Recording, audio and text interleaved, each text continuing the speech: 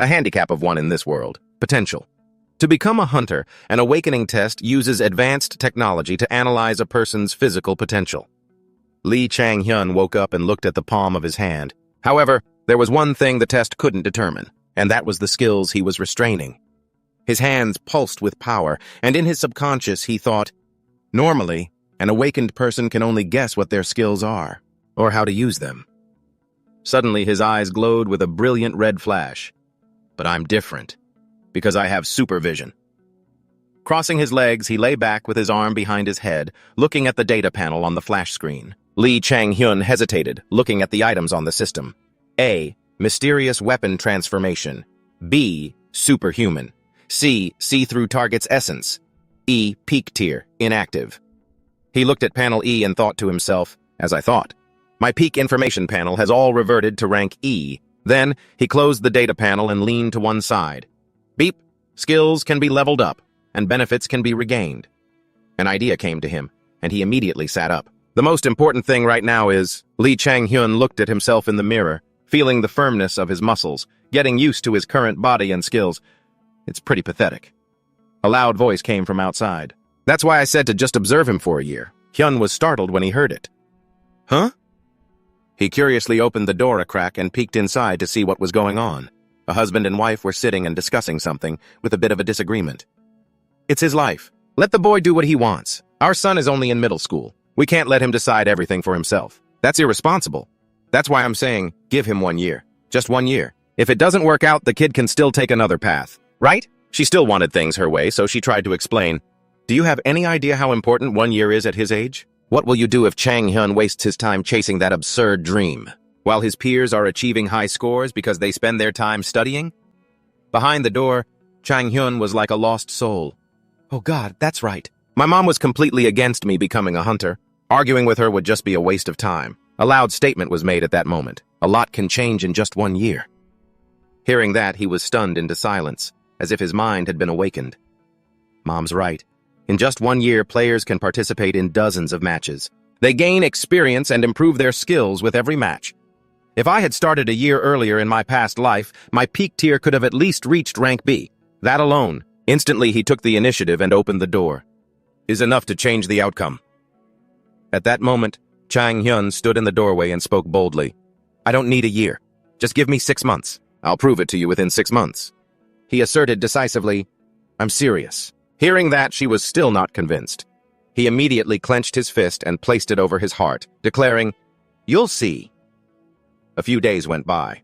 Chang-hyun received a shock. Huh? I can't go in? A female cashier replied, That's right. Minors need a guardian's permission to enter. He then asked, So I need a guardian's signature, right? She replied, That's right. He bit his lip, helpless. I forgot about this. In my past life, I was way past this age. If I go home now, how am I supposed to train? Is there another way? Just as he was talking, a hand from behind was placed on his shoulder. Kim Do-jun, full of friendly charisma, greeted him. Hey, Chang-hyun! He asked what he was doing here. He suddenly recognized him. Kim Do-jun. Chang-hyun remembered from his past life that he was a close-quarters fighter who always ranked 2nd or 3rd in the Premier League. Discover the #1 hunter's sanctuary you want to protect. Although he never reached the top rank, when he was fighting at his best, he was considered on par with the top-ranked players. But of course, he opened his mouth as if to say something. He just scratched his head, looking clueless. Who are you? He thought to himself, the me of this life wouldn't know him. Do-jun waved both his hands, trying hard to explain. I'm Kim Do-jun, from the class next door. Still don't remember? I'm pretty famous at school for being an awakened. Chang-hyun feigned surprise. Oh? He immediately turned away, his expression showing a complete lack of interest. Is that so? First time hearing your name. Do-jun was utterly shocked, not believing his eyes. He forced a laugh, his voice faltering. I guess so. Do-jun then asked curiously, So what are you doing here? Applying for the Seoul Hunter Academy's youth club? Chang-hyun stated his reason. No, I just want to come in and train, but they said I need my parents' permission. Do-jun's face lit up, looking like a savior. Oh, need my help? I'm a member of the youth club, so I can go in and out freely. Hearing that, he thought to himself, Oh, so he's already in the club at this point. Do-jun got excited and immediately set a condition. But in return, I want to watch you practice. He thought to himself, Well, nothing's free. Jang Hyun answered without hesitation. Fine by me. He thought to himself, it's a little annoying, but it's not like I'm losing anything. The receptionist smiled and gave instructions. All right then, I'll book a spot for you. And Do-jun from the Soul Hunter Academy will be your guardian. Please go to room 3. As Jang Hyun was tying his shoelaces, Do-jun commented casually, I never thought someone from our school would want to be a hunter. He asked in surprise, Me? Do-jun immediately replied, Yeah. He explained, I mentioned earlier that I'm in the academy, but most of the members are older than me, and I also don't know anyone, so it's quite hard to fit in. He turned and asked in surprise, So why did you come here? You said you weren't here to apply. Even though it's a training hall, nobody really comes here just to practice. Jang Hyun, who was continuously training, replied, Probably not. They're likely just busy preparing for the hunter tournament. After all, this is a central training hall. He then asked, Are you really going to stay and watch? As he rotated his arm, he said, I was just planning to check my skills and get a little exercise. There's nothing interesting to see. Do-jun, looking a bit embarrassed, coughed, Ahem. If you want, I can give you a hand. We're schoolmates after all. Jang Hyun deduced, Still loves being the center of attention, just like in his past life, huh? He took a deep breath and sighed. If I count my age from my past life, I'm 10 years older than him. I definitely don't need his help. A moment passed. Jang Hyun opened the system data panels. A prompt appeared. Setup complete. Do you wish to proceed? He clicked Proceed. At that moment, a blinding light filled the room. He focused his gaze. In the blink of an eye, steel feet stomped heavily on the ground. It was the Wong clone he had summoned. Compared to a video game, the clone's body was encased in resilient iron armor. They were like scarecrows. One hand held a large shield. The only difference was its sturdy, muscular build and its blank, emotionless face. Jang Hyun remained vigilant. It was so hard that it was nearly impossible to even make a scratch. The system presented the option. Defensive Wong clone. Do-jun, feeling suspicious, quickly warned Jang Hyun, Did you press the wrong button? If you just want to practice, you only need to summon a normal clone. Besides, even in practice mode at your current level, you can't do anything to it. He relaxed his palm and a long spear materialized. What did you say? He gripped the spear tightly and raised it, stating firmly, A punching bag is supposed to be tough. He swung the spear behind him. Can't do anything, huh? Then he turned his head back and smirked sarcastically. Are you talking about yourself? To take down something that is both strong and hard, the easiest way is to use something even stronger and harder. Of course, I can't do that right now. He ran forward at full speed, then leaped high into the air. But that doesn't mean there's no other way. At that moment, after observing it from all angles, he noticed a gap. I need to aim for its joints. He held the spear tightly, shot down like a rocket, and plunged it into the clone. The clone began to crack. After achieving his initial goal, he landed lightly on the ground. Good, I have complete control over this body. Then he immediately activated his skill. Now, Super Sense. He targeted the 5 weak points on its body. Ting, ting, ting, ting, ting. He stood still, aiming the tip of his spear forward. Then he rushed forward step by step. Jang Hyun sliced its torso in half, then drove the spear straight down. The Wong clone, completely severed, fell hard to the ground and then slowly vanished. He was thrilled and overjoyed. Better than I expected. I should have recorded that. Do-jun witnessed it all in astonishment. Whoa, that was amazing. He asked curiously, Did you set its defense level to the lowest setting? If not, you'd have to use a special kind of weapon to even damage it. Jang Hyun felt an inexplicable sense of irritation. So he starts distorting what just happened, huh? Do-jun clapped continuously, praising him. Anyway, those moves were really impressive.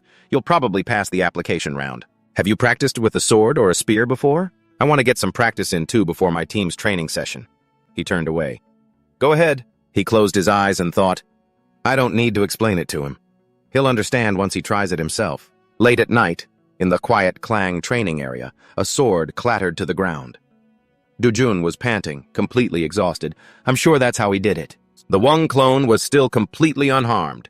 Wiping away his sweat, he decided, I'll lower the defense to the minimum setting, too. Do-jun was dazed and bewildered. Then why? He gripped the sword in his hands tightly. This clone. Then, with all his might, he swung the sword, delivering a powerful blow to the Wong clone. Clang! The more strength he used, the more he dripped with sweat. It was completely unharmed. Chapter 2. Outside, the moon shone brightly across the sky. In a high-rise building, Kim Do-jun was holding a weapon, his face anxious and drenched in sweat. He didn't understand, thinking to himself, I must have done a step wrong. Suddenly, a voice from behind spoke up. "Hey Do-jun, aren't you going to greet your senior?" It turned out to be Han Jisoo. Kim Do-jun immediately bowed his head and said, "Hello, Senior Jisoo." Han Jisoo said smugly, Why are you fighting the Wong clone?" Kim Do-jun looked up, rubbing his head as he replied, "I'm just warming up and training a bit, sir." Finding that interesting, Han Jisoo asked again, "Someone uses an Wong clone to warm up?" He said this while poking Kim Do-jun's head. "Even if you lower its defense to the minimum, you can't do anything to it. What an idiot." Kim Do-jun angrily gritted his teeth, but he was powerless. At that moment, on a bus, Lee Chang-hyun sat alone, deep in thought. "I'm still too weak." The Public Hunter Center is the place that provides basic equipment for hunters. After Do-jun left, I got the chance to try fighting the monsters I had encountered at the Hunter Tournament, as well as the three-dimensional AI Hunter feature. It acts like a sparring partner, and I came to a conclusion. I'm still way too weak. My super sight is only B rank, so I can't land any powerful blows. My physical stats are only slightly above the average for a healthy person. And that's it. If I want to get stronger, I have to increase my physical training. At the very least, my peak conditioning helps speed up my recovery. The only way to get past this is to train, but I don't have enough time. Only club members are allowed in the Hunter Center at night, and my parents don't always let me go train. I guess I'll have to find a place to train by myself. While he was absorbed in his thoughts, a phone call came in. It was Kim Do-jun. Seeing the name, he let out a sound. On the other end, when Kim Do-jun heard Lee Chang-hyun pick up, he immediately asked, "Hello, are you on the train yet?" Lee Chang-hyun replied, "Why, no." Not wanting to waste time beating around the bush, Kim Do-jun made an offer. "I want to treat you to dinner. Can you come out?" Just then, Lee Chang-hyun was standing in front of a restaurant. Kim Do-jun, sitting inside, saw him and called out, "Over here!" Seeing Kim Do-jun randomly invite him out to eat, Lee Chang-hyun said as soon as he sat down, "You've got too much money, huh?" Hearing this, Kim Do-jun replied cheerfully, "Oh, I've got plenty." "You can't be a hunter if your family isn't rich, you know that." Lee Chang-hyun was taken aback for a moment, then replied, Yeah, that's true." He then thought to himself, the costs for the awakening test and weapons are already expensive. And he has plenty of money? He's no different from his past life, is he? Always doing everything he can to get attention. Suddenly, he remembered something and slammed his hand on the table, asking, "So why did you ask me out here? What do you mean? You didn't invite me to dinner just because you thought I couldn't afford it, did you?" Hearing Lee Chang-hyun's question, Kim Do-jun replied awkwardly, "That's right. Dinner was just an excuse. Actually, I have something I want to ask you."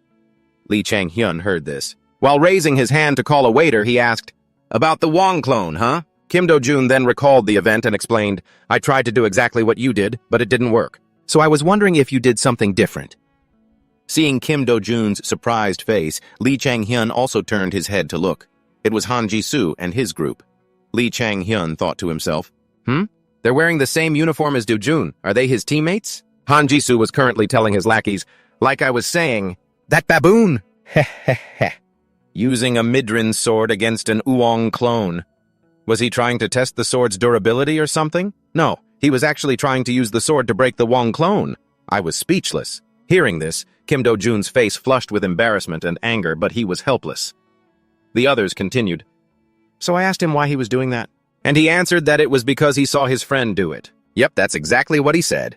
I should have asked if his friend could shoot lasers from his forehead, too. Watching two idiots put on a show would have been hilarious. Ha ha ha ha. Too bad his friend wasn't there. Hearing this, Lee Chang-hyun calmly listened until they were finished, then took a sip of water. He was starting to get the picture. So they had been bothering Do-jun while he was training hard. I can't let this slide. With that thought, he slammed his glass down hard and said, loud enough for the dogs at the nearby table to hear, "Change the Wong clone's stats? No, you don't need to change anything at all. It's easy once you know the little trick. Anyway, it's good that you're putting in the effort to figure things out. Only a bunch of morons would think it's impossible just because they're incompetent. Does no one at your academy know this? Are your friends on their way?" Kim Do-jun, looking terrified, leaned closer to Lee Chang-hyun and said, "Lee Chang-hyun, stop talking."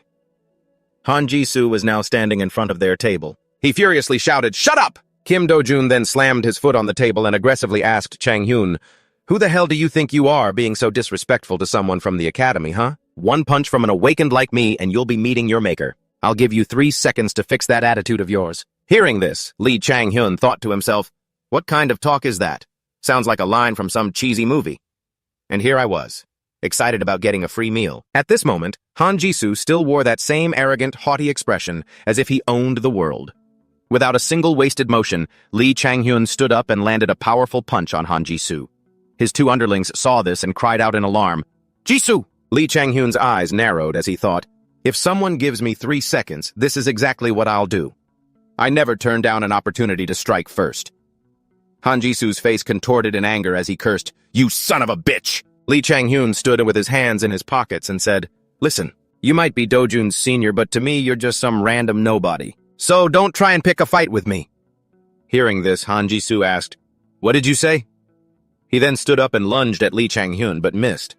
Lee Chang-hyun continued speaking. "What was that you said earlier? About someone meeting their maker?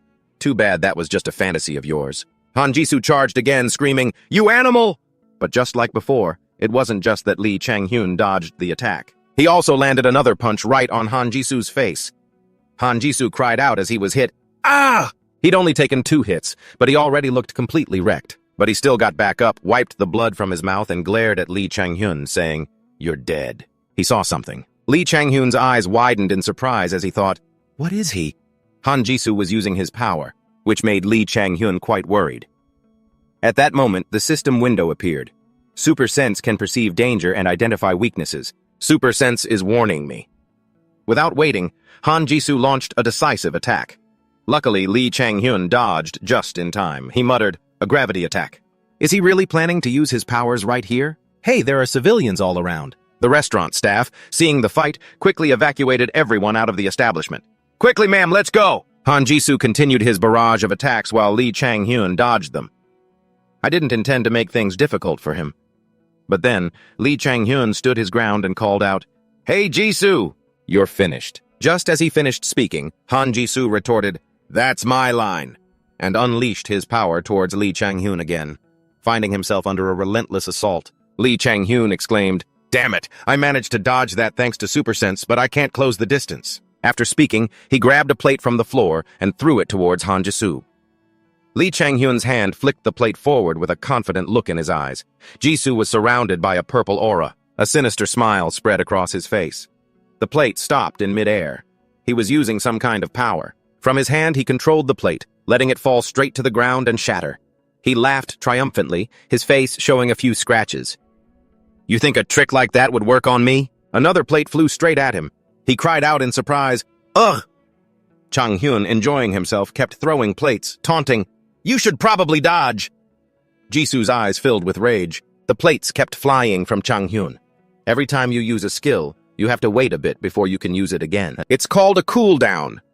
The purple energy was still there, but his face had turned to fear. He raised both hands to block the plates. The dishes fell and shattered. Chang-hyun revealed his strategy. "If you use your skill without thinking about the cooldown," he laughed. "Block this!" Jisoo's wrist trembled. He thought angrily, "Shit, I can't use my skill." A plate hit him square in the face. He cried out, "Ah!" Chang-hyun finished his sentence. "You'll be completely at your opponent's mercy." Han Jisoo, clutching his face with one hand, seethed with rage and cursed. "Damn you, I'm done playing games." "Huh?" Chang-hyun's figure vanished, startling Jisoo. "Where'd he go?" he yelled out. His head. He dropped to his knees, clutching his head in agony. A powerful punch descended upon him. He was shocked. "What?" Chang-hyun landed the punch and zipped past Jisoo. He screamed in pain. "Ugh!" The pain shot through his body. He clutched his chest, trembling. "You bastard! You said my head, but... my head!" His eyes were wide with absolute terror. "Again? Where will it be this time?" He'd just taken a devastating blow. This time, his hands were already in position to guard his stomach. "My stomach next?" A punch carrying the force of a gale distorted Jisoo's face. "Ack!"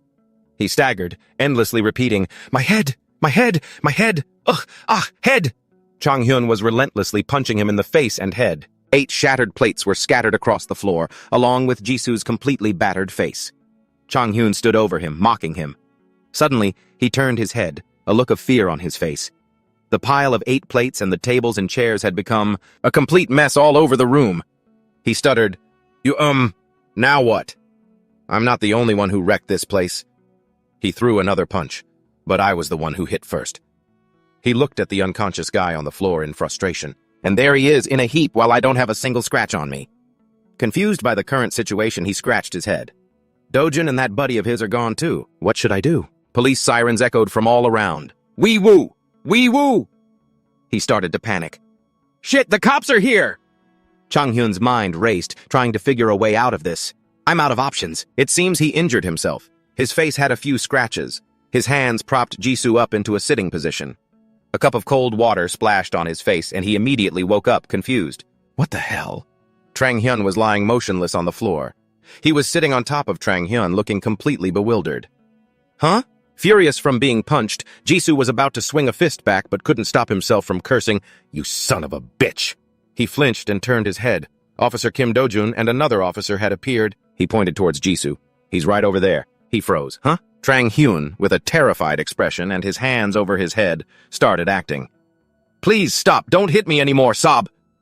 The police officer, only seeing the current situation, raised his gun, pointed it at Jisoo, and shouted, "Hands up! Don't resist!" A victor's smile spread across Trang-hyun's face. He was smug. Looks like my top-tier acting successfully fooled the police. I won't have to face any punishment. Sitting in front of the police, Jisoo kept his head down, not saying a word. Trang-hyun was certain. That guy Jisoo would never dare to tell the truth. No way. Admitting he got beaten by a newbie? The pile of 8 plates and the food still hadn't been cleared away. This sight just made him feel more secure, and even if he did tell the truth, the fact that he used his gravity skill is way too obvious. It would only make his crime worse. The door opened. Kim Do-jun's voice sounded curious. Jisoo? Yeah. He's been struggling a lot lately. He sits in front of the door, wiping his face and muttering to himself. The other members are always talking about him. The rumor is he's going to be kicked out too. Trang-hyun nodded slightly. Looks like justice has been served. The other guy wiped some sweat off his brow and asked, Aren't you going to take a break? He pressed the control panel, replying as he did, I don't have time to rest. A tall, virtual statue appeared. Do-jun had no idea what was happening when he saw Trang-hyun holding a long spear. Trang-hyun gave a scheming smile, veins popping on his hand as he gripped the large spear, silently feeling the apex-level skill awakening within him for completing a notable achievement. The screen displayed, Apex level not activated. Special ability awakening. Once Apex level is activated, leveling will cease, but all stats will increase corresponding to its rank. He secretly rejoiced. In other words, I just got a new skill. The virtual statue person charged at him. He stomped his foot, leaped up, and swung his blade powerfully. The notification board appeared again. Apex level not activated. Oral edict skill. When you call out the name of a skill or a pre-targeted location, your power will increase. Your words do not need to correspond with your actions. A flash of blue light, and a large gash opened up on the guy's head. Do-jun was too shocked to speak. Trang-hyun looked at himself, a bit pensive. I can't believe the little tricks I played on. Jisoo would count as an achievement. He rubbed his head in confusion. I've never seen this skill in my past life either. Remembering the scene where he attacked Jisoo, he smirked. A perfect skill. To make everyone think I'm a weirdo. A full meal was on the table. A voice rang out. Son, are you planning to join the hunter selection competition? Trang-hyun calmly replied, Yes, just you wait and see. I'll prove it to you, Mom and Dad. He seemed to be planning something. Next Gen Hunter, a TV show dedicated to finding and training promising hunters. The computer screen showed some kind of website. Next Gen Hunter. Selection round now open. Fill in registration information. He was thrilled. Finally, I can register. His mother was worried for him. But if it's a TV show, the competition must be fierce. His father, however, was quite calm. Just let the boy go. How will he know if he doesn't try? His mother started to nag. Oh, so that's from your experience with failed businesses, is it? You try out everything, don't you? Trang-hyun stepped in to save him. Do we really need to bring that up again? Ha ha! He spoke confidently to his parents. If I win the competition, I'll get noticed by the academy. Or even better, I'll be chosen to join one of the top 3 teams. On top of that, the prize money is huge. And they'll also design a custom weapon for me. His mother rested her chin on her hand, still mostly worried. I'm sure because the competition is so intense. Trang-hyun's eyes sparkled with confidence. I'll do my absolute best. His parents looked at each other, surprised but momentarily reassured. His mom pushed a plate of food towards him, urging, all right. But if you lose, don't come crying to me, you hear? Here, eat up. The competition stage was magnificent. He thought to himself, of course this competition is fierce. They're selecting the most promising candidates from the Hunter Championships, in every country. A ranking board appeared. Trang-hyun's mind was racing. Because of that, there are countless perks for those who perform exceptionally, even if they don't come in first place. But still, they're still choosing the best of the best from among the amateurs. He cheerfully reassured his parents, "Don't worry." Trang Hyun recalled his past achievements with pride. "I've held countless trophies in my hands before." In a calm voice, he said, "I'm not going to lose to some newbies." Holding a gun in each hand, he stood on the platform as the announcer's voice came on. "Next Gen Hunter, Written Exam Part 3, the 3-minute cloning challenge." A smile appeared on his lips when he heard the result. "Pass." The scene changed. At a round table, 3 people seemed to be discussing something. The applications will be arriving soon. The first to speak was Arazo, Next Gen Hunter Judge Arazo. Holding a cup, she smiled at the other 2 and said, "Minseok, I remember you weren't interested in being a judge. What made you change your mind?" Across from her was Hunter Lee Min-seok, Next Gen Hunter Judge Lee Min-seok. He also smiled and replied, "Well, there were a lot of things. Even though I've had international success, it feels like I haven't contributed anything to my own country yet. Who knows? Maybe there's a hidden gem among the contestants." The last person was Min Soo-hyuk, Next Gen Hunter Judge Min Soo-hyuk. He crossed his arms and smirked, somewhat scornfully. If there were, they'd probably be in the pro leagues already. How professional. The Academy always supports fresh talent, after all. Min-seok doesn't agree with the issues there. You all see it, it's the eccentrics, the ones who are truly brilliant if guided properly, that have the real potential, Ara said, fed up. Eccentrics? Minseo, what those kids need is a caretaker, not some prestigious tournament. The Hunters' discussion went on without end. Everyone has their own opinion. You're only saying that because you haven't met Ethan. He's the real talent. Sure, whatever you say. In any case, everyone's vote is equal. The scene felt a little different. It was still the familiar door with Next Generation Hunter written on the outside, but there was a subtle, quiet change. The person inside was none other than Lee Chang-hyun. He was staring blankly at the computer, searching for the next star to secure the future of the Hunter Championship. Sounds pretty good. Text appeared on the screen. "The first round will be in written form. Please fill in the blanks and submit the document." Lee Chang-hyun was a little disappointed. "The first round is a written test? Are you kidding me?" The keyboard clacked away as Lee Chang-hyun focused on typing. "Age, height, stats, and even relationships? I bet the Academy students love this part." A line caught his eye. "Detail your previous occupation before pursuing a career as a hunter. Describe the challenges you faced and how you overcame them." As he typed, he thought, "In this life, I haven't faced many challenges." The next question: describe the difficulties you've encountered working in a team and how you handled them. Teamwork? In my past life, my teammates just did whatever I told them. Chang-hyun took a large gulp of water, looking helplessly at the list of questions. Worse than I thought. I figured it would be easy at the start. Who knew I'd have to deal with this pile of junk? This is too hard. He stopped thinking and just got to it. Whatever. I can make up for it in the practical exam. Suddenly, something caught his attention. Huh? Below the questions was a short, small line of text. To proceed to the third section, please click here. What's this? The most striking thing was the word here, colored blue amidst the all-black text. He clicked on here. Suddenly, the space around him transformed. He was surrounded by a pure white void, all alone in the center. The skills of an awakened are often shaped by their experience or unique traits. Chang-hyun looked around, both surprised and delighted. Haha, how the hell can someone use a skill like this? He was trapped in a box-shaped cage, surrounded by empty space. Is this a teleportation skill or an illusion? Suddenly, a voice rang out. This part of the test includes a small practical exercise. You will participate in the 3-minute replication challenge. Demonstrate your skills by defeating the waves of clones within 3 minutes. Chang-hyun focused on that line of text. Weapons will be based on your imagination. He was a bit confused. Chang-hyun put a hand to his chin, thinking. Weapons? A second later, as if he understood everything, a confident smile spread across his face. 2 revolvers appeared in his hands, guns loaded, bullets chambered. Chang-hyun took a step forward. A practical test, huh? Let's do this. He looked at the guns, appraising them. I decided to choose 2 revolvers. This is the top choice for my mysterious weapon transformation, but it might not work with this skill. The system's voice rang out. The test will begin when you are ready. Chang-hyun stood in a ready stance, waiting for the system's command. 5, 4, 3, 2, 1. One of his eyes turned from brown to red. The program also began to initialize. The system's voice boomed, "Begin!" From the walls, robotic dummies appeared. They didn't look like they had high defense levels like the clones. Tensing his muscles, he raised the guns and aimed straight at the targets. With a thrilled expression, Chang Hyun was like a devil unleashing a barrage of bullets. "I'll finish all of you as fast as I can. Bang! Bang! Bang! Bang!" Elsewhere, a hand slammed on a table. A loud voice shouted, "Are you kidding me?" Arazo shot to her feet in disbelief.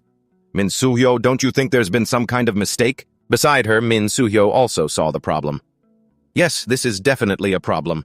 This wasn't our intention when we created this test." On their screen, an image of Lee Chang-hyun doing the practical test was displayed.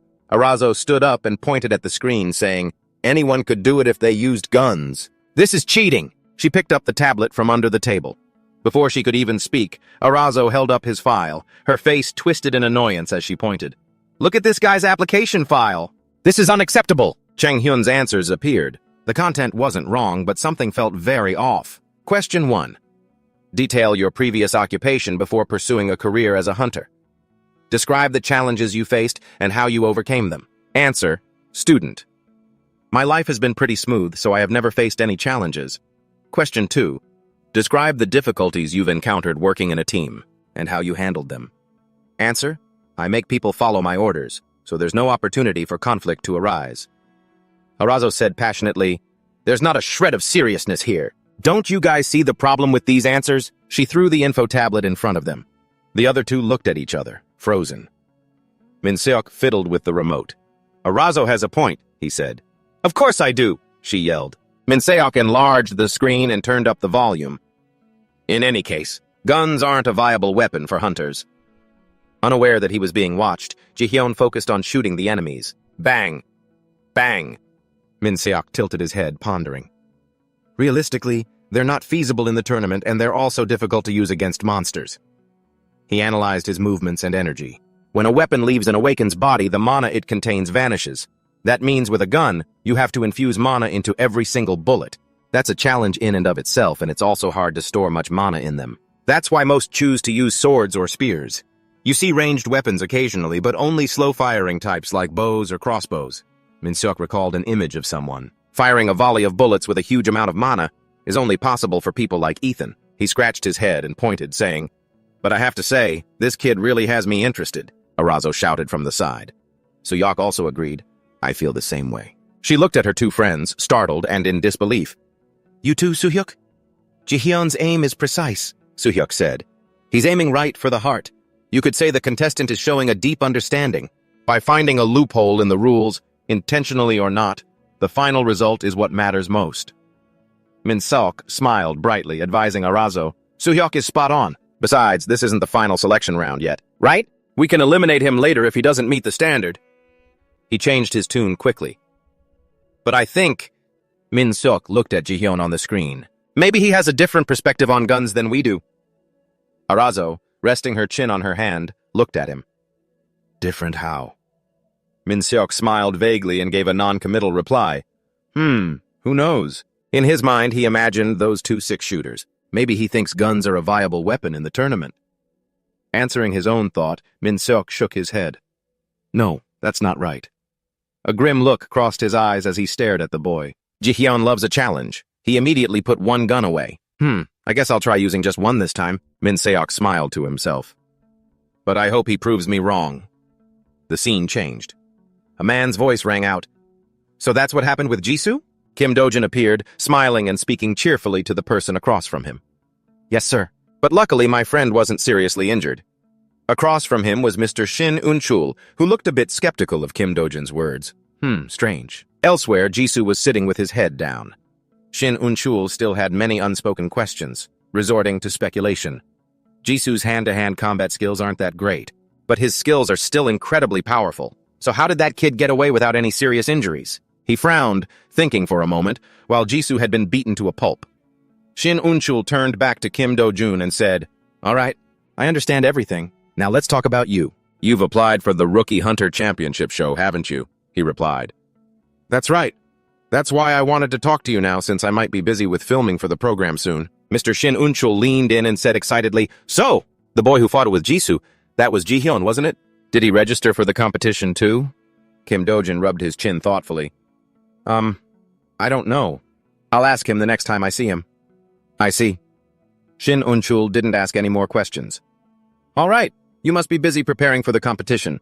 You should get going. He stood up cheerfully. Yes, coach. He went to the door and bowed. Goodbye, sir. Shin Unchul also smiled back. The older man tapped his fingers on the table, looking relaxed and pleased. This is getting more and more interesting. As Kim Dojin was walking, he stopped and glanced to the side. He saw Jisoo sitting in a room. Jisoo will be participating in the show, too. He smirked, a chilling feeling running down his spine. I'm really looking forward to this. Chapter 5. A beautiful sunny day shone down on the large arena. Next Generation Hunter, main arena. A pair of feet stepped forward. Ji-hyun spoke. It's been a while since I was last here. This place was my starting point. His face looked expectant. His feet moved at a steady pace. He walked into the vast lobby of the stadium, where a large triangle was divided into 3 sections. The Hunter Tournament is divided into 3 units. Unit 1 takes place in a tower. Units 2 and 3 take place in a virtual reality arena. Ji-hyun smiled with anticipation as he thought about it. I never understood why they made these arenas so huge when so few people used them. Looking down at the lines of people below, he realized, now I get it. They must be for occasions like this. A handsome man with a cold expression was introduced by the organizers. Next Generation Hunter candidate, Jun Han-jeon. Next, the organizers mentioned a girl with short blonde hair. Next Generation Hunter candidate, Yoo Hee-ju. He was quite good-looking with a thick beard. He leaned his hand on the glass railing and turned his head to look as he was mentioned. Next Generation Hunter candidate, Kong Min-seong. Ji-hyun watched the introductions thoughtfully. This show aired quite a while before my debut, so I didn't think I'd see any familiar faces. Jun Han-jeon, with about 10 swords on his back, made Ji-hyun pause. But there really are quite a few of them. He was even considering that Yoo Hee-ju girl, along with a few other promising candidates. When that guy, Jang Min-seong, was being interviewed, he chuckled and rubbed his head, saying, I wonder who the winner will be. Han-jeon, with a disdainful look, smirked and thought, either way, it's going to be me this time. A voice called out, Hey, Trang Hyun. It was Kim Do-jun, waving from the audience section, which surprised Trang Hyun. Trang Hyun tilted his head and asked, How have you been? Do-jun replied cheerfully, Doing great. What about you? I thought you'd be in the hospital for longer. Trang Hyun smiled, his eyes crinkling as he thought, Right. Do-jun still thinks I was seriously injured. Do-jun leaned close to Trang Hyun's ear and whispered, Jisoo is under supervision, and according to the diagnosis, it'll take another 3 weeks for him to fully recover. Trang Hyun asked doubtfully, 3 weeks? He turned his head and saw that guy was here. Then why is he here? He asked. Kim Do-jun whispered confidently, Because he has no other choice. The pro teams are scouting for talent among the academy's cadets, so he wants to impress them. Jisoo looked anxious, as if afraid of being spotted. The cameraman adjusted his equipment as white smoke spread across the stage area, creating a dazzling scene. Under the gaze of thousands of candidates, amidst the magical smoke, the host spoke loudly into the mic. New players and new faces are always the most sought after. He continued with an enthusiastic smile. Who will carry on the future of the Hunter Federation? Welcome to Next Generation Hunter, where legends begin. A flash of light swept across the stands to the cheers of the crowd below. The MC shouted, Right now! The screen began to display magical images, forming a tower. Amidst the dazzling lights, the virtual tower was completed. It looked so magnificent. A voice announced, Welcome to the greatest competition on the planet, where we will find the best hunter of the next generation. Do-jun's eyes were wide with excitement. His fists clenched in excitement as he said, Everyone here today has defeated countless awakeners from all over the country. Min-seong, however, looked a bit more anxious. The announcer continued, They have overcome an acceptance rate of only 2% to represent the new era of Korean hunters.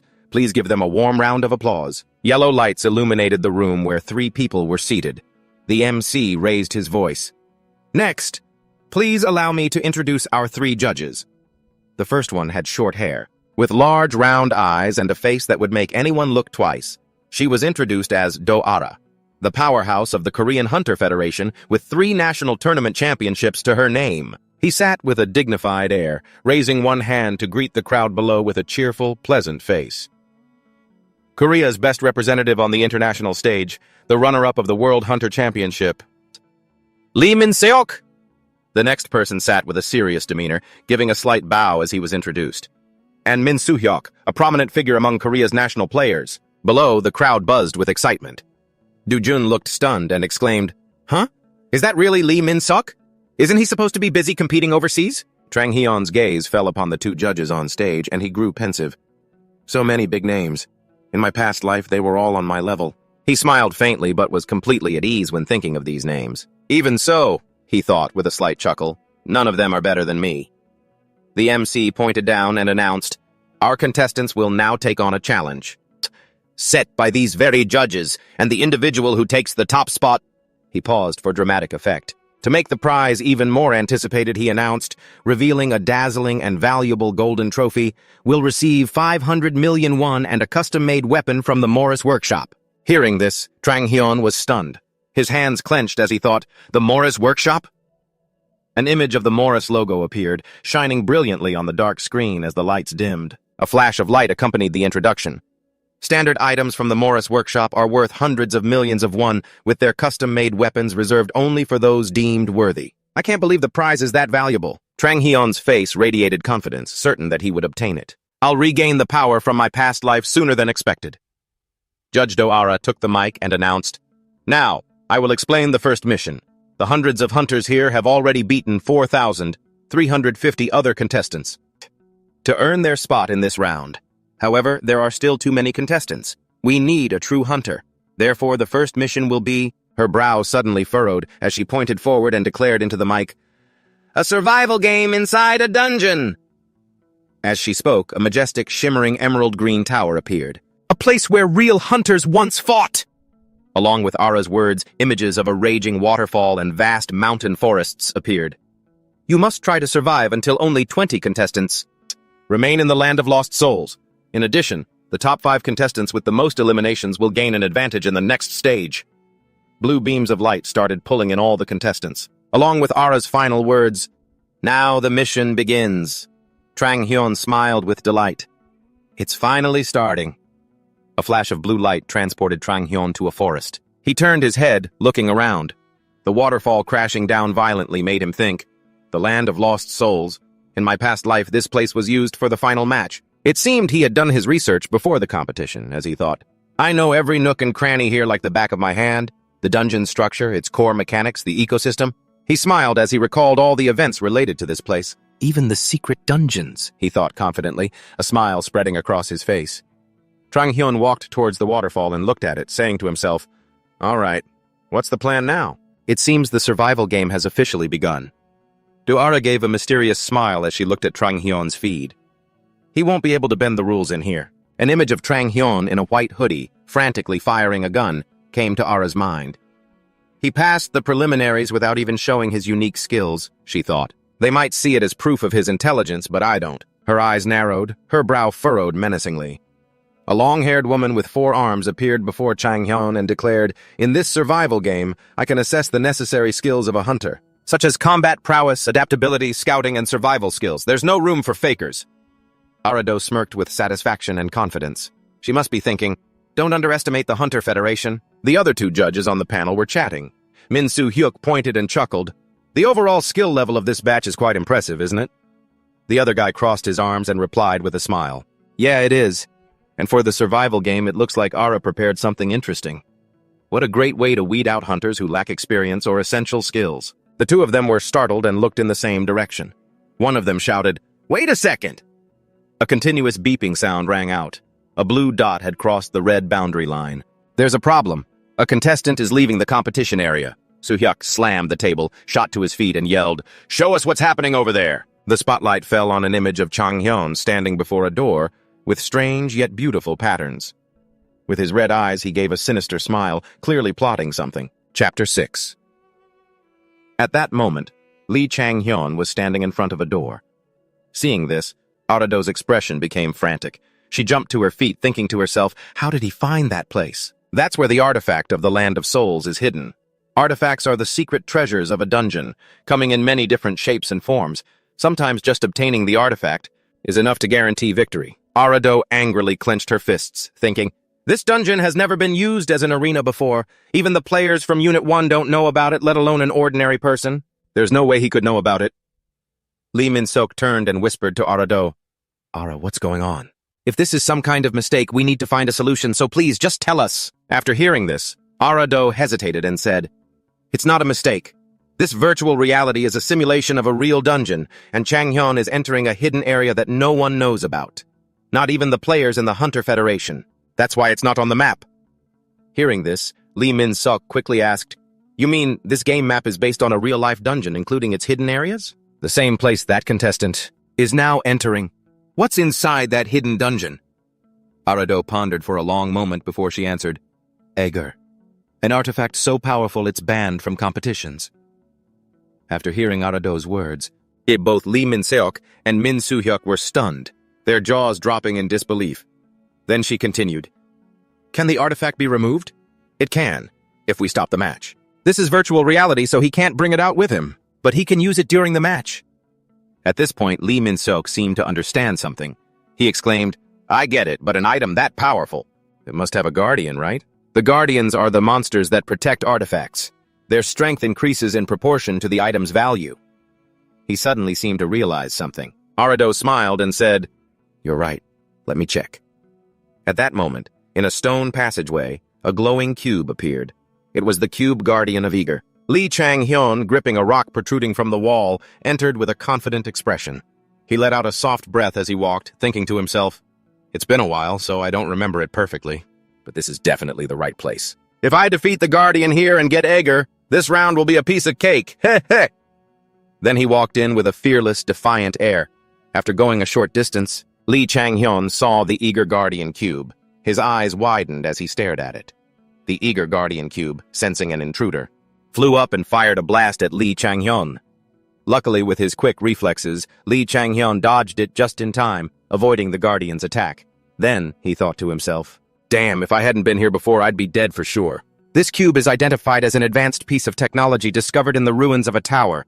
I defeated it once in the finals to get Aegir, and won. Since I found it mid-match, I was allowed to use it even though it was a banned item." As he was thinking, Lee Chang-hyun took out a weapon. The system panel then appeared. Mysterious weapon transformation. Transform the weapon into any shape you desire. After this, Lee Chang-hyun looked up and thought, "And I'm going to do it again." With that, he dashed forward. Raising his weapon, he slashed forward. He quickly pried a block from the Guardian, then hastily grabbed it and held it close as he landed awkwardly on the ground. Lee Chang-hyun then tumbled to the floor. He grimaced and muttered, "Got one. With my current stats, it's hard to beat the Guardian monster. But this cube is a machine designed to protect ancient relics." At that moment, the pieces of the cube all separated, floating in mid-air. Lee Chang-hyun continued, "As long as I know its attack pattern, I can handle it." The separate cubes from before now assembled into two giant hands. They attacked Lee Chang-hyun. He dodged another blow and said, "Phew, that was close. I expected that, but this is my chance." As soon as he finished his thought, the hand made of cubes fell apart into separate blocks. Lee Chang-hyun smirked, thinking, "I threw a fragment right into the middle of its hand. No matter how hard the cube is, its own fragments are just as hard. Of course it was going to break." Then he picked up a fragment of the cube. After that, he stood up and walked confidently deeper inside. As Lee Chang-hyun went in, he exclaimed, "Nice. Now to get Aegir." He reached the treasury. As soon as he stepped inside, treasure chests illuminated the entire cave. Lee Chang-hyun walked over and opened a random chest. After looking inside, he said, "It's been a long time since I last saw Aegir. It's not that big of a deal. This was all part of the plan. The item in the box is the Aegir artifact. I just have to equip it as a weapon." Suddenly, something made Lee Chang-hyun look up. He blurted out, "Huh? Could it be what I'm thinking of?" Just then, the system displayed, "Peak-level superpower awakening, Aegir. You can use your mana to create a copy of Aegir." Seeing this, Lee Chang-hyun exclaimed, "Defeating the Guardian is considered a feat and grants a new skill. So damn lucky. What's this I got?" Then, Lee Chang-hyun picked up the two guns and fired. Bang, bang, bang, bang. A grin spread across his face as he thought, "Thanks to this, I can use guns much earlier than planned." The reason I could use guns in my past life was because of the sheer amount of my mana reserve. It allowed me to unleash volleys of mana-infused bullets. Just then, the system displayed a notification. Peak-level superpower awakening is not yet activated. Once activated, the peak level will cease to advance, but all stats will increase corresponding to its level. When not activated, the peak level will promote the growth of the awakened individual. Then he muttered to himself, Since the peak level isn't activated yet, I don't have as much mana as I did back then. He took out his gun and fired. Bang, bang, bang, then continued. But I can still pull it off with eager. Lee Chang-hyun went over to inspect the bullet holes. After a moment, he touched them, feeling the impact, and thought, good enough for suppressive fire, but it's a bit difficult to hit a target accurately. Still, I'll find a way. With that thought, a triumphant smile appeared on his face. In the control room, everyone saw Lee Chang-hyun standing completely still. Everyone was baffled, wondering what he was doing. But Ara-jo exclaimed in surprise, "Oh my god, he's using guns! Is this how he's using eager?" Lee Min-seok said, "Wait a minute. How did he dodge those exploding laser beams? That's what I'd like to know." The cube isn't a living entity. I think it moves based on a set mechanism, but how could he have known that? Ara-jo added, "There's no way a contestant could know something like that. Professional hunters like us might be able to, or maybe he has a skill like clairvoyance that lets him predict his opponent's moves." She then placed a hand on her chin. Closing her eyes, she thought to herself, but putting that aside, how did he come up with the idea of defeating it using one of its own fragments? Just then, Lee Min-seok spoke up again. "That's the real issue here. Issue. You see, it's the eccentrics, the truly brilliant ones, who have real potential if they're guided properly." Ara-jo ground her teeth, helpless. In a forest, Jun Han-jong leaped down from a tree, landing on the branches below. Standing there, he looked up and pulled up the system to check the rankings. The system displayed 1. Han Ji-on-jun, 17 kills. 2. Hee-jiu, 10 kills. 3. Ji-soo-han, 8 kills. Also at third, Han-jin, 8 kills. 5. Jin-seong-kim, 7 kills. After reading the rankings, he thought to himself, everything's going smoothly, just as expected for a member of Seoul Private Academy's Team 1. With 60 more people eliminated, this round will be over soon. Then, Jun Han-gyeon jumped to the ground. As he walked, he thought, looks like no one can beat me in a one-on-one fight. Suddenly, he heard a sound. Bang, bang, bang. He flinched and spun around, exclaiming, "Gunshots!" Meanwhile, Lee Chang-hyun was also in the forest, muttering to himself, I think I've wasted too much time. 60 people have already been eliminated. Only by eliminating all the remaining contestants can I take first place. But I'm not going to hunt the others down. I'll be happy with 5th place. For now, I'll just take out whoever I can. After walking a bit, he suddenly saw a man up ahead, standing with his back turned. Seeing him, Lee Chang-hyun asked himself, is that Jisoo? Meanwhile, in a nearby bush, Han Jisoo was hiding. Seeing someone ahead, he clenched his fist and slammed it into the ground. The other person cried out, "Gah!" At this, a triumphant look appeared on Han Jisoo's face from within the bushes. The other person screamed, "Ah!" Seeing his work was done, Han Jisoo scrambled out to check on it. As he was running, a hand suddenly tapped his shoulder from behind. He nearly jumped out of his skin. Behind him stood Lee Chang-hyun, who smiled and asked, "Up to no good, are we, Jisoo? How have you been?" Hearing Lee Chang-hyun's voice, Han Jisoo's eyes went wide, and he stumbled back, falling to the ground. He panicked and stammered, You... But before Han Jisoo could finish, Lee Chang-hyun cut him off. "I'm having a little trouble, and I was hoping you could help me." Hearing this, Han Jisoo shot back, "Are you kidding me? Drop dead, you bastard!" At the insult, Lee Chang-hyun's face hardened. He asked, "What was that you just called me?" Then just as quickly, his expression changed back to a friendly one. He continued, "I only came here to ask for a small favor. Don't be so difficult." Han Jisoo gathered power in his hand, yelling, "Ha!" and attacked Lee Chang-hyun, sending him flying backward. He thought, if I can make him use a wide-area skill, but weaken its power, then I can just jump in and take all the kills for myself. He doesn't seem very willing to help. Oh well, I'll just have to make him change his mind. With that thought, he dashed straight towards Han Jisoo, leaping into the air as he prepared to attack, yelling, "Head!" Caught off guard by the sudden attack, Han Jisoo yelped, "Huh?" Then Lee Chang-hyun yelled, "Head! Stomach! Head!" Han Jisoo was beaten relentlessly, finally crying out, "Wait! Stop!" When it was over, Han Jisoo's face was a mess of bruises. He managed to ask, "What do you want?" Lee Chang-hyun replied, "Let's cooperate."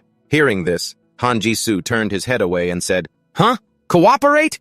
There's no way in hell I'm working with you." In response, Lee Chang-hyun simply said, "Oh, is that so?" Then he pulled out his gun and fired a single shot into the ground near Han Jisoo. Bang! He then pointed the gun at Han Jisoo's head and said, "In that case, I'll just have to eliminate you. Or, you help me, and you get to live." With the gun still pointed at his head, Han Jisoo had no other choice. With a helpless expression, he asked, "What do you want me to do?" Seeing that Jisoo had accepted, Lee Chang-hyun smirked and thought, a complete success. Elsewhere in the forest, two people were fighting when suddenly, Han Jisoo unleashed his power. To mess with them and startle the other two, the blue-haired girl cried out, "Huh?" The guy next to her cursed angrily, "Damn it!" From a distance, Lee Chang-hyun fired his gun. Bang! Bang! After shooting, his face lit up with joy as he yelled, "Double kill! Awesome!" Chapter 8. Two gunshots rang out. It turns out that was the sound of Chang-hyun's gun. He was thrilled. "Double kill! Awesome!" The guy standing behind him didn't seem too happy about this. As the two of them continued walking, there was a sliding sound from behind them. A long, silver-white sword shot forward at what seemed like the speed of light. Startled, Chang-hyun and Jisoo whipped their heads around, eyes wide with fear. Ep-jum! An incredible gravity forced the sword to fall straight to the ground with a loud clang. Chang-hyun grew intrigued. He scoffed. Chang-hyun said, "The gunshots must have been a bit too loud. It seems we have some uninvited guests." One held a spear, one had a sword, and another had a glowing sword, floating in midair. The one in the lead was Ian Han-jeon, with long black hair, sharp eyes, and handsome features.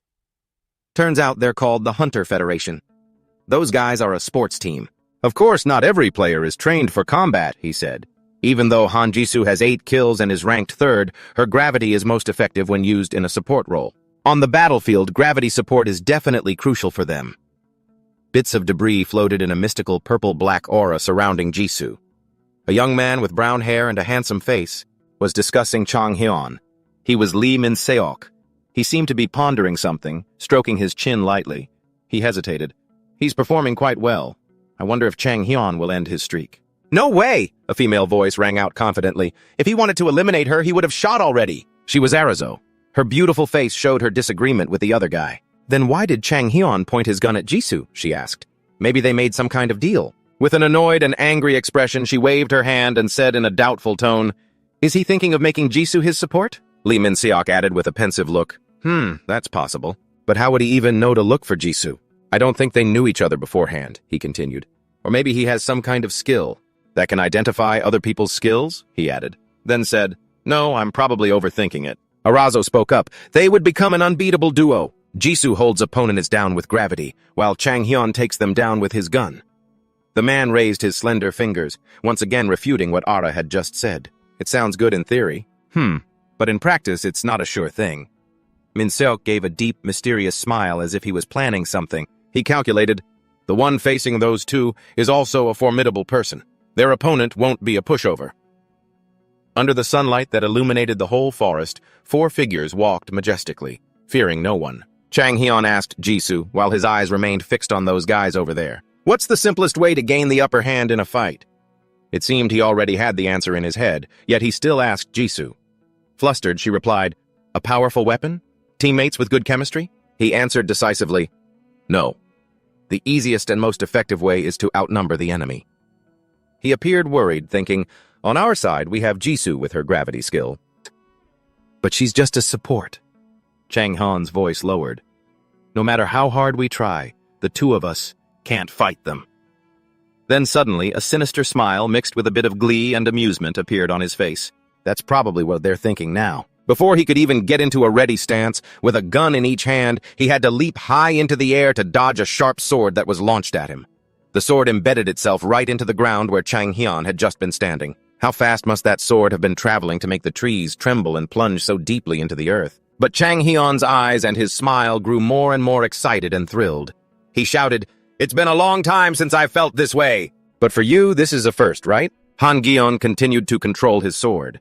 It seemed he had more than just one. Without underestimating his opponent, he declared, "I don't know what you've done, but those weapons in your hands are quite unusual. And that's reason enough for me to take you down," he said, flicking his hand forcefully. A glossy black blade with a razor-sharp tip spun rapidly towards Chang-hyun, without any mercy. As he dodged, he fired back.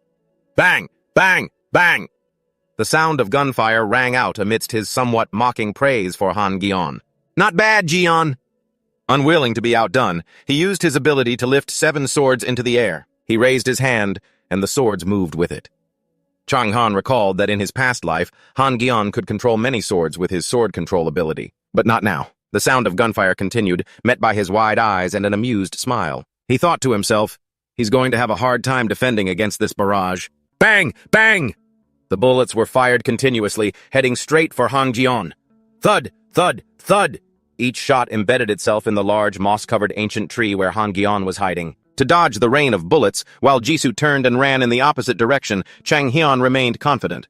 He arrogantly predicted he's going to hide behind a tree immediately. You could say he didn't use this kind of strategy before. A man in yellow armor with a long, large sword rushed towards Chang Hyun, gripping his weapon tightly. He looked somewhat surprised, his eyes filled with panic, but nothing could faze Chang Hyun. He slammed his gun against the yellow-armored man's hand, causing him to drop his sword before he could react. Tisk, you still have a lot to learn, kid. You still have a lot to learn. He continued, if you get this close to an opponent with a gun, the shot will never miss. Before he could finish, the man in yellow turned and fled, surprising even Chang Hyun. A gasp from the man in yellow foretold what was to come. Bang! A sudden gunshot rang out. Chang Hyun abruptly pushed off the ground and dashed for cover behind a large tree. A sharp, gleaming sword flew towards him. The playfulness was gone. He grew serious, his gaze sharpening. It was time to use another of his special abilities, supervision. With supervision, even as the forest grew darker, his sight became brighter, and he could still see the girl with the bow over there. He thought to himself, I'll take them all out while Hanjun is busy playing defense. Chang Hyun leaped high, each powerful stomp making him look incredibly dominant. Against the deep blue sky, Black, the last man on Han Hyun's team, was found. His face was terrified. Bang! A single shot ended his life. Bang! The executioner's eye continued its work, and the girl hiding behind a large rock was also discovered. She was drawing her bow, clearly aiming to shoot Chang Hyun. Her eyes widened in fear and surprise. The moment he pinpointed her location, bang! The fatal shot ended her life. Chang Hyun landed gently, thinking, that's 7 kills. He fixed his sharp gaze down the barrel of his gun. Now 1 left. He pulled the trigger. A turquoise bullet shot through the air, flashing with a magical light as it sped towards Hanjun's sword. Ting! The sword fell onto the green grass. Hanjun gritted his teeth, his expression growing more determined as the sword flew back into his hand. Chang Hyun shouted, "So it's you, Hanjun!" He spun his guns. Bang! Bang! Bang! With a sword in each hand, clang, clang, clang, he blocked every single one of Chang Hyun's attacks. He smiled with a hint of praise, saying, "Your ability to deflect every shot is quite commendable. You even accounted for my bullets slowing down due to low mana reserves." He then unleashed a volley of incredibly powerful shots, growing more and more delighted with each one. "Unfortunately for you, I'm much better than that." Bang, bang, bang. The relentless gunfire started to wear Hanjun down, exhausting him as he used his swords to block the bullets. The sound of clashing metal rang out. Ting, ting, clang, clang. Chang Hyun was clearly gaining the upper hand simply by firing his 2 guns relentlessly. He fired. The turquoise bullet hit the sword and was deflected. Again, he used supervision to alter his shot's trajectory. Bang! The bullet flew faster than the wind. The bullet shot straight towards Hanjun. He was grinning, confident of the hit. "Got you!" Suddenly, a buzzer sounded. The organizers announced, "Introducing the 20 final survivors." Spotlights shone down on the 20 people standing on a platform. And so the survival game came to an end. White smoke billowed from all sides, as if to congratulate the 20 strongest warriors from the recent battle. While the other players celebrated being among the strongest, Chang Jun seemed dissatisfied. He clicked his tongue in frustration. Damn it, I almost had him. The 3 figures who had been watching the match sat seriously in their chairs. A spotlight fell on them. It was time for them to speak. Arizo began, "Congratulations to you all. Each of you now has the right to call yourselves true hunters," she continued. "Hunters represent a very small fraction of all the awakened. That is truly admirable." Lee Min-seok pointed, a cheerful look on his face. "What is the fundamental purpose of a hunter? Some would say it is to win battles. However, we are looking for... No, I want individuals who are like the first generation of hunters, the ones who protected humanity." He paused for a moment before continuing. "Hey, always bravely stepping onto the front lines, venturing into dungeons," he continued. "I believe this survival game has given you a glimpse of what it truly means to be a hunter. Further details about the next mission will be revealed here, next week. I'm sure you have all recognized your own shortcomings during the survival game, so please use the upcoming week to improve yourselves." Shanyol listened intently to the man's announcement. He wasn't finished. "You are free to use the training facilities at your residences as much as you wish, so I highly recommend you check them out. A confused Chang Jun then became annoyed, as the result was not what he had hoped for. On the monitor, the words, "Final Rankings," appeared, accompanied by a voice saying, "Good luck." Lee Chang-hyun frowned, his expression grim as he gazed up at the screen. The results were announced immediately after. First place goes to Han Jun-jun with 7 kills. Second place goes to Hae Juju with 10 kills. Following them are Jisoo Han and Han Jin, both ranked in 3rd place with 8 kills. And finally, Lee Chang-hyun in 5th place with 7 kills. Lee Chang-hyun looked up at the screen, his expression sorrowful. "I only got 5th place?" Then something suddenly appeared. He glanced down, startled. The system window had popped up with the words, "Mission complete. Top-tier ability awakened. You can now use your mana to create a copy of Ether." Kim Do-jun suddenly came over, put an arm around his shoulder and said, "Hey, Chang-hyun, I heard you ranked 5th. Lee Chang-hyun replied cheerfully, "What about you? Did you make it to the next round?" And Kim Do-jun answered, "Yeah, I did, so you really used a gun? Everyone's talking about you. How did you even get a gun?" Lee Chang-hyun replied, "I just found a way." Okay, if you say so. But how did you fire it?" Just then, someone called out from a distance, "Chang-hyun!" interrupting their conversation. Chang-hyun turned his head and the person continued, "Please get ready for your interview." The scene changes to an interview room. Lee Chang-hyun, sitting in a chair, asks, "Where should I be looking?" The interviewer replies, "You can just look at me." He then began the interview. "All right then, to the first question. Why did you decide to participate in Next Generation Hunter?" Lee Chang-hyun answered smugly, "I didn't see any candidate more qualified than me." The surprised interviewer let out an, "Oh, well, congratulations first then." "Congratulations, Chang-hyun, for brilliantly making it to the next round. Can you share your thoughts on the first trial?" Chang-hyun replied smugly again, "I could have done better, but I passed anyway. It's no surprise." The interviewer continued with the next question. "You must have faced many other contestants in the match. Who did you consider a worthy opponent?" Lee Chang-hyun answered calmly, "There wasn't one, not a single person." At that moment, he thought to himself, "I was a little worried about Han-jun, that's all, but not to the point of declaring him a rival." It seemed the interviewer was also getting annoyed with his answers. He then cut off his train of thought to ask the next question. "Then why did you only place 5th? Lee Chang-hyun became more excited than ever. He said, "If I dominated the show from the very beginning, where would the fun be?" The cameraman and the interviewer were speechless. "This kid is a little, whatever. I see. Let's move on to the next question." The scene changes. Now in the cafeteria, Lee Chang-hyun and Kim Do-jun are eating together at a table. Suddenly, Kim Do-jun lets out a sigh. Lee Chang-hyun asked Kim Do-jun, "What's wrong?" Kim Do-jun replied, "The interview. I just wanted to answer quickly and get it over with." Lee Chang-hyun said while eating, "What did they ask?" Kim Do-jun replied, "They kept trying to compare me to Jisoo. It was so annoying."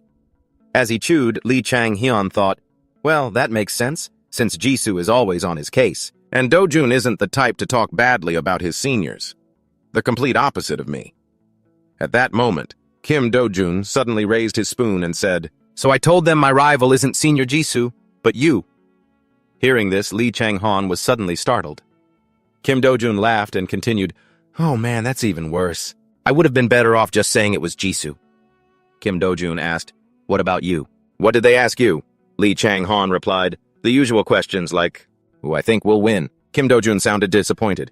"Is that so? And what did you say?" "Me, of course," Lee Chang-hyun answered nonchalantly. Kim Do-jun, thinking for a moment, said, "I think I answered with Junhan Jeon or Ju-hee. You're good too, Chang-hyun, but those two are on a whole different level. Even compared to the members of the Academy's first team. Have you ever seen them? You could say they're the aces of the team, the best of the best. I think they could play in the professional leagues without any problem. Trust me, if you saw them compete at the Academy, you'd think the same way I do." At that moment, Lee Chang-hyun suddenly cut Do-jun off. He said angrily, "Is that what you've always thought? That they're on a different level than you?" Kim Do-jun was stunned by Lee Chang-hyun's words. Lee Chang-hyun continued, "If you keep that mindset, you'll never amount to anything. So you'd better get rid of that way of thinking." After that, Lee Chang-hyun stood up, turned around, and walked away. He said, "I'm going to go train. Take your time and think about it." Kim Do-jun was stunned. "Huh? Wait." As he walked away, Lee Chang-hyun thought, that might have been a bit harsh for a kid, but I needed to say it. Talent is the same in every way. It's just a matter of more or less, with very few exceptions. The ones who surpass everyone else are those who always set their sights on the very top. At that moment, as Lee Chang-hyun was drinking some water, he thought, What's the point of believing you're inferior to others, especially at his age? Suddenly, a hand was placed on his shoulder. Lee Chang-hyun turned his head. Behind him was a young man with a friendly smile. "Hello," he said. Then he rattled off a long speech. "My name is Jin Han. I heard you passed with Han Jong in the first round. So, how was it? He was a tough one, wasn't he? I fight him all the time at the academy, and I've never won once. It looks like you gave him a hard time at the end of the match. I've never seen anyone our age stand up to Han. Jin? I think I'm talking a bit too much, huh? What's your name?" He replied, "My name? It's Chang-hyun. So, what do you want?" The other guy replied, "You know, after the game ended," he was so pissed off. Just then, behind him, a guy with a scowl on his face appeared. "Han, stop talking nonsense. Let's go." At that moment, the other guy pulled on Han's shirt and said, "Sorry to bother you. Hurry up, Han." But Han didn't forget to say, "Make sure to tell me the story next time." Lee Chang-hyun looked bewildered. "Tell you what story? What the hell just happened?" In a flash, a thought crossed his mind. It seems they're all from the academy. They look like they get along really well. At that moment, Lee Chang-hyun used his eyes to check out the guy with the scowl from earlier. His name was Jun Han Jong. Skill, S-Rank sword control, A-Rank acceleration, physical stats, strength, 8.3, reflexes, 7.30, agility, 6.64, stamina, 7.6, recovery, 7.6, and the other guy's name was Jin Han. Skill, B plus rank, physical strength, physical stats, strength, 9.3, reflexes, 8.30, agility, 3, stamina, 6.3, recovery, 6.3. Lee Chang-hyun crushed the cup in his hand as he thought, because I haven't activated my peak level yet. Some of their stats surpass mine by 50%, and even double in some cases. Thanks to Ether, I had the upper hand in the survival game, but the next round won't be easy. The scene changes. Now on a stage, the MC is standing in the middle of a crowd saying, "The dream stage for ambitious professional hunters, next generation hunter will now begin." At that moment, in a room, 3 judges are talking to each other. One of the judges, Suhee Eokmi, says, "This young man is from the Seoul Private Academy, isn't he?" The female judge, Azato, says, "The best one from this batch. Becoming a hunter has been my dream since I was a child. However, it hasn't been easy at all. I failed the entrance exam for the private Seoul Academy twice." That was his answer when asked, "What challenges have you faced on your path to becoming a hunter, and how did you overcome them?" But I didn't give up. I saw every failure as a lesson. I realized that hard work always pays off. I also learned how to self-assess and improve myself. That's why I always believe in perseverance and will. Unshakable determination is the key to overcoming any challenge. Just then, Lee Chang-hyun walked over to Kim Do-jun and said, "It's on already?" Kim Do-jun replied, "Yeah, whoa. I can't believe the show is airing so soon. Technology has really come a long way. The survival game just ended too." Lee Chang-hyun asked, "What are the comments like?" Kim Do-jun replied, "Pretty good. A lot of people said Han Haeon's answer was too stiff and boring, but they praised his humility. On the other hand, another contestant's answer was the most unique. Lee Chang-hyun said, 'Hey, that's me.'" In response to the question, "What challenges have you faced on your path to becoming a hunter and how did you overcome them?" Lee Chang-hyun answered, "I don't know. I don't think I've had any challenges." Next question. The hunter's arena is a team sport. If a conflict arises with your teammates, how would you resolve it? Lee Chang-hyun replied, "If they just let me make all the decisions, there won't be any conflict." Hearing this answer, Kim Do-jun was speechless. "Why did you decide to participate in Hunter the Next Generation?" Jun Jang-eo answered, "I'm participating for self-improvement and personal growth." As for Lee Chang-hyun, he said, "There's no candidate more qualified than me. Who do you consider a worthy rival?" To this, both of them answered, "No one."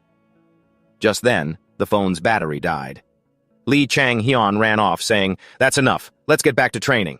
Kim Do-jun said, dejected, "Oh, come on. We haven't even gotten to the survival game part yet." Ignoring Kim Do-jun, Lee Chang-hyun went straight to the training area, saying, "We can watch it later." Kim Do-jun then asked curiously, "Hey, let me ask you something. Why are you only training your legs?" Lee Chang-hyun replied, "Well, what do you think my role is?" Kim Do-jun answered, "A long-range fighter?" Lee Chang-hyun asked again, "So what's the most important thing for a long-range fighter? High damage output?" Lee Chang-hyun replied, "That and mobility." He continued, You probably realized it during the survival game. Han Heon and other elite melee fighters have exceptional mobility, or some kind of long-range attack that poses a threat to us ranged fighters. That's why my mobility needs to be on par with theirs, if not better than a melee fighter's. Hearing this, Kim Do-jun got really excited. What a cool way of thinking, a voice echoed from the distance. But contrary to your opinion, an old man with graying hair and a beard walked out saying, "It's rare to see a strategy focused on taking down the enemy as a long-range player in the entire Korean Hunter League. Why do you think that way?" Lee Chang-han thought, "Who is that? If he's here at this training facility, he can't be just some random old man. It's always been that way." Lee Chang-han said, "If you look at how teams compete against England's ECG or France's ALD, it's easy to see they always prioritize taking out the long-range fighters first. In other words, everything depends entirely on neutralizing the opposing team's long-range fighter," Lee Chang-han continued. "That's more than enough reason for me to focus on training my legs." The old man sighed. "You mean having the skills of a long-range fighter makes you a priority target for the opposing team's melee fighters?" The old man then clapped and laughed loudly. "Ha ha ha! How bold! Very interesting." Suddenly his expression turned serious. "But overconfidence is one of the main reasons for failure. That is wisdom gained from many years of experience. I'll be keeping an eye on you, young man." After saying that, the old man walked out of the room. Kim Do-jun wondered, what was that all about? Who was that old guy? "No idea," Lee Chang-han said, "but he said he'll be keeping an eye on me. In that case, I'll have to show him what I'm made of." "What is it, sir?" Meanwhile, in an office, a boss, sitting with his back turned, said, "Let me ask you a question. What is the most important thing for a long-range player?" The employee answered, "In my opinion, it's their support skills as well as their firepower." The boss turned around, clicked his tongue, and said, "Wrong." It turned out the boss was the old man from before. He was Legenta, the chairman of the First Generation Hunters Association. The employee stammered, "Then perhaps it's accuracy?" "There are many important factors for a long-range fighter, but even the strongest firepower is useless if their accuracy is poor. Therefore, accuracy is—" Before he could finish his sentence, the association chairman cut him off. "That's enough." The chairman thought back to what was said. "Why are you always training your legs?" He recalled his past. Back then, he had said to a teammate, "Jang-woo, you just use mana anyway." His teammate replied, "Genta, the most important thing for a long-range fighter is their legs." The young chairman, confused, asked, "What are you talking about?" His teammate replied, "Do you know why monsters always go for the long-range fighters first? It's because they know our weakness is close-quarters combat, right? We always have to move after firing our first few shots." The young man looked astonished. "Really? What do you mean? If a long-range fighter's position is exposed, they're as good as dead. Melee fighters like you wouldn't understand." He thought to himself, "That's right. Ranged fighters need mobility. This could also be applied to the Hunter Tournament. Of course, not with the Korean Hunter Tournament in its current state, since most of our best hunters are already dead." Then, he slammed his hand on the table. "But in higher-level tournaments, especially the World Tournament, it would be effective." The old man continued his train of thought. He hasn't even participated in the Hunter Tournament yet, and he's already thinking about the international stage? His thoughts continued. Is this arrogance or confidence? Meanwhile, at the training room, Lee Chang-hyun was looking at his physical stats. Strength, 5 plus 0.6. Reflexes, 6 plus 0.10. Agility, 6.6. Stamina, 5 plus 0.6. Recovery, 5.6. Mana, 5.6. He thought to himself, my growth rate is much faster than in my previous life. It must be because of top tier. The skill seems to have two main features. It grants me a special ability, basically a completely new skill when I achieve something, and it also significantly increases the growth rate of my physical stats once it's activated. The stats will skyrocket. This really is a formidable skill. Just then, Kim Do-jun finished his training. He asked, "What do you do when you're done? Can you give me some suggestions?" Lee Chang-hyun thought. Do-jun's physique is already good since he trained at the academy, so he doesn't need to train as much as I do. What can I do? Suggestions? He replied. I don't know much about you yet, so I can't really think of anything. Kim Do-jun said, Yeah, that's true. Lee Chang-hyun gave a mischievous smile and asked, All right then, want to have a match? The scene changes to the rooftop. Lee Chang-hyun and Kim Do-jun are facing each other, each holding a sword and in a fighting stance. Suddenly, Kim Do-jun asked, Wait a minute, you know how to use a sword? Lee Chang-hyun replied, A little? At this, Kim Do-jun thought that he wouldn't stand a chance if the guy used a gun. But if it's a sword fight, I won't lose. Lee Chang-hyun just gave a slight smirk. Then he charged at Kim Do-jun. The two swords met with a loud clang. Then the two engaged in close-quarters combat. Kim Do-jun suddenly realized something. He glanced downwards, then was pushed back. Stunned, he couldn't hide his surprise. What's going on? That's just an ordinary sword, so why can't I fight back? At that moment, Lee Chang-hyun activated mysterious weapon transformation. A white aura surrounded the sword, and then he gripped it with both hands. An enormous wave of power enveloped the sword. A moment later, it had transformed into a mighty spear. Kim Do-jun thought to himself, is this the difference in our talent levels? After that, Lee Chang-hyun swung the spear, striking straight towards Kim Do-jun. Kim Do-jun couldn't block it in time. He thought, I can't keep up with him, but he can read my movements so easily. Damn it! Lee Chang-hyun then gripped the spear tightly with both hands. A blue aura surrounded the spear. Kim Do-jun was stunned. Now what is this? Right then, Lee Chang-hyun began another weapon transformation. He raised it to the sky. A ridiculously enormous greatsword materialized. Kim Do-jun couldn't help but exclaim in shock. A greatsword! Lee Chang-hyun swung the sword straight down at Kim Do-jun. Kim Do-jun was flustered. How am I supposed to beat that? There was a massive crash. Kim Do-jun was on the ground, kneeling and panting heavily. So, what do you think of your opponent? Lee Chang-hyun asked. Kim Do-jun replied, you're definitely a little better than me. Lee Chang-hyun was surprised. A little? Come on. I just took you down easily. Kim Do-jun was shocked. Huh? He thought, he doesn't seem to be joking. So why am I weaker than him? Do I really lack that much talent? Lee Chang-hyun asked, do you know why you lost? As he spoke, he activated weapon transformation. He pointed the sword straight at Kim Do-jun and said, it's because you're on the wrong path.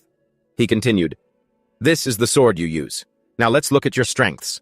Your acceleration ability is surprisingly good. And your ability to make split-second decisions is also excellent. So how do you best use your advantages with a long sword? The answer is, you can't. What if you switch to a weapon with a lighter build, designed for quick strikes? What if you use something designed for fast attacks? A rapier, for example. A rapier? It's a type of long, thin sword with sharp edges and an extremely sharp point, used to execute fast, lightning-quick attacks. Lee Chang-hyun raised his sword high and said, that's right. He proceeded to demonstrate for Kim Do-jun. Combined with your existing acceleration skill, you could overwhelm opponents with rapid attacks. Kim Do-jun thought, could I really do that? The two were on their way back. Lee Chang-hyun asked Kim Do-jun, so, what do you think? Kim Do-jun replied, I'm not sure, but I have a few ideas now. Suddenly, a voice rang out. Ha! You beat the weakest kid in the academy and now you're getting cocky? It was a guy with some pretty slick hair watching from a window. Lee Chang-hyun thought to himself, has he been watching this whole time? This guy probably doesn't like me and wants to start something. But I'm not the type to just turn a blind eye to this sort of thing. Then he said, I wonder if you can even take on someone that weak. Hearing that, the young man got furious. Huh? What did you just say? You heard me. What's the problem?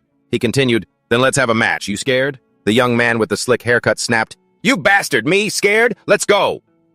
Lee Chang-hyun thought for a moment. Wait a minute. This guy is the one who tied with me for 5th place in the survival game. His name is Kim Jin-sung. As for his skills, control is A rank, acceleration is B rank. Stats: strength, 7. Reflexes, 6.6. Agility, 7.6. Stamina, 5.6. Recovery, 5.6. Mana, 7. He thought to himself, his stats are all really good. Mine can't compare. In terms of strength alone, I've already lost to him. Chang-hyun smiled and said, all right, I don't even need a gun to beat a guy like you. The two got into their fighting stances. Chang-hyun thought to himself, Jin-sung is an outstanding rookie. Besides, my gun is useless since he already knows about it. Jin-sung said arrogantly, shall we begin? Let's fight, Lee Chang-hyun. A confident smile appeared on his face as he held a white sword. He thought, there's a chance I'll lose, but there's no way I'm surrendering. He raised his sword and swung it towards Jin-sung. Jin-sung jumped back. He threw 2 daggers at Chang-hyun. Chang-hyun blocked them with his sword. So he's a mid-range fighter. According to my plan, I'll close the distance so he can't attack from afar. Then, Jin-sung's face filled with confidence. A moment later, a barrage of daggers flew towards Chang-hyun. He was startled. I can't dodge this. Suddenly, the daggers were stopped by something. They were blocked. Thank goodness I have the peak-tier ether guard. Otherwise, I would have been done for. It looks like he's going to keep his distance and keep throwing daggers at me. How should I deal with this? Then Jin-sung activated control. I thought that would hit him for sure. He deflected it. He must have some kind of special move. Lee Chang-hyun then materialized a kunai. He threw it at Jin-sung. Jin-sung smirked contemptuously. Just one dagger? Too easy to stop with control. Just as Jin-sung took control of the kunai, Lee Chang-hyun activated Hyper Sense. I knew you'd do that. Then he pulled out 3 other daggers and threw them at Jin-sung. The first dagger was just bait for the real attack from the remaining daggers. Jin-sung's eyes were wide with shock. He clenched his fist to control them. Lee Chang-hyun thought, he can handle 4 objects with control. However, he can't use that skill on multiple targets in a short period of time. That means he'll fall to the final dagger, which was set up to hit him while he was focused on the other targets. And just like that, the dagger flew straight at Jin-sung, catching him completely off guard. The dagger stopped right in front of his forehead, millimeters from his face. Chang-hyun won the match. This was being watched live by someone. Through a TV screen, he said, "This is the guy you predicted would win this season? What do you think?" In the room with him was another man in a blue suit with blonde hair. The man adjusted his glasses, giving off a dangerous vibe. He then activated Analytical Eye, level 12. The handsome man began his analysis. He has good strategic awareness and was very clever to hide the other 3 daggers. Not to mention, he continued using Analytical Eye. His stats aren't even that high. He thought to himself as he had a sudden realization. I get it. Turning to his friend, he said, Min-seok, you know something about this kid, don't you? Min-seok scoffed. The other man said, Don't play dumb, tell me what his skill is. He truly had a keen eye, continuing his assessment. There's no way he could have come up with that strategy if he didn't know about his opponent's control skill. Min-seok awkwardly scratched his face, while the man continued, In my opinion, he possesses something similar to Analytical Eye, like you, or the first-generation hunter, Kim Si-woo. His eyes, combined with his quick mind, are truly powerful. Analytical Eye is a super rare skill. There are only 2 recorded cases of it. The handsome, bespectacled man raised a question. You have such high expectations for him just because he predicted his opponent's skill? Min-seok replied, I think we might be underestimating him. He elaborated. He knew the location of the hidden dungeon in the survival game. He then revealed more, and in the preliminary round, he only targeted the integrated circuits of the clones. Min-seok looked up at the screen and said slowly, If he were to debut in the major leagues, everyone would think he was the reincarnation of the legend, Kim Si-woo. Min-seok smiled and asked his friend, So, you want him, don't you? The other man replied, Yes. But in truth, he was still calmly speculating. Analytical Eye can see stats, but it can't see skills. Thinking of Chang-hyun, he was a little perplexed. But that kid Chang-hyun, he knew his opponent's skill and devised a strategy to win. The scene of Chang-hyun's fight played out clearly in his mind. The man asked, Has his team been decided yet? Min-seok replied, Oh, you like him that much? But not letting his friend wait long, he continued, The teams sponsoring the program get priority picks. The other man clenched his teeth in determination, thinking, I have to find a way to recruit him. Thudding sounds echoed thud, thud inside the reinforced room. Chang-hyun sat slumped on the floor. He thought to himself, I just don't get it. Looking at the blue screen before him, he felt frustrated. Peak tier achievement. What are the mechanics behind it? Chang-hyun got up as Do-jun was still training hard, but I'm not in a rush to figure it out. Kim Do-jun let out a sigh of relief, then pointed his sword and said, Now I can finally beat you. Chang-hyun walked right past his friend, simply saying, Stop messing around. Kim Do-jun quickly turned. Hey, I've improved a lot, you know. See? He stroked the tip of the blade like he was stroking a... never mind. My swordsmanship has never been this sharp. Chang-hyun thought to himself. He's gotten a lot stronger after taking my advice. He was secretly smug. But he's still got a long way to go before he can beat me. Do-jun hurried after him from behind. Hey! Wait up! The 2 of them left the training room together. In another room, a camera was ready to record. This room was actually a classroom, but the difference was the large number of cameras all around. And they weren't ordinary people either.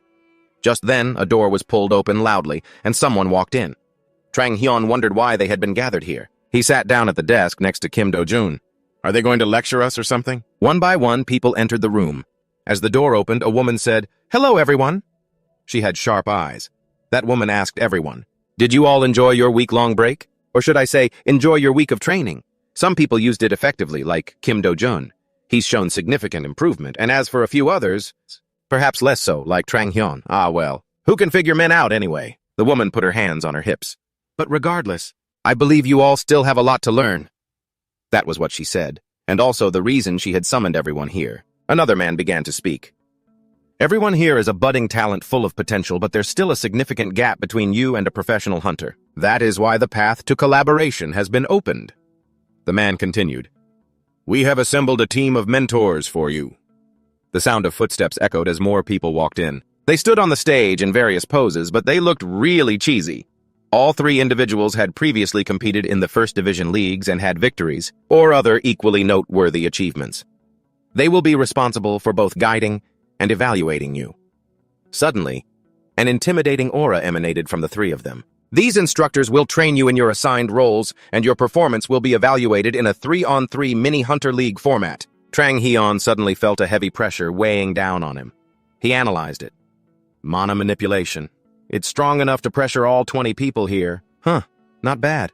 Everyone else was trembling under the pressure. Only Trang Hyun was unaffected. The man with the serious face pointed to himself and introduced, I am Lee Seong-jin. I will be training the close combat warriors. I have no patience. On for those who don't show resilience or for the arrogant. But above all, he paused for a moment, his gaze seeming to pierce through the crowd straight to Trang Hyun. The strict instructor continued, I hate smug bastards. His stare was terrifyingly intense. So be humble and train seriously, got it? The woman holding a clipboard then spoke. After evaluating your performance in the survival game preliminary round and this past week, we have determined each person's role.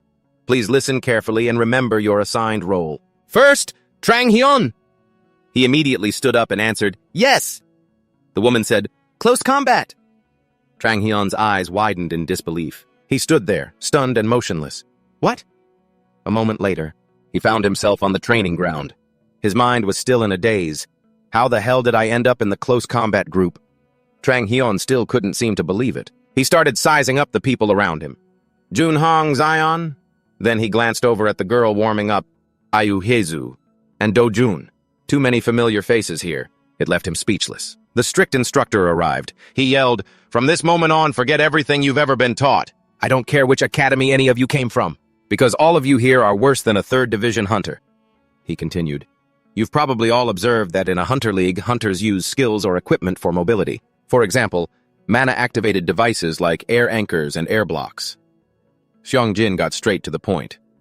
While you all are struggling against each other on the ground, 3rd Division pros have already adapted to aerial combat. Trang Hyun quickly thought, mana-activated devices allow hunters to engage in more dynamic and flashy battles. The instructor said, I will teach you how to use air anchors and air blocks. Any close combat warrior who can't use them is useless. He raised his voice. Now begin! Ugh. The harsh training left people tangled in their own wires. Trang Hyun looked at another trainee and thought, everyone struggles the first time they try these. He stepped on the solidified air. I used to be so skilled with these. It was like they were a part of my body. He swung the wire expertly, with strong conviction. Let's see if I still have the muscle memory. Chapter 13. Trang Hyun was in position, ready to show everyone who the real main character was. He suddenly noticed something. The strict instructor was mocking someone lying flat on the ground. Are these the future superstars of the Korean Hunter Arena? Is that all you've got? Get up now! He continued, pointing at another person dangling in the air. There's a reason they say the 3rd Division League is a graveyard for rookies. It's the perfect trap for useless fools like you. His voice was incredibly loud as he continued to curse at them, the ones who couldn't use the air anchor and air block. Trang Hyun thought to himself, geez, it's so noisy. I can't concentrate. He looked up. Kim Do-jun was struggling with the air anchor and air block. Do-jun wasn't doing much better either. He crossed his arms, displeased, thinking to himself, he's not giving any instructions at all, so how is anyone supposed to know what to do? Jang Hyun waved his friend over. Do-jun, you're doing it wrong. Get down here. Do-jun looked down, a bit incredulous, then quickly landed on the ground. Kim Do-jun asked Jang Hyun, aren't you going to practice? He said he's going to test us. Hyun replied, worry about yourself first. At this rate, when are you ever going to get it? Do-jun shot back, well, what do you want me to do? Jang Hyun began to explain to his friend, first, you have to decide on the length of the mana rope, then maintain a stable flow of mana. If you don't, the rope's length will change, and that's why you're losing your balance. He continued, pointing at Do-jun's body. Also, focus on your center of gravity. Jang Hyun continued to apply his expert knowledge, explaining, When you're in the air, your core muscles will act as your center of gravity. The air anchor he had just formed, successfully hooked onto a surface, the air itself. He grabbed the rope, gave it a little tug, and Jang Hyun's body performed a clean, swift flip. With no wasted movements, he landed lightly on both feet, then turned to his friend and said, like this, "It's easier to avoid falling or moving your body. Remember to always pay attention to your mana flow. First, focus on keeping it constant." Dojun nodded, taking it all in seriously. He began to try again, muttering to himself, "Use the core muscles as the center of gravity and maintain a constant mana flow." Dojun threw the air anchor, and it locked onto a fixed point. Grabbing the rope, he took a breath. With a powerful leap, he flew back up into the air, did a flip, and successfully stuck the landing. Dojun quickly turned his head, beaming, and said, "See that?" He was ecstatic. "I succeeded on the first try. I'm a genius." Jang Hyun replied, Yeah. Just then, the instructor's voice cut in. "Hey, you two," he shouted. "Are you just standing around chatting? Did you two come here to play?" He pointed at the two of them and immediately judged, "Looks like these two haven't even bothered to practice. What's your name?" Jang Hyun, not scared in the slightest, even teased back, "Lee Seojin." That was the instructor's name. "He wants to discipline us, huh? All right, then." The instructor's eyes narrowed, veins bulging on his forehead. He gritted his teeth, spitting out each word. "Very well. Jang Hyun, you're strolling around so leisurely because you're confident in your abilities, is that it?" Jang Hyun nonchalantly replied, "That's right." In his mind, he thought, "I could have just apologized and let it go, but I'm curious how they're going to test us. Besides, if you count my past life, I'm his senior." We now have an answer for his impulsive behavior. Jang Hyun smiled, thinking, and it's a senior's duty to teach his juniors. The instructor turned his back and said, "It seems I've given you all too much time. We'll begin the test. Everyone get ready." It seemed he was eager to see Jang Hyun humiliated. Minseo suddenly asked, "Hey, why is he on this list?" Arajo asked back, "Who? You mean Jang Hyun?" Minseo replied, "Yeah." He rubbed his chin and said, "He's in the long-range combat group. Are you sure you didn't make a mistake?" Arajo replied, "He knows how to use close combat weapons too, so he'll be fine. More importantly, he's too arrogant. That's why I put him in the close combat group, which Mr. Jin is in charge of." Minseok found this hard to believe and asked again, "You're planning to teach an arrogant rookie a lesson by having him face off against a first-class hunter?" Arajo didn't want to say more. "I've already decided. Besides, education is one of the main goals of this program. I believe what I'm doing is right." She thought about Jang Hyun. "We need him to give that cocky rookie a reality check." Arajo had presented a major challenge for our main character. The test was, back in the training room, it was the instructor's voice. "Retrieve the anchor up there. That is the challenge for this test." He stood with his hands on his hips and ordered, "Begin." His sharp eyes glanced to the side as he said sarcastically, "Ah, I hope that candidate who's so confident he's become lazy will prove himself." The person he was targeting was Jang Hyun. If not, he doesn't deserve to be a hunter. Jang Hyun scoffed. "Ha, they want to use this test to eliminate me?" He spoke confidently to the instructor. "Of course. But what if I succeed?" Jin replied. "You'll have complete freedom to do whatever you want during my classes." He added with a smile, "But only if you succeed, that's impossible." He explained to himself why it was such a difficult challenge. That anchor is 100 meters off the ground. He was certain in his mind, a height that's unreachable for someone using an anchor for the first time. The truth is, even someone at an intermediate level couldn't reach it. The other trainees attempted the challenge one by one, and none succeeded. The instructor looked smug. See? Suddenly, something sharp cut through the air, catching the instructor's attention. He looked at Jun Hangjon and praised him silently. "Not bad. Using a sword to fly, is it telekinesis?" "No, it's something more advanced." A smile unconsciously formed on his face. "Too bad he's not using an air anchor and can only climb." Suddenly, a cheer erupted. It drew the instructor's attention once more. His eyes widened slightly in surprise. Jang Hyun had begun. Grabbing the rope, he stepped onto a block of air and started to prepare his ascent. "What?" Mr. Jin was astonished. Trang Hyun smirked, then jumped up and started climbing like a madman, smooth and professional. The instructor looked up in amazement. "Is that kid not afraid of falling?" He glided through the air, but then his air block faltered. "Huh? My air block!" He lost his footing and fell backward. The instructor's face turned pale, worried that the kid was about to fall. In contrast to the instructor's panic, Trang Hyun remained calm and silent. He threw the air anchor higher and quickly gripped the rope. Trang Hyun leaned back, pulling hard with one hand to slow his fall. His foot kicked off the air block again, and he shot upward with rapid speed. And with a strange sense of calm, the anchor was right before his eyes. Trang Hyun made one more glide, and finally, he gently touched and unhooked it from its high perch. Trang Hyun said, "Phew, the view from up here is way cooler." Meanwhile, the instructor was speechless. What the hell? An arrogant trainee, simply because he's lived twice, was now sitting casually in midair. Mr. Jin couldn't understand. How could this be? It's his first time using the gear. Unbelievable. The strict instructor cleared his throat. He was in the middle of his lecture. In melee combat, there are two main roles. First is the initiator, whose job is to start the fight and tie up the opponent. Trang Hyun leaned back comfortably, yawning. A boring theory lesson right after the practical part? Ugh. The instructor, seemingly ignoring him now, continued the lecture. They often have special skills that allow them to support allies in close combat or immobilize enemies. The other role is the melee warrior, which I'm sure you all already know about. This time, Trang Hyun had the audacity to just lie down on the desk to sleep. Perfect. Now he can't say a thing, no matter what I do. The others stared at him, shocked. The instructor, looking resigned, cleared his throat and continued. Their duty is to engage in combat after the initiator has started the fight, without focusing on the enemy's melee warriors or their key combatants. He continued to explain earnestly to the students, there are many more roles if we were to go deeper, but for now you only need to know this much. But Trang Hyun was still thinking smugly, yeah, what's he going to do about it? He shouldn't have challenged me. He recalled how cool he looked sitting up there. I've used this gear so many times I'm bored of it. Using it again is like a fish returning to water. He thought of something strange. When did this piece of paper get in my pocket? The piece of paper read, meet up after class. Come find me during the break at the training center's backyard at 7 o'clock. I have something interesting I want you to see. Who could this be? What do they want? He decided he had to go and check it out. At the meeting spot, Trang Hyun, still holding the note, looked all around him. Huh? There's no one here. After waiting for a long time and seeing no one, he thought to himself, did I get pranked? He suddenly noticed something odd. His supervision skill noticed something unusual on the ground. This spot is a little strange. He crouched down to the ground. From above, a square outline with seams could be seen. It was the entrance to a basement. In front of Trang Hyun were stairs leading down. He looked down, a little surprised.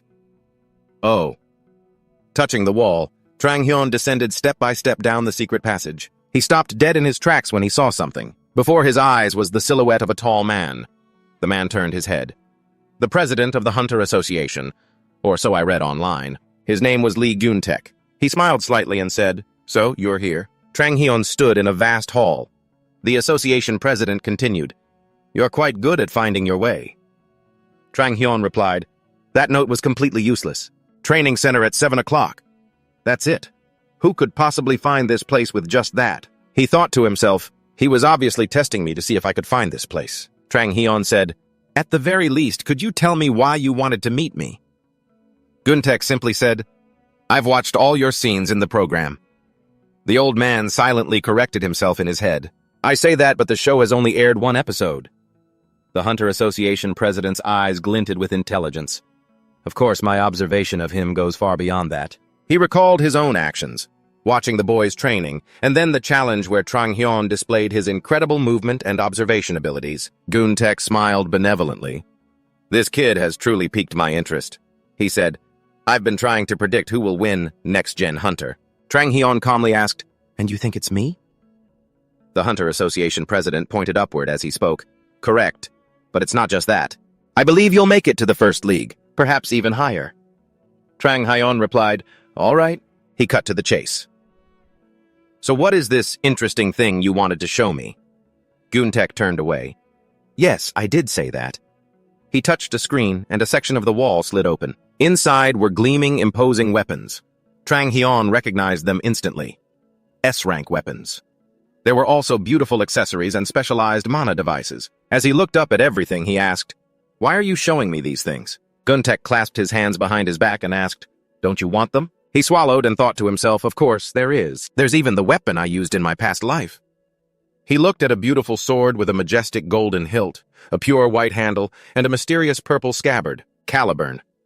It was from an exhibition, the prize for winning a match, and I managed to get it. I loved using that sword, he recalled, thinking back to the battles. the sharp slashes. He then added, "It's also pretty special since it can transform into a gun." The president of the Hunters Association said casually, "If you like, I'll lend you one of them." Trang Hyun probed, "Lend? You can't just give it to me." Guntek drew a shape in the air with his finger and replied, "You don't understand the value of these weapons. They're even more valuable than the weapons you received from the Morris workshop." Trang Hyun sighed. "A weapon is just a weapon," he asked sharply. "Stop beating around the bush. What do you want from me?" Guntek rubbed his chin. He thought about how people usually flatter and suck up to him, especially when they find out he's a first-generation hunter and the president of the Hunters Association. Then he looked at Trang Hyun, standing there coldly with his arms crossed. This kid just keeps seeing right through me, doesn't he? His face lit up with delight. He really is different. Finally, the president said, "Join the Hunters Association. Not as an intern, but as a full-fledged hunter." He made his offer. "If you agree, I'll let you borrow anything here." Trang Hyun asked, "What's in it for me if I agree?" "Don't you know what it means to join the Hunters Association?" Trang Hyun replied, "Of course I know." He then said something that made the president's jaw drop in shock. "But I don't think it's worthy of me. If that's all your offer is, then I'll be taking my leave." The Lunar New Year was just around the corner. Watching the young man turn his back and walk away, the president hurriedly called out, "Wait! You seem to be overestimating your own abilities. Do you know how many talented young people I've met? They were outstanding in the second and third leagues, and even they didn't get privileges like this." Trang Hyun replied, turning his head. "No, and I don't want to know." He turned back fully and said, "The only thing I care about is whether I can do it or not. I appreciate you showing me those things. See you later." After he spoke, he walked away. He walked up the stairs and gradually disappeared. The president let out a sound of amazement. The Chapter 15 door opened and someone rushed in at the speed of light, as if in a great hurry. When Kim Do-jun saw Lee Chang-hyun, he asked curiously, "Where have you been, man? I was starting to think you were going to be late." Lee Chang-hyun walked over to his seat, pulled out the chair, and replied, "Come on, I'm not that irresponsible." Kim Do-jun confessed, "You just always make me worry, especially that incident with you and teacher Seo Eung-jin." Lee Chang-hyun closed his eyes and said in a confident tone, "They're not going to eliminate a contestant just for being late.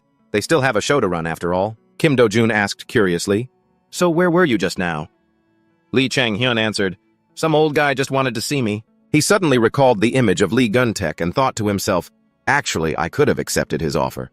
Then he glanced over at Kim Do-jun and thought, "But with the experience from my past life, I'll do just fine even without those weapons." Kim Do-jun, confused, scratched his head.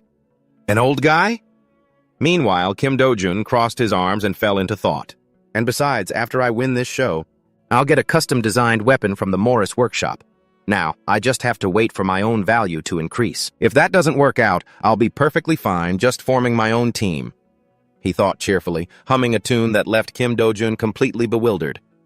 On screen, an image of a modern cityscape appeared. The host announced enthusiastically, "We hope what your coaches taught you will be useful. Now, it's time to apply what you've learned. You will all be participating in a 3-versus-3 match in this aerial urban combat zone. In this round, the winning teams will advance to the next match, while the losing teams will be eliminated," Arado shouted, hyping up the crowd. "Let's see who will claim victory." She continued, "We've also prepared a special prize for the winners to raise the stakes. They will receive a mana stone, sponsored by the Hunters Association." Lee Chang-hyun's interest was piqued. A mana stone, he thought to himself. It increases the quantity and potency of one's mana. Just what I was looking for. I need more mana to use Arthur and for when I acquire new skills. Asterisk. He smiled and resolved to himself, I have to get that no matter what.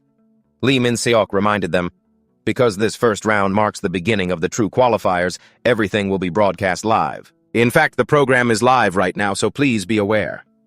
Arasor raised a finger and shared, "Your academic results from class will determine your teams. The person with the highest score will get priority in choosing their team first."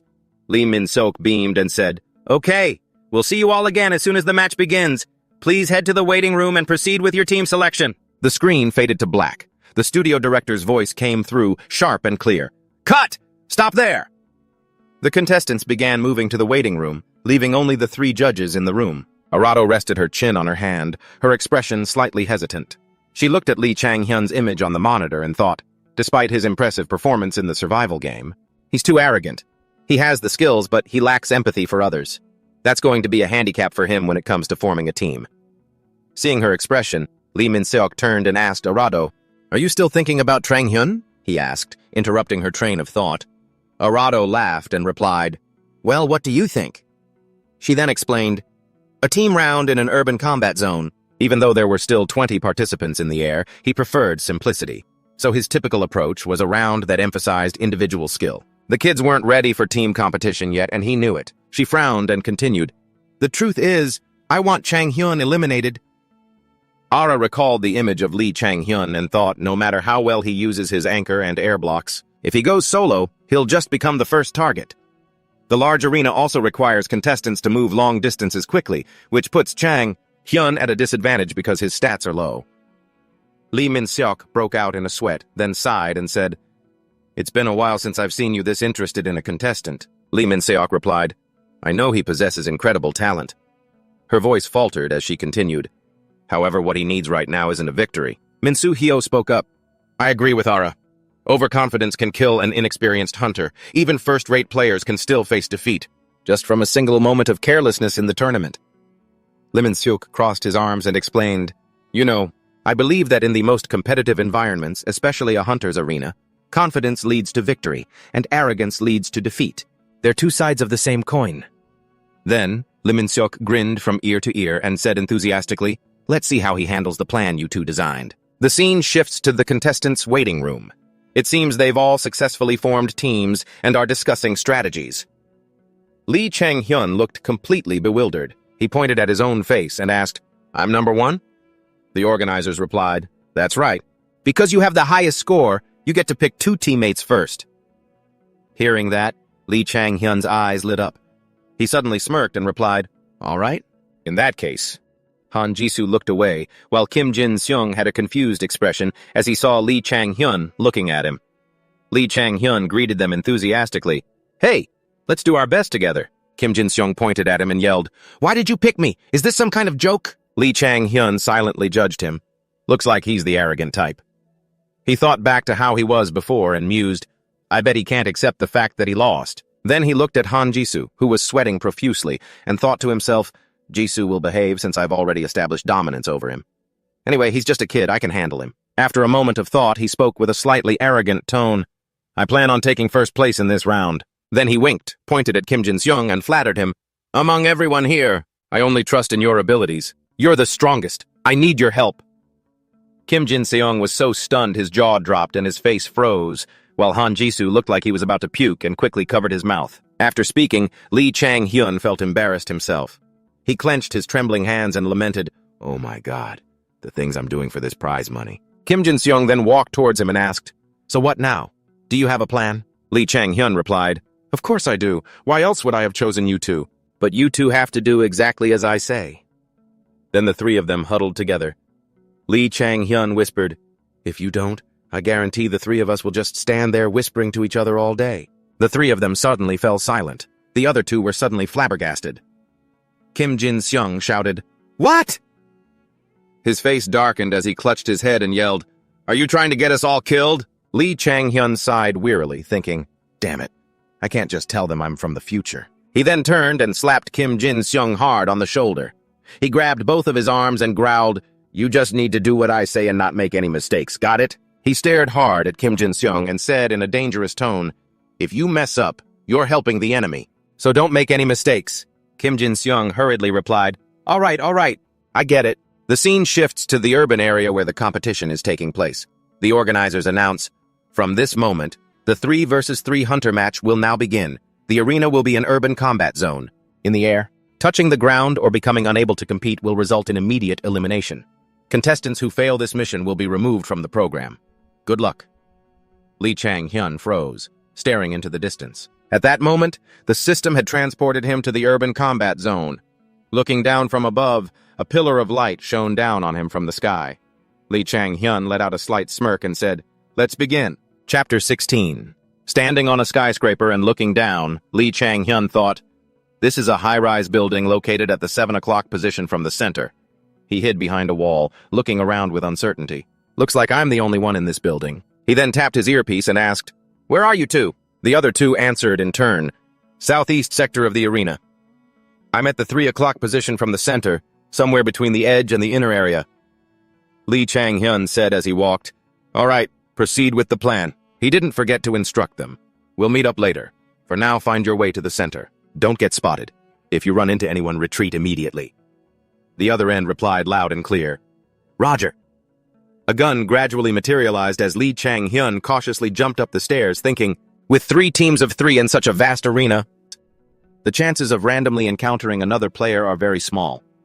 He stepped lightly and thought to himself, which means I'll have to attract the enemy myself. An arrow flew out of nowhere at the speed of sound, aimed straight at him. Lee Chang-hyun quickly dashed to dodge it when he heard the strange noise. His teammate asked worriedly, "What was that sound? Are you under attack?" Lee Chang-hyun calmly said, "It's nothing." He looked up at the tallest building and thought, the one who just fired that arrow definitely hasn't grouped up with their team yet. Whatever. He reminded himself, I need to move to the central skyscraper. A foot slammed down on the ledge. In an instant, Lee Chang-hyun was standing on the skyscraper's rooftop. His 2 comrades reported in one after another, "I'm in position." My current position is pretty good too. As he scanned his surroundings, he asked, "Can you 2 see everything clearly from outside?" "Can you see me?" his comrade replied. "You probably can't see me, but I have a clear view of you." "Same here." Lee Chang-hyun let out an amused smirk and exclaimed, "Good, then let the games begin." He then pointed his gun straight at the sky and pulled the trigger. A shocking blast tore through the silent atmosphere. Lee Chang-hyun lowered his arm and thought, now I just have to wait. Suddenly, someone approached him, calling out, "Chang-hyun!" It was Jin Han. He rested his sword on his shoulder, looked at him, and asked, "What are you doing?" Lee Chang-hyun glanced up and thought, "Jin Han?" Jin Han jumped down and said with a taunting laugh, "Are you all alone?" "Perfect, just what I wanted. Are you my first opponent?" "Oh, wait, I have to report to Han-gyeon first." Jun Han-gyeon's slightly annoyed voice came through the earpiece. "Talk less. Your earpiece is still on so I can hear everything. This isn't the time to play around, but if you think you can handle him, then go ahead." Jin Han, flustered, scratched his head and exclaimed, "Oh, really?" He then muttered to himself, "Well, I can hear everything, too." What did Han-gyeon say? Jun Han-gyeon continued, "I'm on my way to your position, so don't do anything reckless." Lee Chang-hyun looked worriedly in his teammate's direction and thought, if I waste any more time here, I'll have to face both of them, maybe even more. Jin Han walked towards him, smiling as he spoke. "Why are you here alone? Where are your teammates? I heard you ranked first in the close combat test, but I'm pretty confident in a one-on-one fight. I've also done a lot of research on how to counter mana guns." Lee Chang-hyun felt a headache coming on, his eyes rolling back as he thought with a sigh, "Is this some kind of mind-reading technique or what? You really think that'll work?" After calming down, he asked, "What makes you think I'm alone?" He replied, "Because if you weren't, you and your teammates would have attacked me by now. Basically, I just know they aren't here, that's all." Then he lunged towards him, saying smugly, "Sorry, but I'm afraid I'll have to ask you about your match with Han-gyeon after we're done here." Jin Han's sword slashed heavily against Lee Chang-hyun's gun. Startled, his eyes widened as he thought, "Just as I figured, he's much stronger than me. I have to keep my distance." With that thought, he quickly backed away and summoned an air anchor. He grabbed it and shot upwards, leaving a stunned Jin Han staring up after him. Jin Han hastily stepped forward. He created an air platform and scrambled after him, shouting, "Where do you think you're going?" Lee Chang-hyun glanced back slightly. He let out a sigh and thought, "Persistent, aren't we?" Jin Han rambled on, "I'm not letting you get away. You know, I'm not even as tall as my seniors, but in the mobility test, everyone was shocked by what I could do. I'll show you. Are you trying to run to the plaza? Stop running, Chang-hyun! Fight me properly!" "I know there's something special about you. How about we make this a fight to the death?" Lee Chang-hyun shook his head in exasperation. My God, he's still spouting nonsense even up here. Then he gripped the air anchor tightly and launched himself backward. A stunned Jin Han looked up, his jaw dropping. In an instant, Lee Chang-hyun was behind Jin Han. Bewildered, he spun around. Lee Chang-hyun, his face as cold as ice, aimed his gun at him and pulled the trigger. Jin Han quickly blocked the shot with his sword. As Lee Chang-hyun turned to leave, he thought, no good. He is one of the promising hunters, after all. I can't distract him with just the gun. He looked at the gun in his hand and sighed internally. This thing isn't as strong as the real items from the survival game. Of course, this gun isn't powerful enough to deal with him, given my small mana reserves. He suddenly glanced up as he noticed something. Jun Han-gyeon was standing above, staring down at him. He raised his sword and declared loudly, "You've lost!" Lee Chang-hyun pressed his earpiece and called out, "Jin Seong! Jisoo!" Han Jisoo was currently hidden behind a wall on a building's rooftop. Meanwhile, Kim Jin Seong was inside another building. Lee Chang-hyun suddenly let out a smirk and said, "Get ready!" Jun Han-gyeon ran to regroup with Jin Han. Lee Chang-hyun turned his head back and yelled, "Jinseong Jisoo!" At that moment, Jin Han and Junhan Gyeon stood frozen, staring blankly ahead. Jin Han looked left and right in confusion. Where are they?" Junhan Gyeon, furious, gritted his teeth and thought, it was a trick. Then he threw 3 swords at Lee Chang-hyun simultaneously. Lee Chang-hyun leaned back and thought, sword control. He smiled with amusement and called out loudly, "Jisoo!" A second before, Junhan Gyeon had been attacking, saying firmly, "You can't fool me again!" But a second later, he faltered. Wait a minute. He had a sudden realization. A gravity attack? Lee Chang-hyun suddenly let himself free fall. Seeing this, the other two were utterly panicked. Lee Chang-hyun looked up and smirked. A frantic Junhan Gyeon screamed, "Is he attempting a suicide attack?" Note: a suicide attack is a type of attack in which the perpetrator intends to kill a number of people, including themselves. The most common form is a suicide bombing. The block of air under his and Jin Han's feet also gradually disappeared, causing them to lose their footing. The two of them began to free fall down with Lee Chang-hyun. Kim Jin-seung was inside the building, casting some kind of spell. A stream of blue energy shot out from the top of the spire. A blue net appeared and caught Lee Chang-hyun and Junhan Hyun. Only then did he realize he had fallen into Lee Chang-hyun's trap. The system announced, Team A, Jin Han, has fallen. Team A, Han Jian, has fallen. An air anchor flew to Lee Chang-hyun, who grabbed it and flew up. Kim Jin-seung checked on him. "Are you okay? Can you handle the gravity?" He replied, "The feeling of my body being squeezed from both sides isn't great, but I can take it." "Good job, Jin-seung." Kim Jin-seung stood inside, observing everything. He marveled, "I can't believe my control can even do this. This plan wasn't half bad, was it?" Lee Chang-hyun replied as he landed, "Not half bad? If we had faced them head-on, it wouldn't have been so easy." He recalled to himself, "First I'll provoke them, and at the very moment we're all in the air, Jisoo will launch a surprise gravity attack, catching them off guard. Thanks to Jin-seung's control, I won't fall, but the others will." So that was the plan, Lee. Chang-hyun had told the two of them in the waiting room.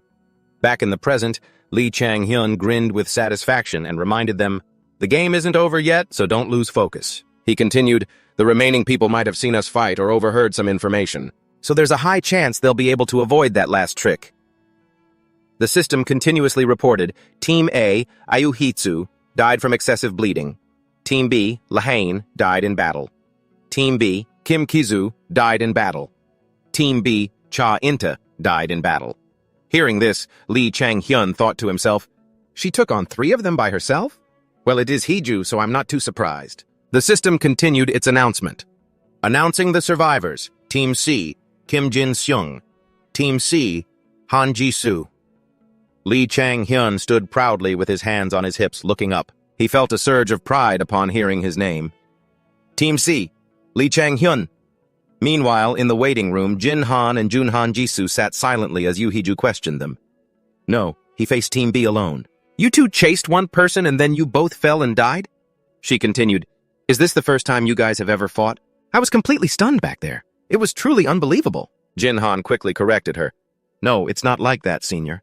When we found the others hiding, Chang-hyun was there, looking like he was about to lose to Senior Junhan Gyeon. He has very sharp tactics and targeted both of our weaknesses, so we couldn't do anything but charge in, even without a strategy. In terms of raw power, Senior Jun Hanjin is still stronger than those other guys. Right? But this is just my personal opinion. Even if you were there with Senior Hang and Hee-ju, the outcome wouldn't have changed. That's what I mean." "You have no idea how impressive." Senior Chang-hyun was at that moment. Junhan Gyeon spoke up awkwardly. "My apologies. It's my fault. I should have been more careful even though I'd experienced their abilities before." Seeing this, Lee Chang-hyun thought, "I went through that same feeling before my regression. Instead of getting angry when a mission fails or you lose a battle, you should review your mistakes and reflect on your performance. Sometimes it's good to be a little shameless." Just as he turned to leave, someone called out, "Hey!" Kim Jin-seung walked towards him. Embarrassed, he scratched his ear, his cheeks slightly flushed, and said, "Sorry for saying all that harsh stuff to you." Lee Chang-hyun was a bit surprised and confused, his face blank. Kim Jin-seung was so embarrassed that he started to walk away, saying, "If you've already forgotten, then never mind." Lee Chang-hyun watched him leave and thought to himself, "He's the type who would rather die than apologize. A total tsundere." Arado was completely flabbergasted, utterly stunned. "I can't believe he defeated them so easily." Min Soo-hyuk exclaimed, "This was a tactical victory. The result was a complete surprise." Lee Min-seok chimed in, "I told you that kid was special." This was never a test of tactics from the start. Arado, still unable to believe her eyes, said, "Even I'm surprised." She thought to herself, even if he knew Han Jisu's and Kim Jin-seong's abilities beforehand, coming up with a strategy on the spot like that isn't easy. And the fact that he managed to persuade his former enemies is remarkable in itself. She thought, that must be what makes him so special. The host confidently walked onto the smoke-filled stage and announced, "And here they are, the next generation of hunters. The first round of the main competition has concluded. And now for the rewards for the winners. In this round, Pride takes the top spot with a total of 3 points for all surviving members and 2 points for 2 eliminations. Team C, Lee Chang-hyun, Kim Jin-seong, and Han Ji-soo, please come up to the stage." The host walked towards the 3 young men and said, "Each of you will receive a Mana Awakening Stone."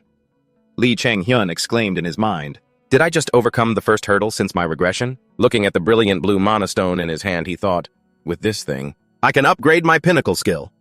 The host announced, "The Mana Awakening Stone will increase your mana, making you stronger. Use it and move forward.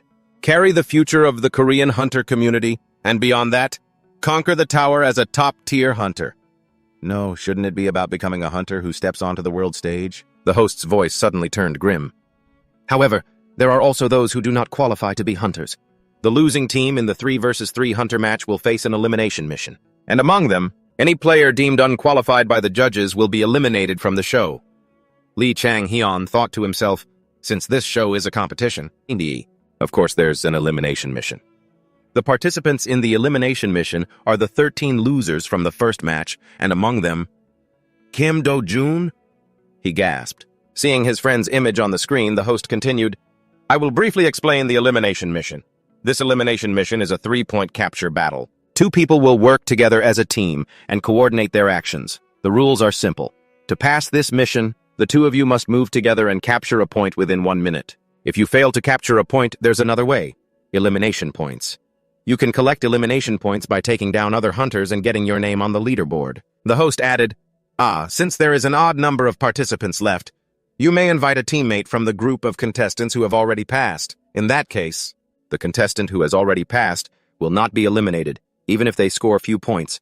The match will begin in 1 day." In the waiting room, Lee Chang-hyun stood blankly, staring at the food counter and thinking, "I knew it." He glanced back and thought to himself, "Those 2 have teamed up. If it were me, I'd do the same. Teaming up with the strongest player is probably the easiest way." He was surprised, wondering to himself as he saw Kim Do-jun. Hasn't he found a partner yet? Is he going to be eliminated this time? Who knows what the future holds, but right now, this elimination mission is pretty risky. He internally screamed, "Huh?" As Kim Do-jun enthusiastically ran towards him, he quickly approached and said, "Hey, Chang-hyun, we were classmates. You'll help me, right?" "There's no one else left." Lee Chang-hyun replied coldly, "No." Kim Do-jun immediately tried to guilt-trip him. "Come on, please. Oh, right. You taught me how to use a sword, so our relationship is that of master and disciple, isn't it? What kind of master would watch their disciple die and not save them?" Lee Chang-hyun fumed, thinking, how did I suddenly become his master? If I'm the master, does that make the academy instructor the grandmaster? Lee Chang-hyun glanced over in surprise. Kim Do-jun looked like a pitiful little kitten, staring at him with shimmering eyes. He reluctantly replied, "Fine," and thought to himself, I'll just help him this one time. Besides, I have nothing better to do, and I need a place to test my skills after using the Mana Awakening Stone. Lee Chang-hyun turned to leave, then looked back and said, "But you have to follow my plan completely. This is the last time I'm helping you, got it?" Kim Do-jun cheered joyfully. "I knew I could count on you," Lee Chang-hyun said with a sigh of resignation. "What are you even talking about?" In a brightly lit building, Lee Chang-hyun slowly took out the Mana Stone he had been given, his eyes gleaming. He wondered to himself, here it is. Should I try it now? 18 system introduces Mana Awakening Stone. When held, it is gradually absorbed, significantly increasing your mana. When consumed, it can upgrade the rank of your skills. Lee Chang-hyun sat on the bed. Eon. He stared at the stone and thought, just as I thought. The effects are the same as before. Then, without a single wasted motion, he dropped the stone into his mouth and swallowed it. A series of system notifications appeared. Superhuman B has been upgraded to AS+, Pinnacle, Mysterious Weapon Transformation. E has been upgraded to D+. With the increase in Pinnacle skill levels, the growth state will be accelerated. With the increase in Pinnacle skill levels, the efficiency of newly developed keyword skills will be enhanced. Pinnacle Awakening. Verbal Trigger Enhancement. If you shout the name of the skill while using it or say, the location you will strike before attacking, its destructive power will increase. The shout does not need to correspond with the action. Pinnacle Awakening, Ether Enhancement. You can indirectly use Ether with mana. Strength, 5.1. Reflexes, 6.10. Agility, 6.6. Stamina, 5.6. Recovery, 5. Mana, 66. Lee Chang-hyun whispered to himself after seeing the stats. The ranks of my important skills have gone up. My mana has also increased. Another system notification appeared. With the increase in pinnacle skill levels, the efficiency of newly developed keyword skills will be enhanced. Lee Chang-hyun thought to himself. Furthermore, the pinnacle's keyword skills were strengthened instantly. He grinned with delight and thought, at this level, Ether, which was only used for control, will now have destructive power just like back in the survival game. Then he turned off the screen. Perfect. He lay down straight on the bed, looking up at the ceiling and thinking, I have a plan for tomorrow. Model, time to get some sleep. There's so much to do tomorrow. Suddenly, an image of a stage appears. On it, a boy with a sad face is performing a puppet show. His story begins with a small club, a club on the verge of bankruptcy. Not long after my first awakening, my powers began to manifest. The one who made the offer was director Kim Yui-yong. He told me, join my team. I'll train you. In my eyes, director Kim Yui-yong looked like a monster back then. He said, in return, what do you think about a peak unlock? With your current skills, you can't compete. The boy hesitated slightly. A peak unlock now is a bit... They said the effect is still minimal, but I still want to wait and see. He sat listlessly on the chair, thinking, they still accepted me onto the team, but without the peak unlock, I'll never get a chance to compete. It was an invisible form of control from the director. A voice echoed in his ear. Hey, Chang-hyun, you think you can just walk out there and compete? Players are just tools to be used. You think you're special just because you're a little better in practice matches? I lowered my head. And then at the very last moment, I chose the peak unlock. The director looked very pleased and laughed loudly. After the peak unlock, I continued to grow and rise, lifting the championship trophy and carving my name into legend. But a flower forced to bloom too soon. The crown fell, and its fragments scattered everywhere, will surely wither just as quickly. Lee Chang-hyun's eyes shot open in fear. He pushed himself up after that nightmare. He thought in shock, the memory I wanted to forget the most.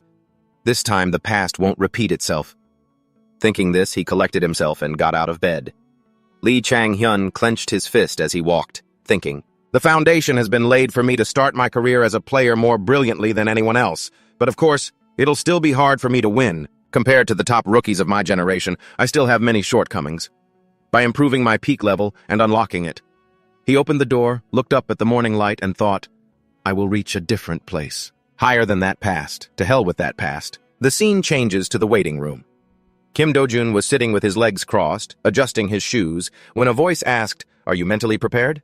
Kim Do-jun turned his head and answered confidently, me? Of course. From warm-ups to strategy, even my mental state is ready. Lee Chang-hyun walked up next to him and asked, strategy, huh?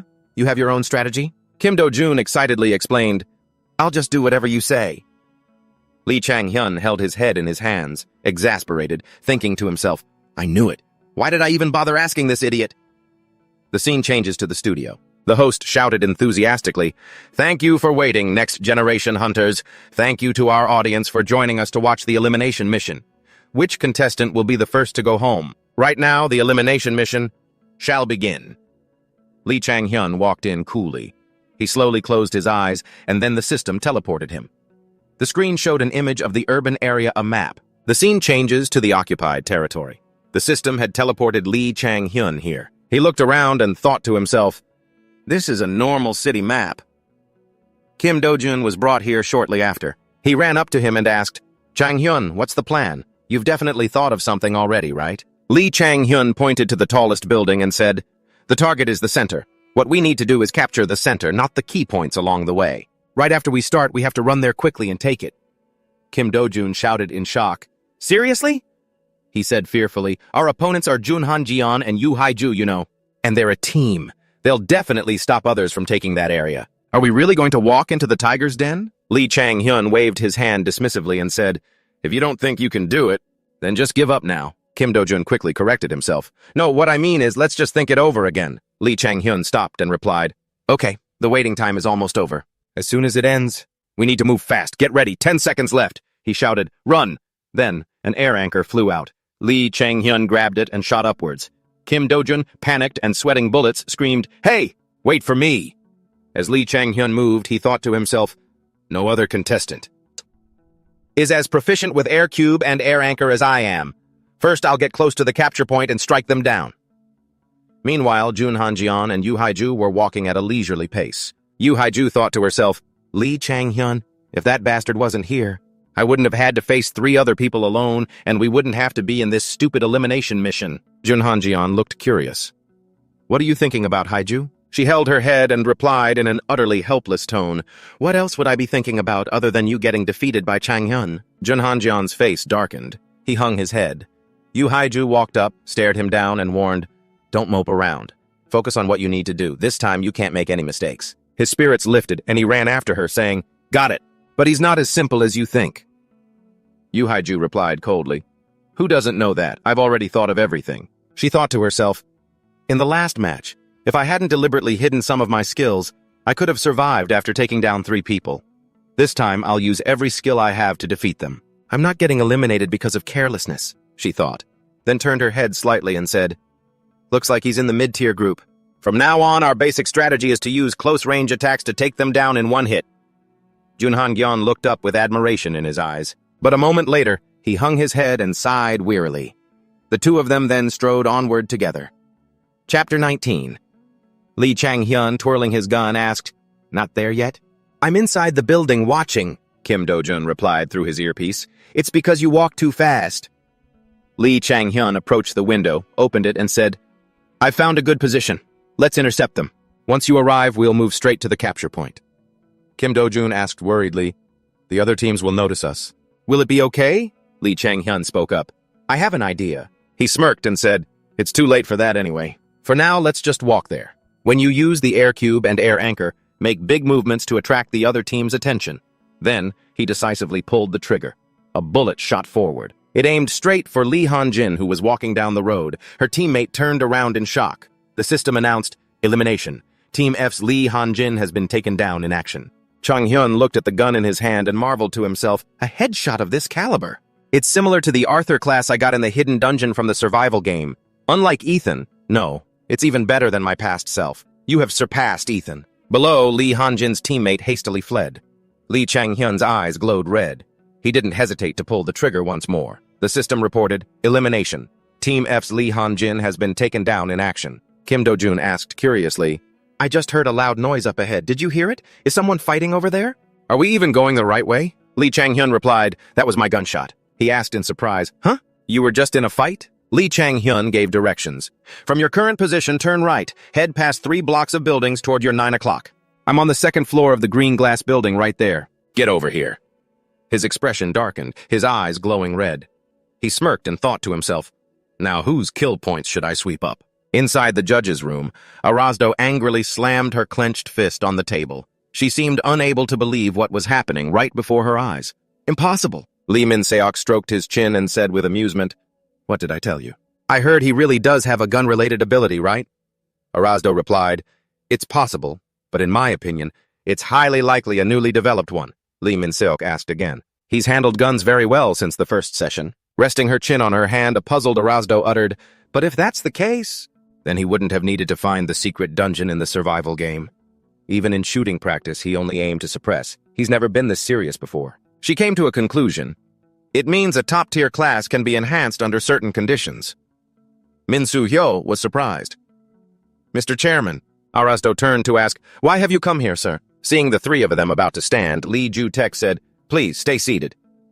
Lee Ju-taek explained, "I heard there was an interesting character here, so I came to see for myself." Lee Min-seok asked with interest, "The chairman of the association himself? Are you coveting him too, sir?" Lee Ju-taek leaned in slightly and replied, "No, not at all. I've already been rejected once." He's very confident. "If I had known today would come, I would have made a higher offer." Lee Min-seok asked, "Do you regret it, sir?" Lee Ju-taek replied, "No, I don't regret things that have passed. I only look for ways to move forward. I just hope his future plans will include me." Hearing this, the 3 of them were stunned, their jaws dropped. Lee Jutek stroked his beard and laughed heartily, saying, "That was a bit forward of me, wasn't it? But I am serious." Lee Min-seok nodded and said, "I will take that in a positive light." He then glanced at Lee Jutek's departing back and wondered to himself, what on earth is that cunning old fox planning? The scene shifts to the competition area. Kim Do-jun looked around and said, "I'm here." "Where are you?" Lee Chang-hyun replied, "Up in room 1701 on the second floor." Kim Do-jun slowly entered the building. Lee Chang-hyun was hiding behind a wall, looking down. Kim Do-jun walked in and asked curiously, "You've been here this whole time?" He thought to himself, just as I thought. He thinks we're the only ones in this building. "There's no one here." Kim Do-jun beamed, thinking to himself, "There must be a lot of people camping outside. It'd be dangerous to go back there now." After thinking for a moment, he spoke up. "So what's the plan? Aren't you going to tell me?" Lee Chang-hyun replied nonchalantly, "Ignore the others." Then he asked, "Jun Han-jeon or Yu Hee-ju, who's easier?" Kim Do-jun glanced over in confusion, then shouted in disbelief, "Don't tell me you want me to hold them off." Lee Chang-hyun quickly reassured him, "Don't worry, it'll only be for a moment." Kim Do-jun wondered, "What about you?" Lee Chang-hyun replied with an amused laugh, "While you hold them off, I'll go capture the point." Kim Do-jun exclaimed, "So that's it!" He looked like he'd been struck by lightning and clutched his head. Lee Chang-hyun stood up to leave and said, "Let's go." "What? No way, are you serious?" Kim Do-jun panicked. Lee Chang-hyun turned his head back and gave a radiant smile. Kim Do-jun also lifted his feet to follow him, thinking dejectedly, "Oh my God, how is this any different from walking to our deaths?" Each of Kim Do-jun's steps felt as heavy as if he were carrying a boulder on his back. Lee Chang-hyun gripped the doorknob tightly, then opened it. Standing behind him, Kim Do-jun's eyes widened. In front of them was the capture point room. The two of them confidently stepped inside. The system announced, "Capture initiated. Lee Chang-hyun, Kim Do-jun. The pair Lee Chang-hyun and Kim Do-jun have captured the point. If another person enters the capture point or if you leave the point, the capture time will be reset." Hearing this, Yu Hee-ju frowned. Jun Han-hyun was also listening intently. "Time remaining until capture is complete. 1 minute." Lee Chang-hyun grinned from ear to ear. He thought to himself, the real fight starts now. 20 Jae Han-hyun and Yu Hee-ju looked up at the announcement. Team Lee Chang-hyun and Kim Do-jun have taken control of the capture point. Yu Hee-ju gritted her teeth in frustration, thinking, what does he want? He wasn't hiding and sniping enough for him? And now he's taking the capture point too? Jun Han-jeon wondered doubtfully, could this map also have something like a secret dungeon? Yu Hee-ju immediately replied, no way, she explained. This survival map isn't built on a dungeon tower, it's just a normal urban area. There are no secret areas. She asked curiously, Han-yoon, based on your combat experience, what do you think?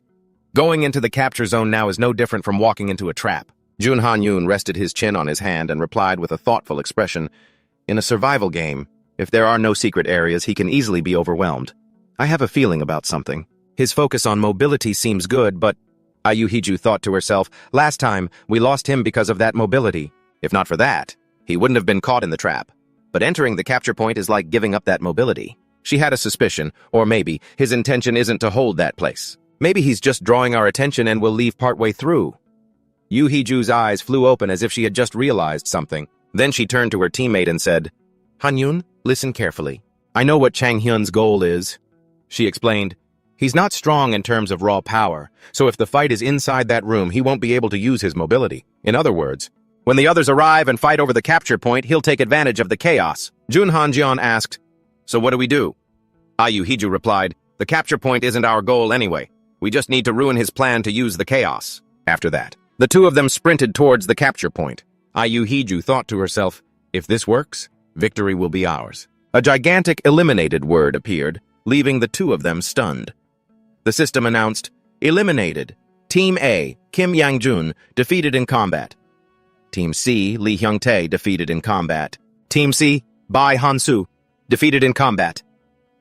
Yu Hee-ju's jaw dropped, and her eyes went wide as she thought in amazement, what? Everyone who went in there has been taken down? She thought, if he wanted to take advantage of the chaos, he would have had to escape from them, and instead of capturing the point, the others would have tried to chase him. It should have turned into a relentless chase. Jun Han-jeon exclaimed in shock, Yu Hee-ju, look! The screen displayed the remaining time, 20 seconds.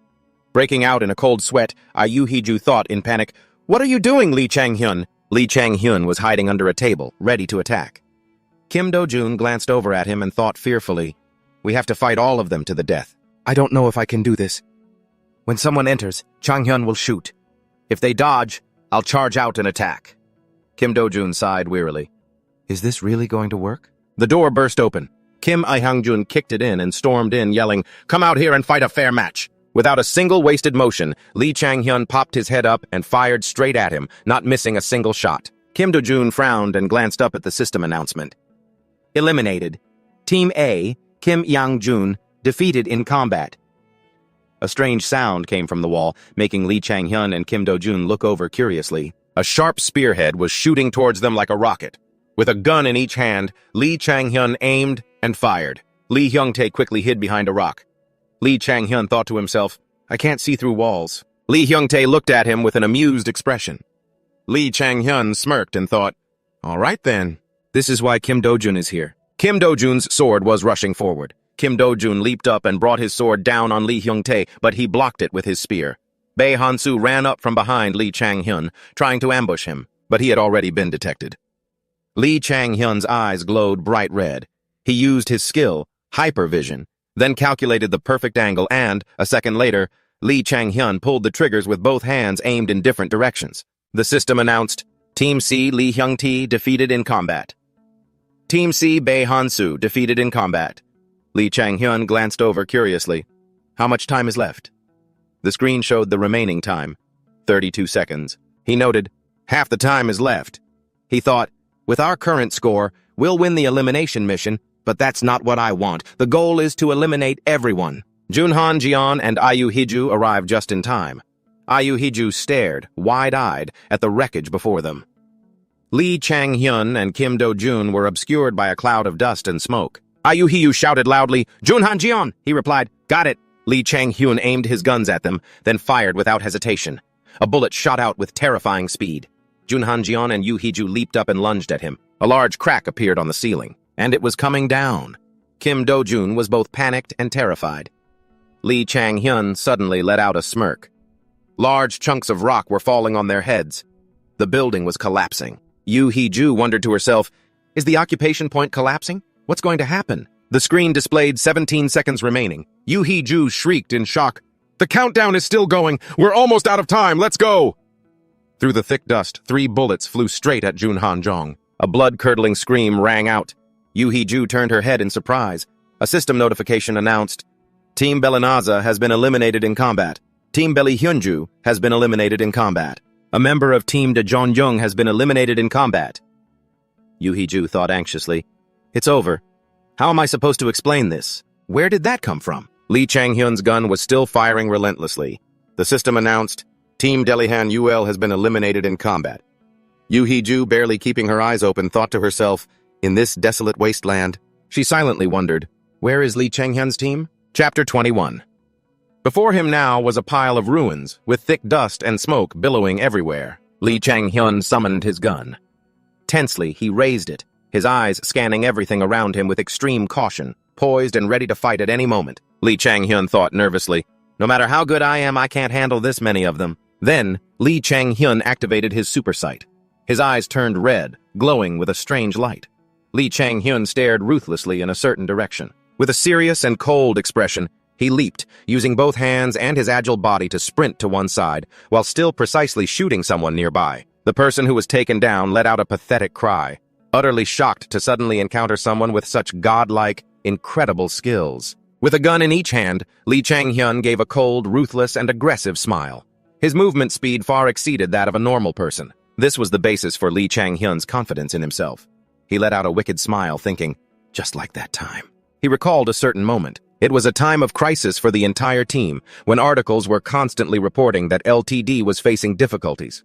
2 articles went viral, speculating on whether they could turn the tables. 2 articles talked about how GY10 was strengthening its roster, and that the audience should look forward to their performance in this match. Lee Chang-hyun thought to himself, someone has to break through to stop us from dropping to 9th place.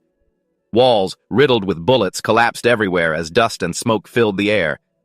And then it happened. He shot someone who was holding a heavy sniper rifle, firing all over the place. A commentator spoke up.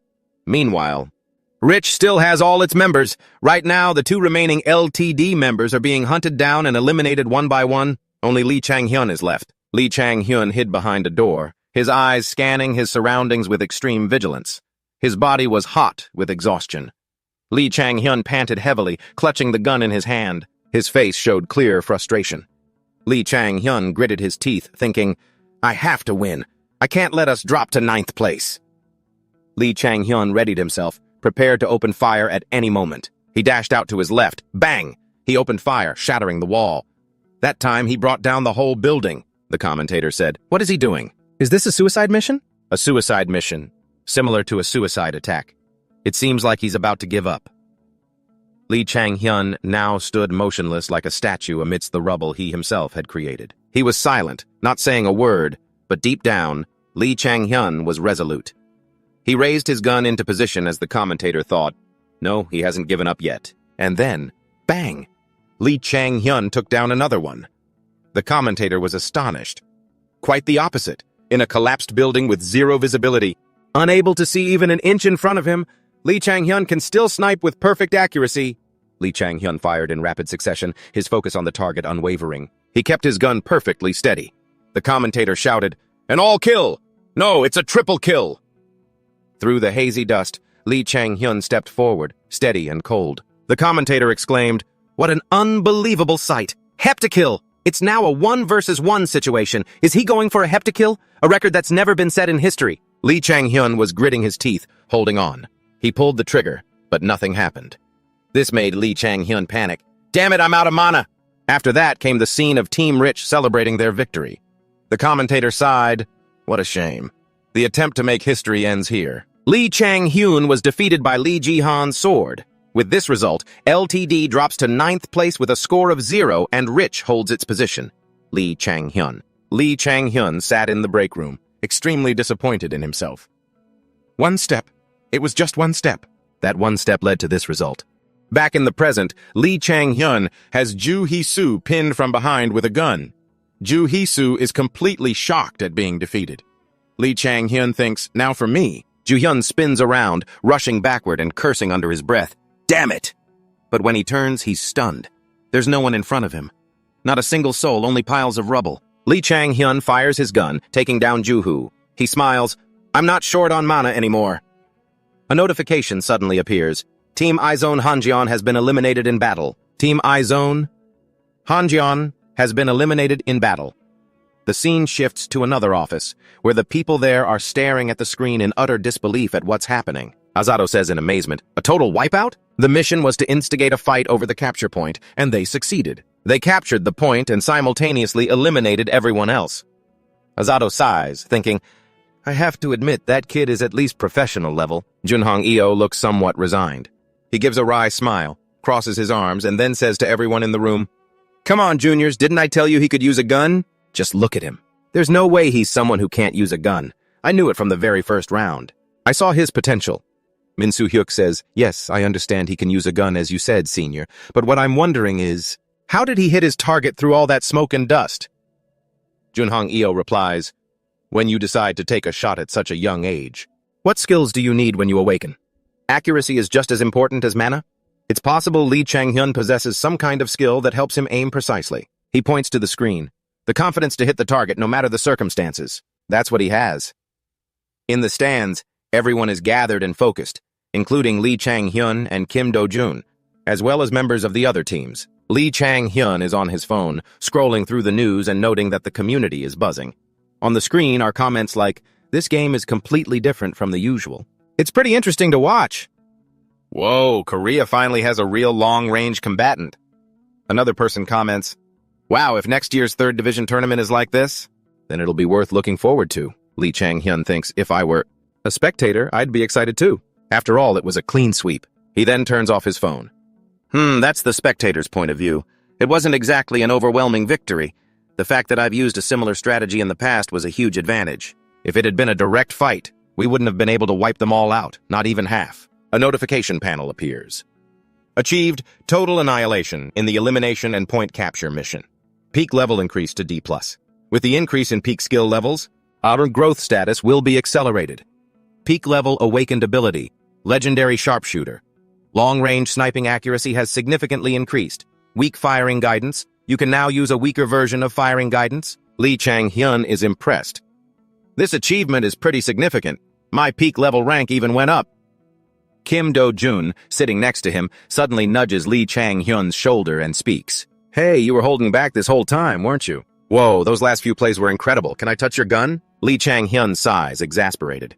Seeing Lee Chang-hyun's reaction like that, Kim Do-jun says, "Oh, come on. If you had enough mana to sweep everyone with a gun, you should have told me sooner. And besides, in all that sand and dust, and how in the world did you aim and hit every single shot?" Lee Chang-hyun replies curtly, "Instinct." Kim Do-jun whines, "Hey!" He says angrily, "Is that how you treat your one and only friend?" Lee Chang-hyun, "I never thought you were this kind of person before." Lee Chang-hyun asks coldly, "So what kind of person do you think I am now?" Kim Do-jun calls him out, "A complete cheapskate." Lee Chang-hyun suddenly realizes something. Wait, did he say one and only friend? He stares intently at Kim Do-jun, thinking, come to think of it, since I regressed. Besides this guy, there's no one else I can call a friend. He lets out a sigh. Are my relationships really this limited? On stage, the hosts have gathered. Azazo holds the mic and says, "Not everyone can become a hunter. Whether or not you have talent decides everything. You could say it's quite difficult. The Next Generation Hunter program seeks talents who can lead the next generation's league, which makes it all the more grueling. Therefore, you have survived and earned the chance to move forward. Congratulations," Azaro asks rhetorically. "Should we set off celebratory fireworks?" "No, you are only at the starting line. Welcome to the Hunter Tournament." Junhong Eo says briefly and intensely, "We choose the best. And this is the Next Generation Hunter program. It hasn't been long, but the judges have already selected the contestants qualified to become the best." Lee Chang-hyun and Kim Do-jun are excited. He continues, "Therefore, this evaluation will be the final match." In other words, this is the final evaluation match. It will, of course, be a standard 7 versus 7 hunter match. The teams will be formed today, and the match will begin in 1 week. The MVP of the winning team can become the champion, and the runner-up will be the player with the most outstanding performance from the winning team in this final match. A special guest will be making an appearance. Let's wait and see. Lee Chang-hyun is curious about this special guest. The scene changes to Lee Chang-hyun and Kim Do-jun standing side by side. Suddenly, a voice calls out, "Chang-hyun, I'm Hai Hein. I'm representing the LHR Club to recruit members. Could you spare a few minutes?" Before he could finish, someone else cut in. "Hey, didn't you see I was waiting here first? Chang-hyun, I'm Lee Jong-gu. I'm recruiting for Club B." Lee Chang-hyun was surprised. "Recruiting, huh? Finding a team that fits my conditions? Oh, wouldn't be so bad." Lee Chang-hyun smiled brightly. He said, "Let's go inside to talk." The scene shifts to a room where Lee Chang-hyun is sitting in a chair placed in the center, facing them. The people who wanted to recruit him to their clubs were there. He said, "All right then. Well then." Lee Chang-hyun smiled. "First off, since so many of you have come to see me." Lee Chang-hyun rested his chin on his hand, grinned, and said, "Let's start with you all presenting your offers, and we can talk after that." Chapter 22. The coach, Shin-Yu Elkaon, introduced himself. "I am Shin-Yu Elkaon, a coach at the SMA Private Academy. I have been following your matches and have taken notice of your exceptional talent. You've probably heard of our academy. We can help you debut in the 2nd Division, the 1st Division, and even take you international through our school's exchange programs." Shin-Yu Elcheon continued, "If you join the academy, we will arrange an international exchange program for you and assign a personal coach to train you abroad." Lee Chang-hyun interrupted, "Excuse me, but there are a lot of other people here.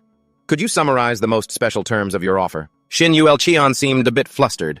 He cleared his throat and said, "We will provide you with a signing bonus of 100 million won and an annual salary of 200 million won. This amount is about $70,000. What do you think?" Lee Gongji jumped in, saying, "A 300 million won one-time signing bonus, not including salary. We can't disclose the exact salary, but I guarantee you won't be disappointed." Lee Chang-hyun thought to himself, "A 300 million won signing bonus? Now that's a good offer. But what I want is to be able to choose my own teammates." He looked at the coaches who were trying so hard to recruit him. Perhaps. He smirked. "It's best not to join any team." Another coach, not to be outdone, shot up and said, "We can also give you a signing bonus of 300 million won. As for the salary, we can negotiate. Additionally, we are willing to meet any supplementary terms you desire." Lee Chang-hyun said, "How about this? I want to form a team with members that I choose myself. Can any of you do that? The room suddenly fell silent. The coach who just spoke froze up. Seeing their expressions, Lee Chang-hyun thought, I guess that's a no. A moment later, after the discussions had finished, Lee Chang-hyun said, let's end it here for today. They scrambled to hand him their business cards. Here is my card. Please contact me anytime if you change your mind. I will consult with my director and get back to you if we can change our offer. Afterward, Lee Chang-hyun sat back down in his chair and thought, for a beginner, those offers are very impressive. But then, suddenly, he noticed that one coach still hadn't left.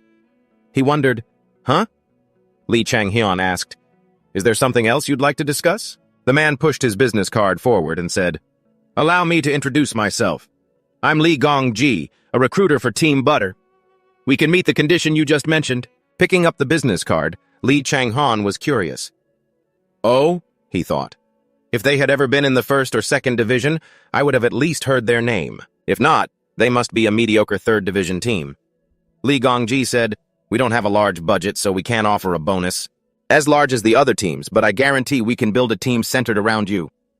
Lee Chang-hyun asked, you can? What about your current players? Lee Gong-ji replied, most of our players' contracts will expire next season. I'm not sure if they will renew or not.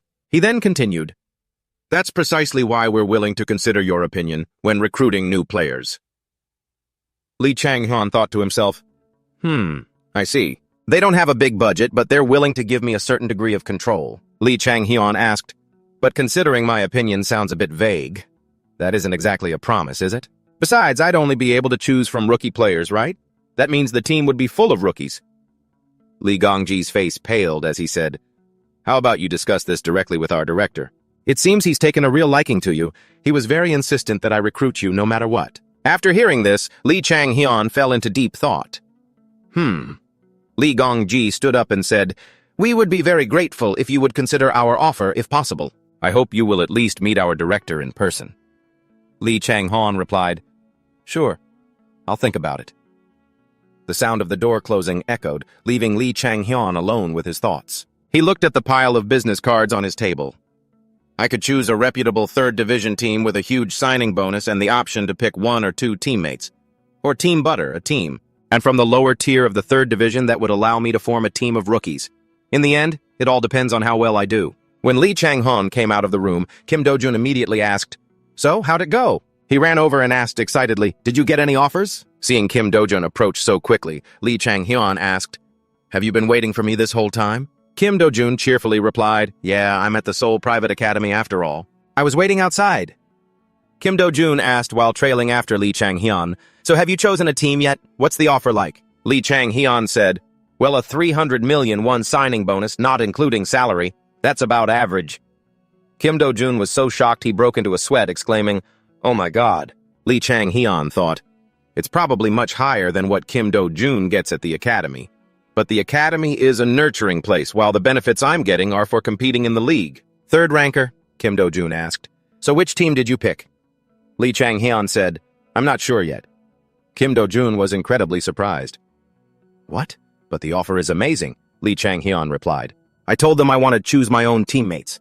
Kim Do-jun was astonished. For real? Even though you're a standout, you're still just a rookie. Lee Chang-hyun calmly replied as he walked. Yeah, I admit that's a pretty tough request. Kim Do-jun insisted, you're asking for way too much. Hearing that, Lee Chang-hyun thought to himself, am I? Maybe for my current position, but what if I prove my abilities even more? Then the teams will have to accept my demands. Lee Chang-hyun turned to Kim Do-jun and said, maybe you're right. Kim Do-jun asked cheerfully, so you'll reconsider, right? Lee Chang-hyun smiled faintly and said, of course not. He looked up slyly. If I'm asking for too much for my current position, then I just need to reach a higher one, don't I? Elsewhere, Jun-hong-eo had just left a room. He let out a long sigh, recalling the scene from just moments ago. Jun-hong-eo was being suffocated by the club recruiters. Hang-eo, what do you think? I guarantee no other team will give you such a generous offer. Jun-hong-eo replied awkwardly, wait, I'm still a member of the Seoul Private Academy. The other person quickly answered, besides the signing bonus, we'll also cover your contract termination fee. Please give us a chance. Back in the present, Jun-hong-eo felt helpless. They wouldn't even listen to me. Suddenly, the sound of a text message chimed. Ding. Jun-hong-eo wondered who was messaging him. It was Hyeju. Hyeju's message read, see? You shouldn't have given them a chance to talk to you. Junhong Eo was a little surprised. Ha! Perfect timing. Then he gazed off into the distance, wondering, I wonder where he'll go. He thought of Lee Chang-hyun. He really is the first archer of the Korean Hunter League. Junhong Eo recalled Lee Chang-hyun's incredibly cool moments during the competition. Unbelievable to be able to do all that under such high pressure. After he finishes the competition and we reunite on the battlefield in the third league, or even higher, that would be amazing. Junhong Eo imagined himself and Lee Chang-hyun standing shoulder to shoulder. He grew excited inside. I'll wait for that day. The scene changes to another location. This is a place where people trade goods. Kim Do-jun looked around blankly and asked, A maintenance shop? Did you come here because you have something to fix? Lee Chang-hyun turned his head in confusion and asked, Huh? Lee Chang-hyun said, We're preparing for a match. Of course we need to prepare some mana equipment. Kim Do-jun asked in surprise, Huh? But we already have the air anchor and the air block. Hearing that incredibly naive response from Kim Do-jun left Lee Chang-hyun speechless. He asked, Do you even watch professional matches? Mana equipment comes in all sorts of shapes and sizes. Choosing the right equipment for your opponent and the situation is also an important skill. Upon entering the shop, a sales clerk asked with a smile, Hello, is this your first time here? She asked, How can I help you? Equipment maintenance, weapon repair, or... The sales clerk warmly led the way. Since it's your first time here, perhaps you'd like to buy some new equipment? Chapter 23. Kim Do-jun stared excitedly at the item before him like a child. 2 bright beams of light flashed in his eyes, showing just how thrilled he was. Not only that, he blushed from sheer joy. Wow! Kim Do-jun exclaimed internally about the item he had longed for. The saleswoman stood next to Lee Chang-hyun. Right behind Kim Do-jun, Lee Chang-hyun and the saleswoman were talking, while Kim Do-jun bent over, pressing his face against the glass display case, looking incredibly adorable, like a child seeing candy for the first time.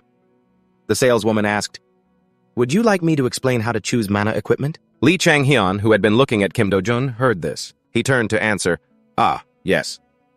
After speaking, he looked back at Kim Do-jun, pointed at him as if he were an idiot, and said, We've got an idiot over here who knows nothing about mana equipment. Hearing what Lee Chang-hyun said, Kim Do-jun looked over, his eyes filled with wounded pride and indignation at being called that. A saleswoman explained, I'm sure you know about the air anchor and the air block, right? But besides those, there are many other types of mana equipment. Equipment can be divided into 4 general categories: equipment for attack, gear for defense, and equipment for mobility, like the air anchor. Hearing that, Kim Do-jun glanced up from what he was looking at and asked curiously, But aren't there only 3 types? A saleswoman replied, The last one isn't exactly a type. It's more like a miscellaneous category for things that don't fit into the other 3. They're called specialized mana devices. The saleswoman continued to introduce and explain, Their performance varies greatly, and they're often custom-ordered, so it's hard to explain them in detail. Kim Do-jun suddenly turned and said, Oh, so we're here to pick out some specialized mana devices, huh? The saleswoman just stood there, smiling silently. Lee Chang-hyun answered, Of course not. Weren't you listening to the explanation? Specialized mana devices are custom-ordered. They aren't readily available for you. We should obviously choose from the most common items. Another saleswoman chimed in, That's right. Specialized mana devices are usually prepared for special tactics or to counter specific opponents in a match. In contrast, basic mana devices like the air throw can be used effectively by anyone. With that, she took something out of her bag and said, This is a mana shield, a type of mana device. In the saleswoman's hand was a brilliant blue gem. It was incredibly beautiful, glossy, and flashed with a dazzling light. Just from its appearance alone, one could guess the hidden power it contained. The saleswoman said, When activated, it deploys a mana shield around the user. Kim Do-jun stared intently at the gem and asked, With this, I won't get hit by attacks, right? Kim Do-jun mumbled to himself, then answered his own question. No, that's not right. I don't see it used much in matches, so that's probably not it. A saleswoman held the gem up to her eye level and looked at it. She said, Exactly. Once it breaks, it needs time to recover. This is something used in emergencies. Seeing Kim Do-jun's curious and naive expression, Lee Chang-hyun, who had been standing beside him and observing all this time, finally had to speak up with a sigh. But you really don't know anything about mana devices, do you? Hearing this, Kim Do-jun jumped up and retorted, Well, that's because before, I never had a chance to use them. Lee Chang-hyun pointed at the gem. He said, First of all, this is mostly used by long-range fighters. Close-range fighters usually have their own means of self-defense. But long and mid-range fighters often don't, so they need these to hold out and create opportunities to counterattack. He looked like a knowledgeable scholar imparting wisdom. He looked incredibly attractive. His calm face, 3 parts cold, 1 part neutral, 2 parts mischievous, and 6 parts thoughtful, created a guy who was a perfect 10 out of 10. He explained things to Kim Do-jun as thoroughly as if he were talking to a lover. You need to understand the principles, which type of device is suitable for which type of opponent. Or for people with special traits, how to bring out their full effectiveness, how to make them work together like gears in motion. The scene then shifts to a short while later. The manhwa bomber plane soared upwards. Its incredible speed made it difficult to even see its shape. When the manhwa bomber plane hit the ground, it created a fairly large-scale explosion, right in front of Lee Chang-hyun and Kim Do-jun. Lee Chang-hyun held a smoke bomb-like object in his hand and said, "This is the manhwa bomber plane manhwa device. What kind of situation do you think it's good for?" Hearing Lee Chang-hyun say that, Kim Do-jun thought for a moment and then said, "It looks like it's made to be attached to something. Could it be for long-range fighters to attach to an arrow or something? And then make it explode like a missile?" Lee Chang-hyun picked up the bomb and said, "No, at least I can't shoot it from a gun. How would I attach something this big to a bullet?" Hearing that, Kim Do-jun immediately replied, "Ah, right." After standing for a moment, an idea suddenly struck Lee Chang-hyun. He looked at the bomb in his hand. "Wait a minute. It's impossible with a bullet, but I shoot with ether, which can transform into any shape." A bold idea suddenly occurred to Lee Chang-hyun. "If that's the case, then maybe—" Kim Do-jun suddenly asked, "So, what about this one? You said it can teleport? Is it for long-range fighters to maintain distance?" In Kim Do-jun's hand now was a manhwa tool called the air throw. Lee Chang-hyun glanced over, then took the manhwa device and said, "Ah, this one. It's good, but—" Then Lee Chang-hyun suddenly appeared behind Kim Do-jun.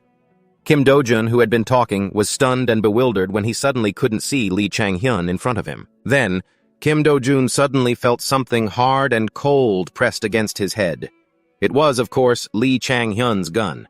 Lee Chang-hyun had swiftly restrained Kim Do-jun from right behind him. As soon as he touched the manhwa tool, he said arrogantly, "This one is better, though." Meanwhile, Kim Do-jun was still too stunned to even dare turn his head. Lee Chang-hyun continued, "You can use them to fly in close combat without needing a mana shield." Kim Do-jun turned to look at Lee Chang-hyun and said with a smile, "Whoa, they have everything here. Can we take it all?" Lee Chang-hyun twirled his gun with incredible skill. He said calmly, "There's a limit to the amount of mana that can be used and the number of items allowed in a match. So, no. That's why you usually only get to take 1 or 2 items." Kim Do-jun asked, "So what are you planning to get?" Lee Chang-hyun hesitated for a moment, then said, "The air throw is enough for me." "It's your turn to choose." Hearing it was his turn, Kim Do-jun was a bit flustered. He scratched his head and said, Right. I have a few ideas, but it's so hard to choose. I'm not a long-range fighter, so I don't need a mana shield or a mana bomber plane, and the air throw feels a little weird." While Kim Do-jun was deliberating, he thought to himself, which one should I pick? But Lee Chang-hyun just stood there silently, as if his attention was fixed on something. It seemed like he'd thought of another idea, and then he reached out, grabbed something, and asked Kim Do-jun, "What about this?" Kim Do-jun looked at what Lee Chang-hyun was holding. He looked completely shocked, and asked in disbelief, "That?" The astonishment on his face was clear. It was something he never would have expected. The scene changes to the grandstand where everyone is gathered. The Hunter Tournament logo appears on the screen as Azazo holds a microphone and begins, "Thank you, ladies and gentlemen of the audience, for waiting. The final match will be held in 6 days. We will now announce the team members and the map for the finals. The final match will take place in a rugged forest. With its diverse and enormous terrain, it will be held on the battlefield of the gods." Looking at the screen, Lee Chang-hyun exclaimed, "This is going to be fun! A dungeon inspired by the Tower Dungeon." Lee Chang-hyun thought to himself, "I've fought here a few times, so I already know its features." Min Soo-hyuk continued, "Next, based on the results, we will introduce the members who have been divided into 2 teams. First up, Blue Team." The members of Blue Team appeared on the screen one by one. Lee Min-seok then said, "Next, Red Team." After the Red Team members were shown, Azato spoke, "Now that the teams have been announced, we hope to see some great teamwork." Lee Chang-hyun thought to himself, "Teamwork? With a team that was just formed a week ago?" Just then, Lee Min-seok said, "And now, for a surprise announcement." Min Soo-hyuk continued, "There will be a special rule for this match. Participating as a monster will be a first-generation hunter. The chairman of the Hunter Association, Legenta E!" The entire stadium was stunned by this news. Lee Chang-hyun was completely shocked. He couldn't believe his ears and let out a stunned, "Huh?" The spotlight slowly began to move towards one direction, signaling the appearance of the veteran figure. Legenta E, holding a microphone, slowly walked out in an extremely simple outfit, but his reputation was known by all. Legenta E gave a warm greeting and said, "I have high expectations for the next generation of hunters, so this old man decided to participate. Consider it a small gift, a chance to give you all some experience. Don't be too nervous, and give it your all in the finals." The people there were completely starstruck to see this legendary figure. Their jaws dropped. Legenta E said his goodbyes. "See you next week on the stage prepared for you." Lee Chang-hyun watched him with a serious expression, thinking, "I hope you'll be the one who shines brightest." A while later, after the event had ended, as Legenta E was walking away, a voice suddenly called out, "Wait!" Legenta E turned his head in curiosity. He asked. "What is it?" It was Lee Chang-hyun who had called out to meet him privately. He handed Team P's business card back to Legenta E and said, "I'm returning this to you." Legenta E asked, puzzled, "To me?" Lee Chang-hyun replied, "Mr. Lee Gongji told me I should meet the team owner." Lee Chang-hyun thought, "Ignoring a team that's been at the bottom of the third league for years. Even before I regressed, I don't even remember this team." But when he thought about it carefully, he realized he did know this team. It was revealed much later that Legenta E was the one who founded the team, and it became a huge topic. He remembered the article that reported it. Team P's owner revealed to be Chairman Legenta E. Hearing this, the chairman stroked his chin and laughed, "Ha ha." But then, as if realizing something was wrong, Legenta E's gaze turned ice cold. Seeing that look in Legenta E's eyes, Lee Chang-hyun suddenly realized he'd revealed far too much. Legenta E's face darkened as he asked, "The owner on paper is Hunter Lee Gongji. So how did you know?" Lee Chang-hyun replied with a smile, "Because I can see everything." He thought to himself, "That sentence has multiple meanings. My ability lets me see right through you. It shows me your detailed personal information, so in a way it's the truth." Legenta E's face was now a mask of pure astonishment. His eyes widened when he heard that answer. Lee Chang-hyun wondered, "So what are you going to do now?" Lee Jutek's face darkened. He let out a short "ha" and said, "Impressive. I never imagined it would be that skill." But his face remained ice cold, devoid of emotion, as he looked at Lee Chang-hyun and continued, "Let me introduce myself properly. Although I'm not actually standing in front of you right now." Lee Jutek smiled and said, "I am Lee Jutek, the true owner of Team P and the chairman of the Hunter Association.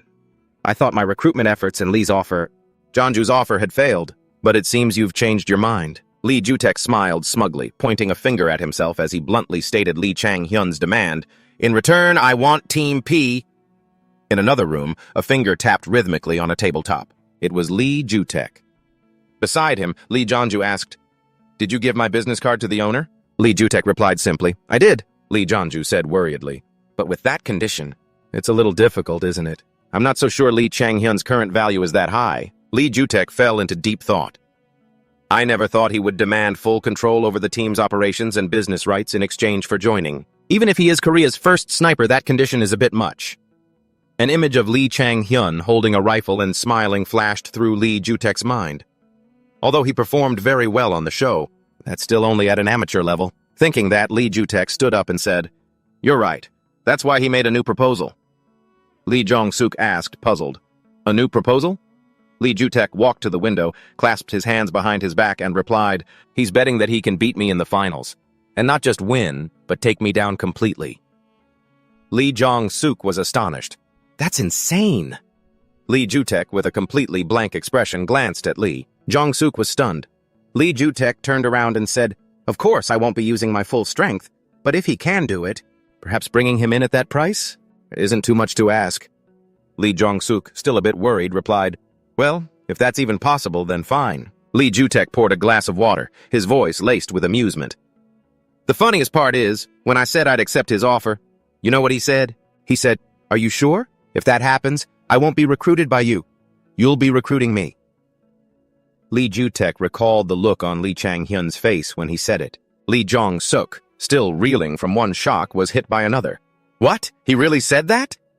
Hearing this, Lee Jutek burst out laughing. "Ha ha ha! How absurd! Ha!" Lee Jutek became serious again. "If that actually happens, then he'd be right. But you don't think it's going to be that easy, do you? Let's see what kind of tricks he's planning." Elsewhere, Lee Chang-hyun said, "So, does anyone object to me being captain?" Lee Chang-hyun was currently standing in front of a board with his 6 teammates sitting below listening. Lee Chang-hyun looked at them and thought to himself, I thought for sure Junhan-gyeon would want to be captain. Junhan-gyeon looked at Lee Chang-hyun, his eyes sparkling with admiration, which made Lee Chang-hyun nervous. He thought, he keeps looking at me with that intense gaze. It's stressing me out. Lee Chang-hyun ruffled his hair and turned away. All right, let's start planning our strategy. His 6 teammates replied in unison, Okay! Lee Chang-hyun began drawing stick figures on the board to illustrate his point and explained, Everyone agrees that I and Junhan-gyeon are the strongest, right? So I'm proposing a strategy that revolves around us. Lee Chang-hyun continued to draw on the board, a circle in the center labeled Neutral Exchange. At the 2 ends were 2 rectangles representing the blue and red teams. Then he said, First off, just like our opponents, the best strategy on this battlefield of the gods is to level up. And after that, engage in team fights. We'll build our strategy based on that. However, because of Chairman Lee Ju-taek's presence on this battlefield, a few of us, myself included, will be using a slightly unconventional strategy. As soon as the match starts, everyone except for Lee Chang-hyun, Junhan-gyeon, and Kim Do-jun will gather items or hunt monsters to level up. They'll be like characters in a game grinding on mobs. The 3 of us will attack the neutral monster's territory right from the start. The first objective is to find Chairman Lee Ju-taek. The 3 of them were like an arrow aimed at Lee Ju-taek. At this, a few jaws dropped in surprise. Chairman Lee Ju-taek? Lee Chang-hyun nodded and said, Yes, I want to take down Chairman Lee Ju-taek. A person in a white hoodie spoke up doubtfully. Are you insane, trying to fight Chairman Lee Ju-taek? What could the 3 of you possibly do to him? Even if he says he won't be using his full strength, I know you dominated the elimination mission and did great in the survival mission, but just because of that you think you're one of the best hunters in Korea? Lee Chang-hyun listened in silence as the guy continued, but this time with a mocking tone. Don't try to act all tough in front of actual pros. Lee Chang-hyun closed his eyes, thinking, Looks like you made quite a few enemies during that elimination mission. We don't have much time, so let's just ignore him and continue. Junhan-gyeon suddenly spoke up. Everyone knows how strong Chairman Lee Ju-taek is. Do you think Chang-hyun doesn't know that? He's the one who led us through the elimination mission and everything else. He must have a plan. Seeing Junhan-gyeon's reaction, Lee Chang-hyun wondered to himself, What's up with this guy all of a sudden? We were at each other's throats from the very beginning, and now he's taking my side? How strange. Finally, Lee Chang-hyun spoke up. Of course, I don't plan on fighting Chairman Lee Ju-taek head-on. Chang-hyun smiled brightly and slapped the board. Listen up. This isn't a completely ridiculous plan. Chang-hyun's eyes were filled with determination. The scene shifts to another room where a woman is speaking. Welcome, viewers across the nation. I am Judge Joara. I will give a brief explanation before the upcoming final match. On the table were doll-like models made of blue light. Joara said, Hunter tournaments usually consist of 7-on-7 matches. 7 pairs of models appeared facing each other, representing the 7-on-7 match. And depending on the map, there is a farming phase where you kill monsters to level up and gather items. The model then simulated a slashing motion. After that is the objective phase, where you capture neutral monsters or points.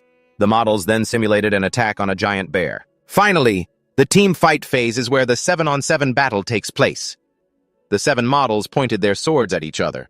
Joara pointed at the map simulation and said, Since the objectives differ depending on the map's characteristics, the game plays out in many different ways. A man then continued, For this final match, we have a sort of wild card. The current association chairman, Lee Ju-taek, will also be participating. We know the roles of the participants, but what role will Chairman Lee Ju-taek play? The 3 of them looked at the map on the screen, where an AI-generated image of Lee Ju-taek appeared. One of them said, Very interesting. This time he has chosen the role of a neutral monster. So basically, he's taking on a role similar to a monster, but compared to the rookies, the chairman is one of the top professional hunters. A first-generation hunter. Are they even capable of competing with him? That's why Chairman Lee Ju-taek will have some limitations imposed on him. The simulation of Chairman Lee Ju-taek appeared with red eyes. First limit, all of his stats will be reduced by about 2. Even just the difference in class level is significant at the professional level, so even with higher stats, he won't be able to completely overwhelm the participants. Joara continued, Furthermore, there are 14 participants, but Chairman Lee of Ju-taek is all alone. I'm very eager to see how things will unfold. Lee Min-seok replied, Yes, there are many viewers excited for this week's final match. We've prepared a lot, with the top rookies and the top veteran hunter, Lee Ju-taek, facing off. This promises to be an extremely thrilling match. A moment later, a voice called out, Good work, everyone! A person was organizing documents. Joara called out, Senior, What do you think about the final match? Senior Lee Min-seok, you've always supported Lee Chang-hyun just like one of his fans, right? You think Lee Chang-hyun will win this time too, don't you? I'm not in the mood to argue with you today. Lee Min-seok then replied, No, I don't think he'll win. What do you think it means that Chairman Lee Ju-taek chose to enter the neutral monster territory? An image of Lee Ju-taek's back appeared in Min-seok's mind. Joara replied, I think he wants to face each opponent individually and judge the winner for himself. Lee Min-seok said, Exactly. If that's the case, there will be no room for Lee Chang-hyun to shine. Joara asked, puzzled, Why?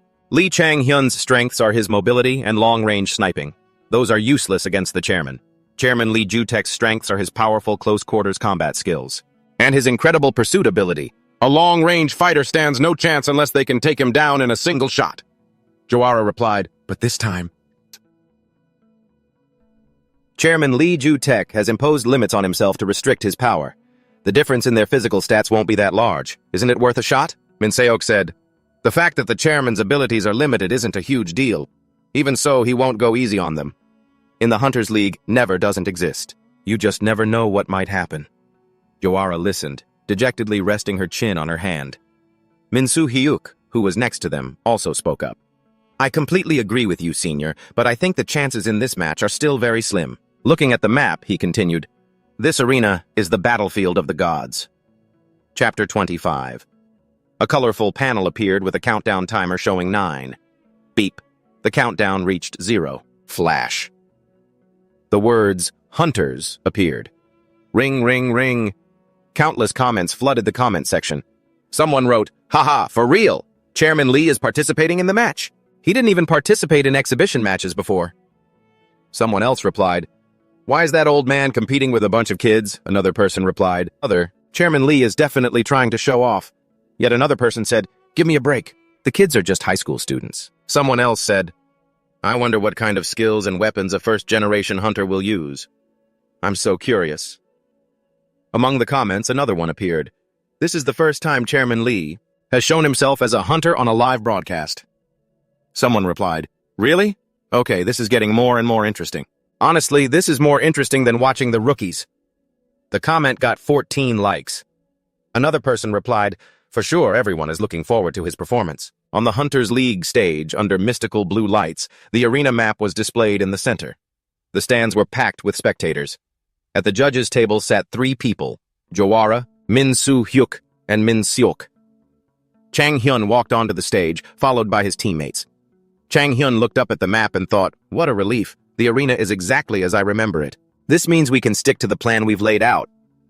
Lee Min-seok walked to the center, microphone in hand, and said, It's time for the final match of the competition. The arena is the battlefield of the gods. The rules are the same as a standard 7 versus 7 match in the Hunters League. The match will continue until one team is eliminated. Now let's begin. As he spoke, Min-seok pointed to the sky.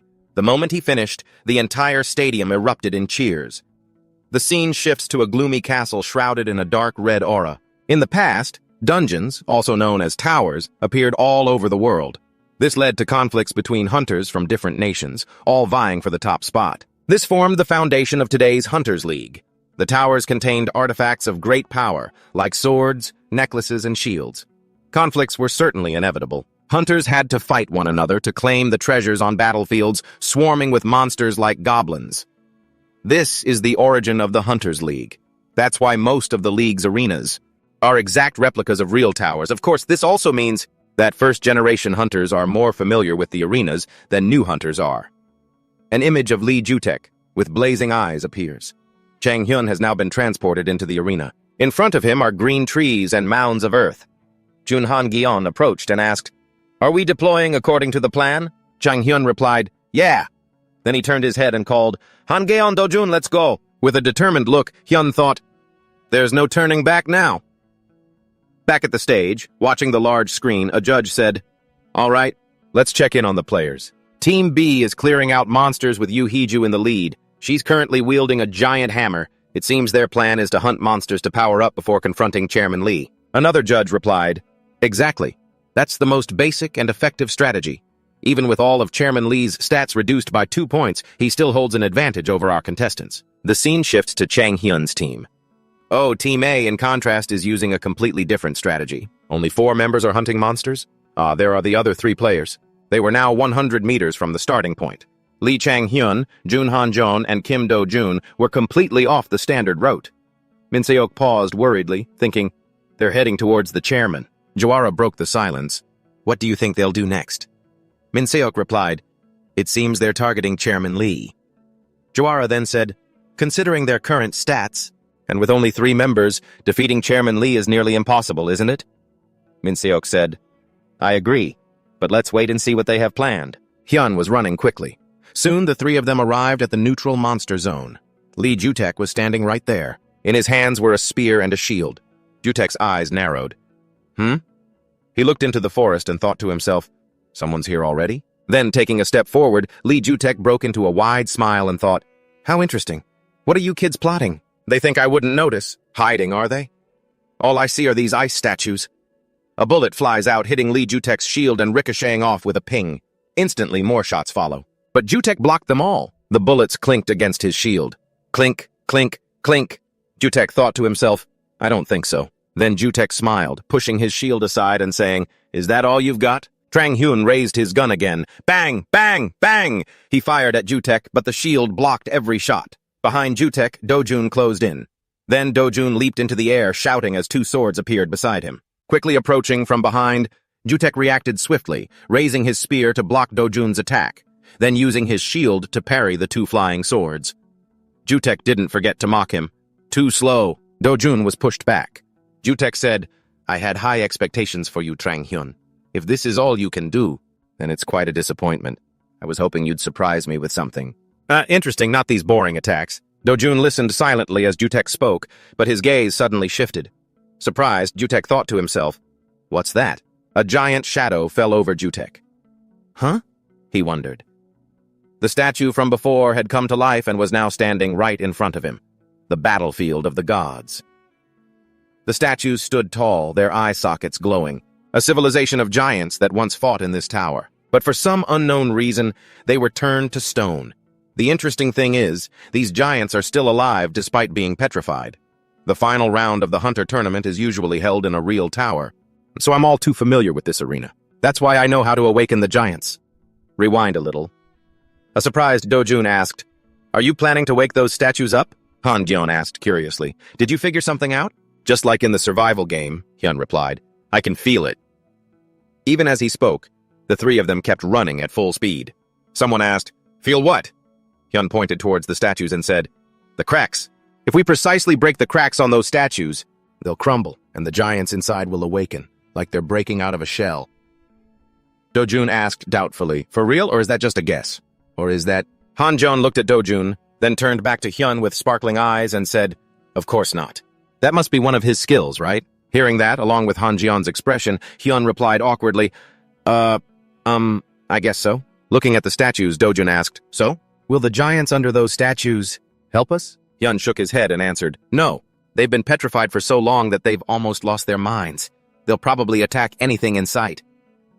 Do-jun immediately voiced his thoughts. You don't sound very confident. But isn't Chairman Lee a neutral monster? I get your point, but what if they wake up and don't go after the chairman? Hyun replied, if I'm right, that won't happen. Do-jun continued, okay, let's just say you're right. We'll be in danger too, won't we? Hyun immediately replied, that's why we brought this gear. Hearing this, Do-jun's jaw dropped as if he'd had an epiphany. You're right. I think this just might work. Back in the present, Jutek wore a worried expression, his entire body covered by the giant's shadow. He looked up at the giant, whose glowing eyes were incredibly fearsome. C-26. A bullet hit the statue's arm. Another one was fired right after. It was then that Lee Jutek realized they weren't aiming for him from the start. It was just a feint, Lee Jutek said to himself. What they were aiming for were the cracks. But even if they knew how to wake it, they could have only just figured that out upon entering this map. Lee Jutek fell back into a defensive stance, wondering, but those kids rushed out as if they were already prepared. How did they awaken the statue? The statue's eyes lit up and it let out a loud, echoing roar, as if it had been fully awakened. The massive statue lunged toward Lee Jutek. It swung the large blade in its hand to attack him. Lee Jutek raised his shield to defend himself. At that moment, he felt that something was off. Dodging this thing is easy enough. But the real problem is that the people I was just fighting have vanished. Where could they have gone? Just a moment ago, Kim Dojun was right here attacking me. Lee Jutek's eyes widened in shock, his pupils shrinking. No way! Don't tell me that was the plan. Perhaps they used an invisibility cloak that helped them hide for a while, but it's not very practical and can be discovered given enough time, Lee Jutek. As he was lost in thought, the statue's blade swung down on him. The shield in Lee Jutek's hand and the statue's blade clashed, and with a shuddering impact, Lee Jutek struggled to block it. Lee Chang-hyun was indeed wearing an invisibility cloak, hiding behind an obstacle to stay out of sight. He aimed his sniper rifle at the spot where the statue and Lee Jutek were locked in combat.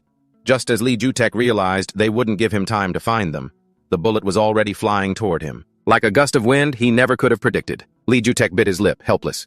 This is it for me. With a bullet to his side and a giant statue in front of him, the small Lee Jutek could only accept defeat. But then, everything seemed to go into slow motion because of Lee Jutek. He was so fast he actually managed to block the bullet. He deflected it in another direction. Lee Jutek raised his sword high and shouted, "You've pushed me this far, so don't blame me for not holding back." Lee Jutek drew his sharp sword. He didn't forget to praise his opponent. It's been a while. I'm truly impressed. Lee Jutek raised his sword, stood before the statue, and spoke to the hidden Lee Chang-hyun, who was somewhere out of sight. All right, you win this round. Lee Jutek returned to a ready defensive stance and said to Lee Chang-hyun, "Even if you won this round, isn't it a bit early to say you've truly beaten me?" Lee Jutek declared boldly. "We're on equal footing now. Let's have a proper fight." Lee Jutek's image appeared clearly on the large, glowing blue screen in the stadium. Lee Min-seok gaped in astonishment as he witnessed these events unfold. The female commentator began her analysis. "I thought Lee Chang-hyun was just shooting randomly, but it turns out he figured out the trick to reviving the statue while Chairman Lee Jutek was dodging bullets. But they attacked the statue instead, making his situation even more difficult." Kim Do-jun silently pieced things together by attacking the statue's cracks with bullets. To put the chairman in a difficult spot, and using an invisibility cloak to hide himself, he redirected the statue's entire fury toward the chairman. Lee Min-seok also broke into a sweat, praising him internally. This kid actually pulled it off. An image of Lee Chang-hyun in his invisibility cloak, hiding behind an obstacle, appeared on the large screen. Lee Chang-hyun clutched his rifle and scoffed, a first-generation hunter, all right." As if that wasn't enough, Lee Jutek was still fighting the statue on the other side. Lee Chang-hyun observed silently from his hiding spot. Lee Chang-hyun then dashed out, aimed his gun, and fired straight ahead. The bullet was aimed precisely at the center of the statue's head, but the quick-footed Lee Jutek had already jumped up and used his shield to block it for the statue. After blocking the bullet, Lee Jutek quickly turned around. He used his momentum to leap onto the statue's head. He stomped his feet and stood on its head. The moving statue swung its blade down, and Lee Jutek jumped off. He didn't forget to tell Lee Chang-hyun, "It might work once, but not a second time." "Got any other tricks?" Hiding behind a wall, Lee Chang-hyun silently challenged him. "Is that so? We'll see about that." This time, Lee Chang-hyun had to resort to his hypervision. His two eyes glowed red. Lee Jutek, holding his shield and sword, dashed forward. Lee Chang-hyun used his hypervision on Lee Jutek's shield. Lee Chang-hyun peeked out, fired a bullet, and asked, "Then what about this?" A blue bullet was fired. Jutek used his shield to block it. The bullet ricocheted off and flew in another direction. Jutek said smugly, "I told you!" "It won't work." The bullet spun several times in midair. Another bullet flew in horizontally, striking the side of the one that just ricocheted. The two bullets collided and shot off in two different directions. Lee Jutek was surprised as they flew chaotically behind him. The ricocheted shot then hit the shoulder of another statue. Hit by the two bullets, the two statues' eyes lit up. They had been awakened. Lee Jutek gritted his teeth and clicked his tongue in anger. "This is getting annoying," Lee Chang-hyun thought to himself. Even a first-generation hunter like him can't handle two of them. It looked like they planned to take him down for good. Lee Chang-hyun used his earpiece to contact his teammates. "Kim Do-jun, Jun Han-hyun, can you hear me?" The two of them were also wearing invisibility cloaks, hiding behind a bush. They heard Lee Chang-hyun say, "Kim Jin-seung will bring the others soon. You know what to do, right?" Kim Do-jun and Jun Han-hyun exchanged a knowing glance, then replied softly. Kim Jin-seung's group of 4 stood before the corpses of a wolf pack they had just defeated. Kim Jin-seung stood still, looking on, and thought with a sigh, "I don't even know what to do with this much growth anymore."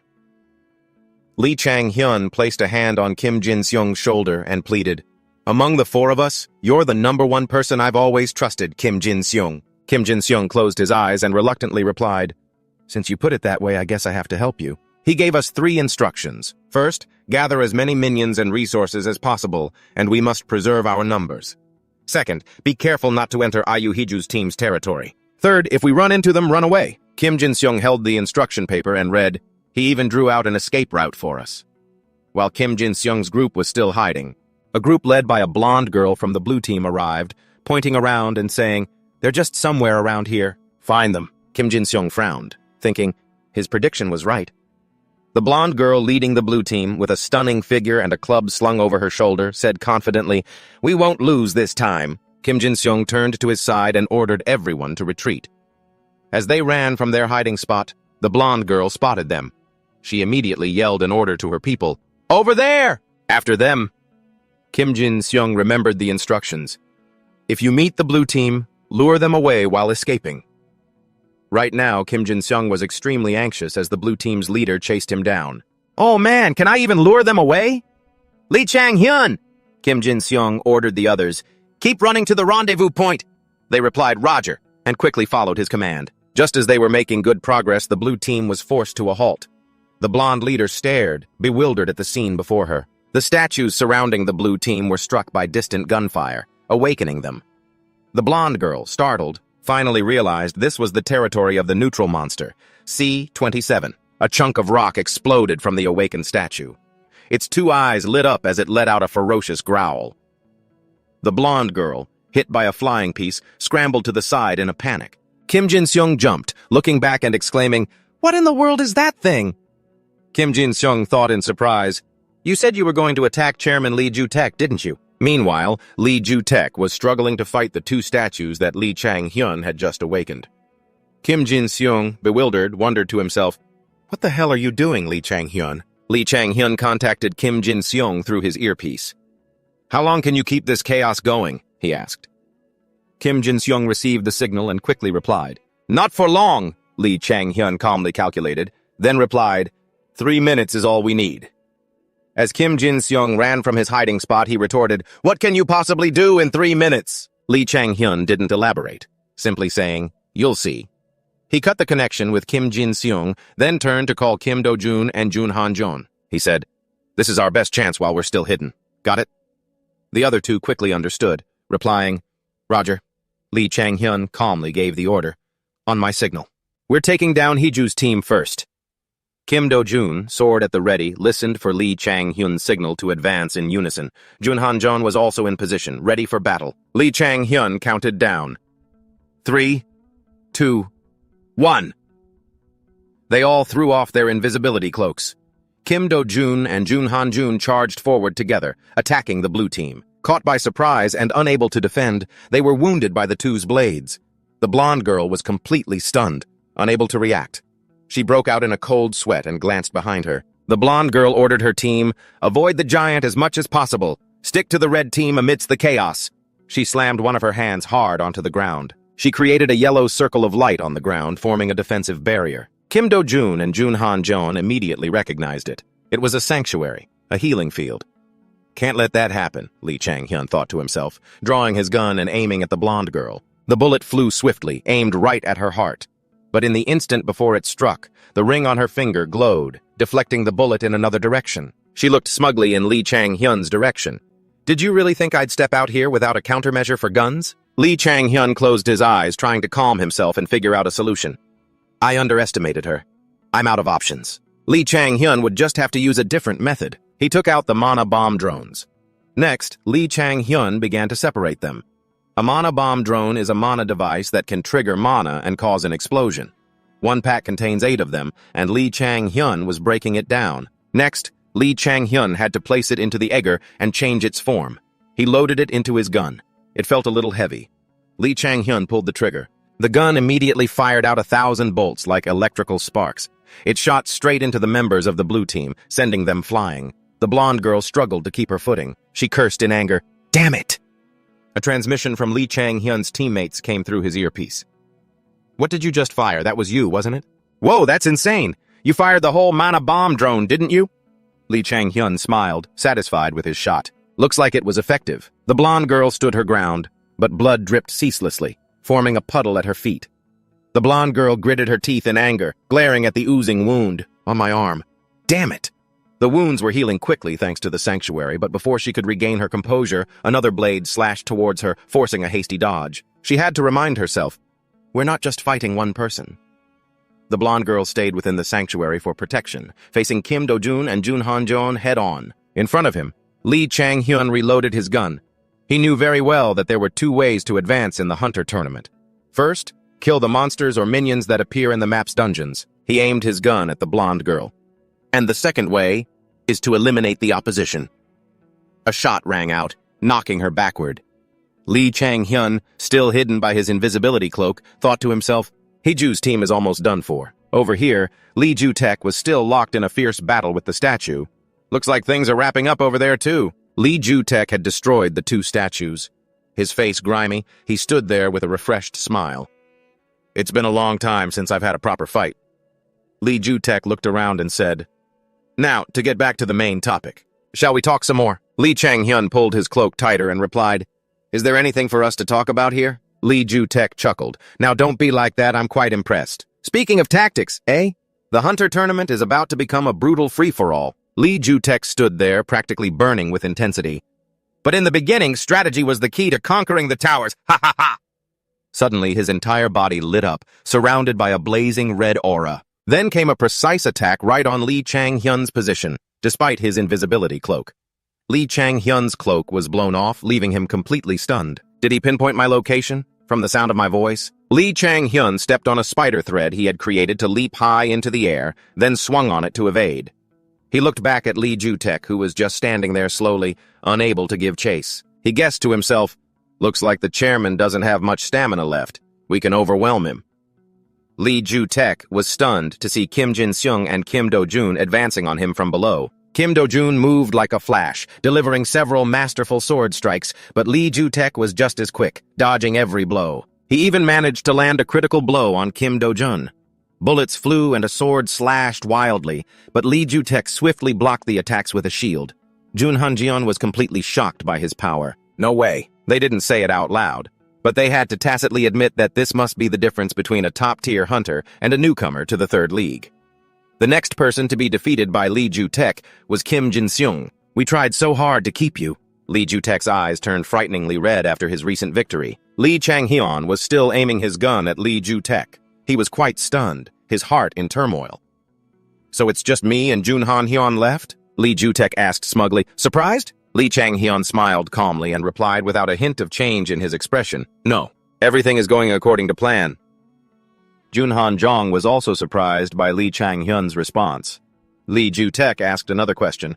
So I suppose you have a way to deal with this situation then? Lee Chang-hyun replied calmly again. Of course. The next moment, Lee Chang-hyun had to scream Jun Han-jeon's name in terror as the blades controlled by Jun Han-jeon floated into the air. They aimed directly at Lee Ju-taek and flew towards him. He once again used his shield to block the attack. Taking advantage of the moment, Lee Ju-taek charged straight forward. He struck Jun Han-yoon with another blow while he was still disoriented and unarmed. And just like that, Jun Han-jeon was also eliminated. Lee Ju-taek said calmly, All right, now it's just you left. Lee Chang-hyun still aimed his gun at Lee Ju-taek, but inwardly, he had become anxious and restless. Lee Chang-hyun aimed his gun at Lee Ju-taek. The surrounding atmosphere fell silent. Lee Chang-hyun stared at Lee Ju-taek, silently assessing him. The chairman is a close combat hunter and above all, a perfect tank. To counter a long-range fighter like me, I'm at a huge disadvantage. Lee Chang-hyun was a little worried. His determination wavered slightly, now that he was the only one left alive after the last clash. Lee Ju-taek moved forward, breaking the silence. He leaped high, raising his sword to strike down at Lee Chang-hyun, brazenly declaring, Victory will be mine. Lee Ju-taek's sword pierced Lee Chang-hyun, but a mysterious smile crept onto Lee Chang-hyun's lips. Lee Chang-hyun took out a monobomb, smiling again as he asked Lee Ju-taek, Are you sure about that? Immediately after, a huge explosion erupted. The audience in the stands fell silent, intently watching what was happening on the big screen. The commentator was a bit bewildered, because everything happened in a flash. After the massive explosion, dust and smoke filled the air. The blast left a large, cracked crater in the ground. Beside it lay the bodies of Lee Chang-hyun and Lee Ju-taek. They were both dead. Lee Min-seok slammed his hand on the table and shot to his feet. Then that means... The big screen displayed the result. Red team wins. The entire stadium was filled with the cheers of the audience. Lee Min-seok was still stunned, thinking about Lee Chang-hyun. He really wanted to win that badly. In the moment, it seemed like Lee Chang-hyun had lost to Lee Ju-taek. He used a mana bomb and forced a draw. Lee Min-seok was still in shock, unable to believe it. Seeing this reckless move from Lee Chang-hyun, perhaps that kid is the real monster. After that spectacular battle, Lee Chang-hyun heavily climbed each step, panting. Lee Chang-hyun was still upset and not very satisfied with the match's result. He blamed himself. Damn it. If I had dodged the spear and thrown the bomb, I could have won. Kim Do-jun and Jun Han-jeon came over.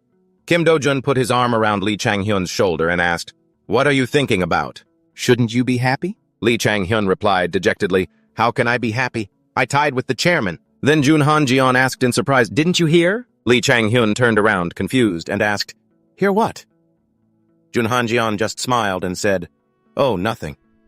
Back at the stadium, after the match, it was time for the award ceremony for the winner. Lee Ju-taek, dressed in a dapper suit, walked onto the stage. He didn't forget to give a slight smile and a glance towards Lee Chang-hyun. Ara-do, standing at the podium, held a microphone and said, "Ladies and gentlemen, do you know how many people awaken each year? About 100,000 people, regardless of age, and every single one of them has dreamed at least once, I want to be a hunter.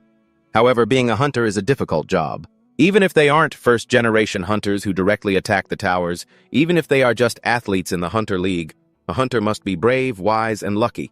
Only those who possess all of those qualities can become a true hunter, and that prestigious golden trophy up there is for that person." Ara-do approached the trophy. Ara-do placed a hand on it, preparing for the announcement.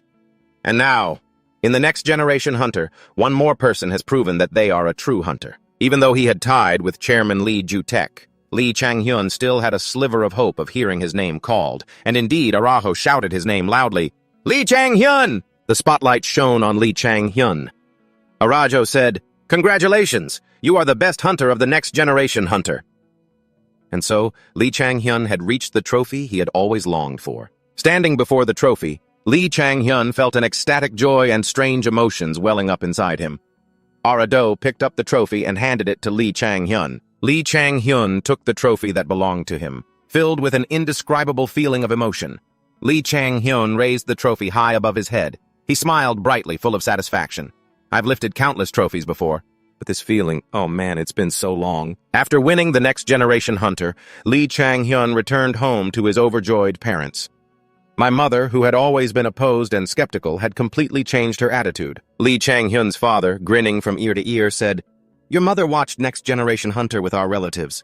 Everyone was so impressed, saying, 'Our boy is really something, isn't he?'" Lee Chang-hyun's mother chimed in, "And your father was the most excited one of all, but he'd never admit it. Every time I do something impressive, he'll yell, 'That's my son!' and then brag about me to all his friends and relatives. It's insane. They might not know much about hunters, but they definitely know me. In my past life, I had to compete in low-tier tournaments under poor conditions, which made my parents worry a lot. But now, things are completely different. There's just one thing left to resolve: the issue with my team." Lee Chang-hyun arrives at a place where 2 cups of tea are set on a table. Lee Chang-hyun sits down and picks up one of the cups. It seems he came to find Lee Ju-taek. Lee Ju-taek sits solemnly before Lee Chang-hyun and asks him, "What is your reason for coming here?" Lee Chang-hyun silently curses him, calling him a sly old fox. But of course he would never say such a thing out loud. Lee Chang-hyun answers him, "I won, so I'm here to claim Team Butter." Lee Ju-taek asks in a mocking tone, "Is that so?" Lee Ju-taek waves his hands theatrically and says, "Don't you think that victory wasn't entirely fair? You used a giant, and we both know that match was a draw." Growing impatient, Lee Chang-hyun slams his hand on the table and says, "All right, I get it. Then I'm leaving." Lee Ju-taek stops him again. "Whoa! Whoa! Wait!" Lee Ju-taek grabs Lee Chang-hyun's hand, holding him back. Lee Ju-taek says slyly, "Ha ha, calm down, young man. I was just kidding. Don't be so tense. We're in the same boat now, after all." Lee Chang-hyun pulls his hand back and crosses his arms, asking, "So, that means—" Lee Ju-taek retracts his hand and says politely, "I will give you Team Butter. I was truly impressed by your performance in our match." Lee Chang-hyun frowns slightly. What is this old geezer planning now? He had no choice but to concede, extending his hand politely for a handshake. Lee Ju-taek says, "I look forward to working with you, sir." Lee Ju-taek was also secretly scheming something in his mind. A few seconds later, he slowly extends his hand. The two shake hands as if they were the closest of friends. Lee Jutek says, "Likewise, I look forward to working with you." The scene shifts to Lee Chang-hyun arriving at a large workshop. This is the Morris Workshop, a world-renowned business for high-end hunter weapons. They also provide comprehensive evaluations for hunters. Lee Chang-hyun thinks to himself about his purpose for being here. "I came here today to place an order for my prize." Lee Chang-hyun asks Kim Do-jun when he sees him, "What are you doing here?" Kim Do-jun smiles and replies, I'm about to compete in the 3rd-tier league. I figured I should get a custom weapon too." Lee Chang-hyun gives a cold compliment from a distance. "That's a good idea, Do-junho." Lee Min-seok approaches, waving his hand in greeting. "You're early," he says. Lee Chang-hyun looks at him and thinks, and for some reason, Lee Min-seok will be my guide through this whole process. As they walk together, Kim Do-jun asks Lee Min-seok, "Judge Lee, what's the difference between a custom weapon and a standard one?" Lee Min-seok replies, "Judge Lee, you can just call me Min-seok. I'm not your judge anymore." As he walks, Lee Min-seok explains to Kim Do-jun and Lee Chang-hyun, "There's a huge difference between a custom weapon and a standard one. Of course, a custom weapon is like adding a part of yourself to it. It also represents your fighting style." Standing beneath the Morris Workshop building, Lee Chang-hyun looks up. It had been a long time since he'd last come to this place. How nostalgic. Chapter 29. Next, they quickly enter a large, empty hall. A receptionist sees them and looks over, startled. She looks at the three of them, Lee Chang-hyun, Lee Min-seok, and Kim Do-jun, and then speaks. "Hello. Are you Hunter Lee Min-seok, the one with the reservation?" They calmly smile and walk toward her. Then Lee Min-seok smiles and confirms, "Yes. May we go in?" Hearing this, the receptionist informs them, "Please proceed straight to Workshop B3. They look at the zoning map in front of them, while Lee Chang-hyun walks behind the other two. As he observes his surroundings, he makes an assessment in his mind. The Morris Workshop is divided into sections from A to D, with the quality of the weapons graded in alphabetical order. Lee Min-seok and Kim Do-jun are already ahead of him. He finally averts his gaze, looks down, and confirms, "Grade B isn't bad." Soon after, they quickly arrive at the research lab. A group of people in white lab coats are busy with their work, surrounded by piles of equipment. One of them is typing ceaselessly at a computer over here. Seeing this, Kim Do-jun smiles with excitement and lets out an "Oh!" as he and Lee Min-seok walk ahead toward a researcher who is intently looking at the stats on a computer screen. Seeing this, Lee Min-seok turns his head back and casually asks the two of them, "This is your first time in a workshop, isn't it?" Hearing this, Kim Do-jun excitedly clenches his fists, his eyes wide with a big smile.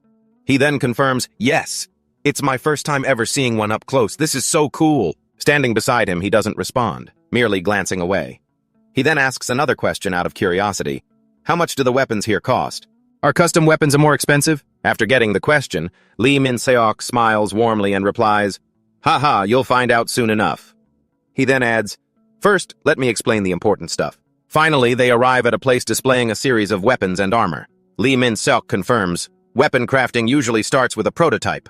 He then explains further, "It's like something close to the original before adding any personal touches. Take my Chujido, for example." He pauses, then raises his sharp sword and continues, "Like this." Next, Lee Min-seok smiles as he casually holds the sword vertically. Parallel to his body, looks at the two of them and asks, "A regular sword is the base model, right?" His voice continues to ring out, "And with a custom weapon." He pauses again, then slowly continues, "You add extra options based on your abilities and fighting style." Hearing this, Kim Do-jun's eyes widened. He clenched his fists, his expression a mix of excitement and adoration. Lee Chang-hyun, standing beside him, also stared in amazement. Right after that, he reached out and touched a nearby glass shelf, beginning to say, "As for me," but then cut himself off. Instead, he grabbed a pen and paper and began to sketch the outline of a weapon. While constantly describing it, he said, "I'll add 6 supplementary blades to the original sword. Here's a quick first draft." From behind, Kim Do-jun watched Lee Min-seok's back as he sketched. Seok's eyes were wide with astonishment. Meanwhile, Chang-hyun crossed his arms and watched him calmly, letting out a Up ahead, the young man continued to write diligently, adding more details. He finished with a total of 7 blades. On the paper, he added a clear note. Total of 7 blades. They must be designed so that when thrust in and pulled out, the wound is torn open due to the curved blade tips. Finally, he spoke to confirm, The tips of the blades must be curved so that when you thrust it in and pull it out, the wound tears open. After finishing the sketch, Lee Min-seok quickly picked up the paper. He handed it to a female staff member in front of him and instructed, "Please make it according to this design." She smiled and nodded. Next, the paper was fed into a machine, which began to operate. Soon after, the sword with 6 sharp spikes was quickly completed on its stand. Seeing this, Kim Do-jun excitedly leaned forward with his hands on his knees, his eyes wide with amazement at the new sword. He exclaimed, "Wow, you can make something like this from just a sketch?" Right after, Lee Min-seok smiled, his eyes crinkling as he quickly lifted the sword and confirmed, "Of course.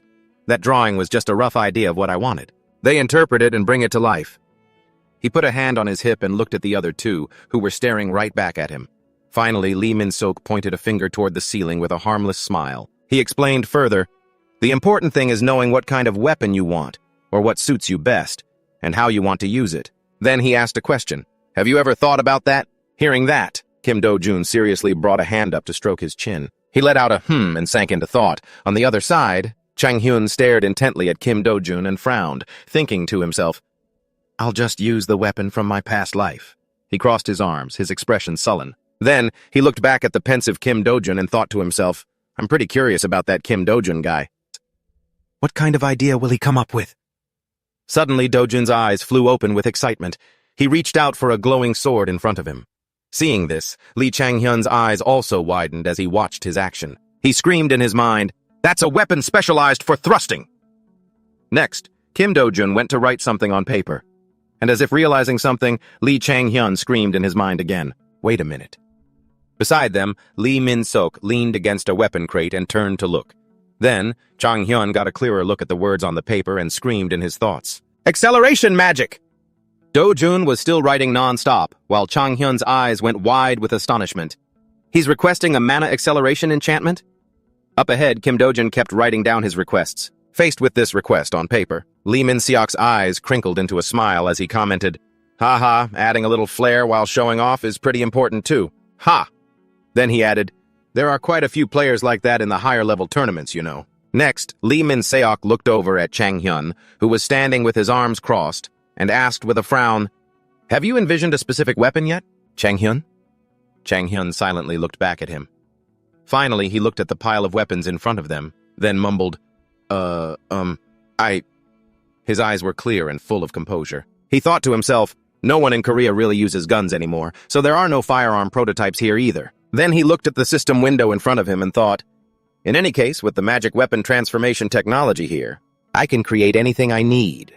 The system window's contents read, A. Magic Weapon Transformation Technology, S+.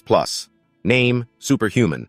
Reveals the true nature of the target. Finally, CA Locked Lotus Flower. Peak level, not yet unlocked. Right after, he also reached for the weapon rack, thinking, so a base model isn't really necessary. Returning to the present, Lee Chang-hyun picked up a block of iron. With a determined expression, he smiled and asked, I can use this however I want, right? Seeing this, Lee Min-seok crossed his arms, smiled, and nodded at him in confirmation. Of course, that is the winner's privilege. Beside them, Kim Do-jun stared at him, utterly astonished, his eyes wide and his jaw dropped. The block of iron in his hand began to glow with a blue light. In the end, he used A Magic Weapon Transformation Technology. A message appeared. You can transform the weapon into any shape you desire. Right after that, his eyes widened into an excited smile. The iron block in his hand quickly transformed into a long, glowing gun. Then the light gradually faded. Lee Chang-hyun quickly raised the gun in front of him, letting out a as he assessed it. Seeing this, the female staff member and Kim Do-jun both stared at him, their eyes wide with awe. Meanwhile, Lee Min-seok stood beside them, smiling calmly as if he had expected it all along. It was only then that Kim Do-jun reacted, exclaiming in awe, That's so cool to be able to create a weapon like that so easily! The female staffer beside them also cried out, Whoa! Seeing their reactions, he glanced over at them while holding the gun. Then he blushed slightly in embarrassment and thought to himself, I've seen plenty of people react this way in my past life. But it's still a bit awkward. His brow furrowed. Across the world, skyscrapers rose high and cars filled the streets. Lee Chang-hyun observed, Anywhere there's a hunter tournament, you'll find a branch of Moras's workshop, and because of that, competition between the branches is inevitable. Weapons were wielded, clashing and killing each other. The fighting relentlessly stained everything red, and that competition led to two things. Finally, a vow was born. Who could forge a better weapon? A masked man raised a sword of his own making, his entire body radiating an overwhelming blue aura. The vow continued. And who would be the one to wield those weapons? Back in the present, a woman in a white blouse sat down in a chair thinking to herself. Actually, in this case, this was Park Huna from the Korean branch of the Moras workshop. She gritted her teeth, her eyes narrowing as she confirmed in her thoughts. That's right, their performance wasn't good at all. She then recalled their complete failure in the international tournament, remembering the endless stream of comments on social media. Tisk, tisk, are the hunters terrible or are the weapons just trash? Low-quality weapons for a low-quality tournament. Just look at the international leagues. The Korean League is a lost cause. From the weapons to the hunters, there's nothing to brag about, LOL. So both sides failed miserably, huh? Just great, Park Huna thought to herself. Instead of getting promoted, we're being criticized for making weapons only suitable for the mediocre level of the players. Coming back to the present, she looked over at him, sitting calmly with his arm draped over the chair, a long gun resting beside him. Lee Chang-hyun was smiling serenely, and she thought, looking at him, but with this boy, Park Huna realized there might be a glimmer of hope. She recalled the moment his arm, holding an iron bar, glowed brilliantly. He didn't just win the competition, as he also showed this potential for a new type of weapon. Her eyes narrowed, looking at him with determination as she screamed in her thoughts, "I can't let him get away!" In the quiet room, Park Huna spoke first. "Thank you for your time, Chang-hyun." She smiled professionally at him, resting her hand on her chair as she introduced herself. "I'm Park Huna, head of the Seoul branch of the Moras workshop." Then she added, "Let's get straight to the point, shall we?" She pointed to a block of iron on the table and asked him, "Are you satisfied with this weapon? I mean, something from Sector B." He casually glanced at her and asked in return, "I heard the organizers only provided weapons of that grade. Was there any other choice?" Hearing this, she quickly took out a box, holding it carefully with both hands. "What if it isn't a weapon, but a mana ingot?" Lee Chang-hyun glanced over. Park Huna added, "Our branch has something rather special." As she spoke, the box opened and the rectangular stone inside flashed, radiating a stream of energy. Seeing it, his eyes lit up. He stared, wide-eyed, letting out a silent, "Whoa," in his thoughts. Noticing his interest, Park Huna made her proposal. "I have a proposal for you, Chang-hyun." Hearing this, he placed his hands on his knees, sitting up seriously, and looked at her. "What is it?" he asked. She smiled, an innocent smile. She held the mana core out to him and replied, "I will provide you with something like a weapon rental, allowing you to use this ingot to create a weapon of your own." She then added, "In return, you just have to use this ingot to craft a weapon and then use it." She continued, "And if you become famous after using it, that would be perfect." Finally, she emphasized, "From time to time, you will cooperate with us by using the mana ingot and create weapons with that skill of yours." He listened quietly. Seeing this, she quickly asked, "It's simple and doesn't ask for much, right?" He immediately spoke up. "The terms are quite attractive, but—" He trailed off, then gave a toothy grin, raising an eyebrow at her. He rested his chin on his steepled fingers and made his own proposal. "Would it be okay? If I let everyone know that I'm the one who created the Tier 30 weapon?" His voice echoed in the room. He asked again, "Would it be okay if I let everyone know that I'm the one who created the weapon?" Park Huna, holding the energy core box, froze. He still leaned on his hands, watching her from the opposite chair, his newly crafted gun beside him. Seeing this, she frowned, breaking into a sweat as she screamed inwardly, "This kid!" She paused for a moment, then forced a smile, closing the lid on the energy core as she added with suspicion, "He's figured out my plan." He remained perfectly calm, watching her. Park Huna continued her train of thought. "If Chang-hyun uses this ingot to create a weapon, the public will believe that our branch can refine the highest-grade mana ingots." Park Huna pictured his hand wielding a weapon made from the mana ingot. A brilliant light shone from their combination. Next, she thought of even more benefits. "After that, I'll have him forge more weapons. And finally," she concluded, "we'll create a collection made from A+ ingots." A variety of weapons, all created by Lee Chang-hyun. Just then, Park Huna snapped out of her thoughts. She reached a hand out toward him and said seriously, "My apologies, I forgot to mention.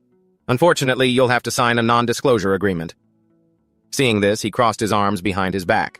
He grinned, his eyes crinkling shut. "Oh, is that so? Well, in that case, perhaps I should take my skills directly to the Morris Workshop's main branch." But faced with this playful threat, Park Huna gritted her teeth, her face darkening instantly. She glared, her brows furrowed, and ground out the words, "What do you want?" He, on the other hand, simply continued to look at her with that same calm expression while screaming in his mind, "Gotcha!" Right after that, he answered Park Huna without hesitation. "A sponsorship." She seemed a bit confused by this, gesturing as she asked, "A sponsorship? Aren't we already sponsoring you? By providing you with the weapon?" She hesitated at that, but then relented. "But, all right, our branch could arrange a personal sponsorship for you." Before she could finish, he closed his eyes and shook his head, denying it out loud. No, not for me." Right after that, he elaborated, "I mean, it's for the team I'm about to join. Team P. A team with a 4-pointed star emblem." He then confirmed once more, "I want you to be Team P's sponsor." Hearing that, Park Hyuna's face darkened. She gritted her teeth, her eyes wide as she glared at him, screaming internally in disbelief. "Team P?" Then, astonished, she screamed to herself, confirming her thoughts. "He wants us to sponsor a 3rd division team that always finishes last every season." To her, those two were nothing but failures. But then, Park Hyuna looked at him and asked, "May I ask why Team P? If you joined another team," she added, "we might consider a sponsorship." Hearing that, he just stared at her without a word. Finally, he broke into a bright smile and confirmed, "No, that's not going to happen, because I've already signed a contract with them." Hearing this, she froze, her eyes wide as she stared at him, completely speechless and astonished. In the end, Park Hyuna had no choice but to quickly compromise. "Sponsoring Team P won't promote or build up our brand image much." She placed the mana core container on the table, and he added, "True, but I believe that's what makes things difficult." Immediately after, he looked at her, holding out his hand, and asked, "Park Hyuna, am I not offering my exclusive weapon forging skills to your branch?" Hearing him say that, Park Hyuna glanced at the box on the table, speechless, her eyes filled with astonishment. Then, her brow furrowed. She glared at him and confirmed, "Fine. We'll send a representative to Team P. We'll discuss the sponsorship details then." At this, he quickly replied, "Good." They shook hands on the deal. Later, the sound of footsteps echoed in a small tunnel. Lee Chang-hyun stood in the stands, looking down at the brilliantly lit arena floor with its small screens. Then he observed the surrounding audience and remarked, "This is about the crowd size you'd expect for a 3rd division tournament." He then slowly walked down from the stands, glancing up as he spoke. "And the matches..." Lee Chang-hyun paused for a moment. Then he looked up at the screen in front of him, at the red versus blue confrontation, and confirmed in his thoughts, P versus ESP. Right after that, he smiled with a hint of sarcasm and thought to himself, "Last place versus 9th place. This ought to be good." Finally, Lee Chang-hyun found an empty seat and sat down, raising his head to watch the screen. Then he muttered, "No matter how much they've struggled until now, I know they can still make a comeback. P has a good chance against ESP. They should win this match." Right after that, the overhead flashlights quickly went out. Lee Chang-hyun sat with his arms crossed, looking up at the screen, and thought to himself, unlike the 1st division, the 2nd and 3rd division matches are held in virtual reality. He then looked at this tower being shown on the screen and added, 1st division tournaments are set in real dungeons, so the risk of injury is a serious concern. He cut off his thought. Finally, he stared with anticipation and thought, but the 2nd and 3rd divisions are different. On the screen above, the players were running non-stop. The sounds were clear. Seeing them run, Lee Chang-hyun was confused and asked himself, then what are they so afraid of? The sounds of footsteps and explosions rang out. Back in reality, he saw them running without looking back and wondered again in his thoughts, seriously? The stage lights came back on. His eyes shot wide open in astonishment as he screamed internally, "They call this a match?" His jaw dropped. Then he shifted in his seat, thinking, I came here to see if Team P had any hidden talent. Right after that, the announcer's voice rang out again. Team P loses the engagement and is forced to fall back. They're attempting a counterattack. Oh my goodness, they can't do it. As for him, he quickly stood up and turned to leave. The commentator above announced the result. The match is over. What a tragic end for Team P. He added, at this rate, they'll probably end the season without a single win. Hearing this, his eyes widened in shock once again. He screamed in his head, What? Lee Chang-hyun quickly whipped his head back toward the screen, his eyes wide, internally screaming, not a single win? Only then did he notice the statistics board, which showed that Team P had 0 wins. Then, with his eyes wide and jaw agape, a wave of regret washed over him.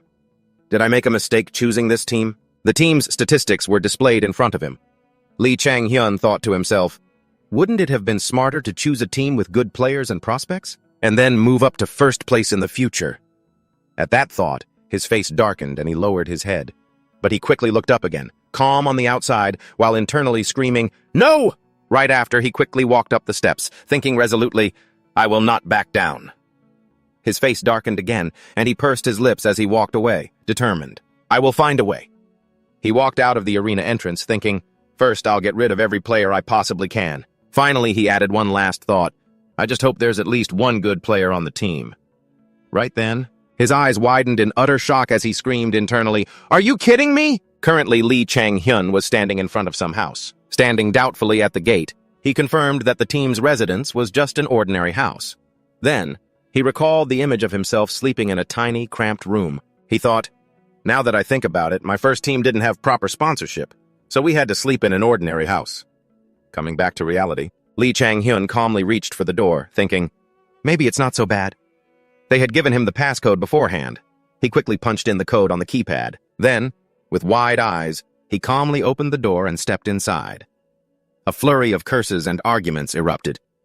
"You bastard! If you hadn't messed up back then, our team wouldn't have lost so miserably." Inside, a man with black hair and another with a blonde bowl cut were arguing, while a third man stood between them trying to break it up.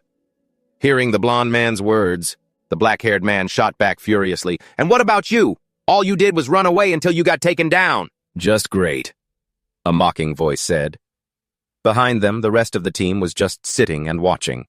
Legonju stood beside them with an extremely awkward expression, reaching out towards the two of them with a forced smile as he tried to placate them. "Calm down, you two. We can talk this out." Lee Chang-hyun witnessed this scene. His eyes widened and he frowned as he stepped inside, thinking, for a team with such a terrible performance, it's no surprise there's tension between the members. Seeing this, someone on the other side kept questioning the coach. "Hey, I'm trying to have a conversation here. When am I going to get my physical conditioning training, huh? Coach!"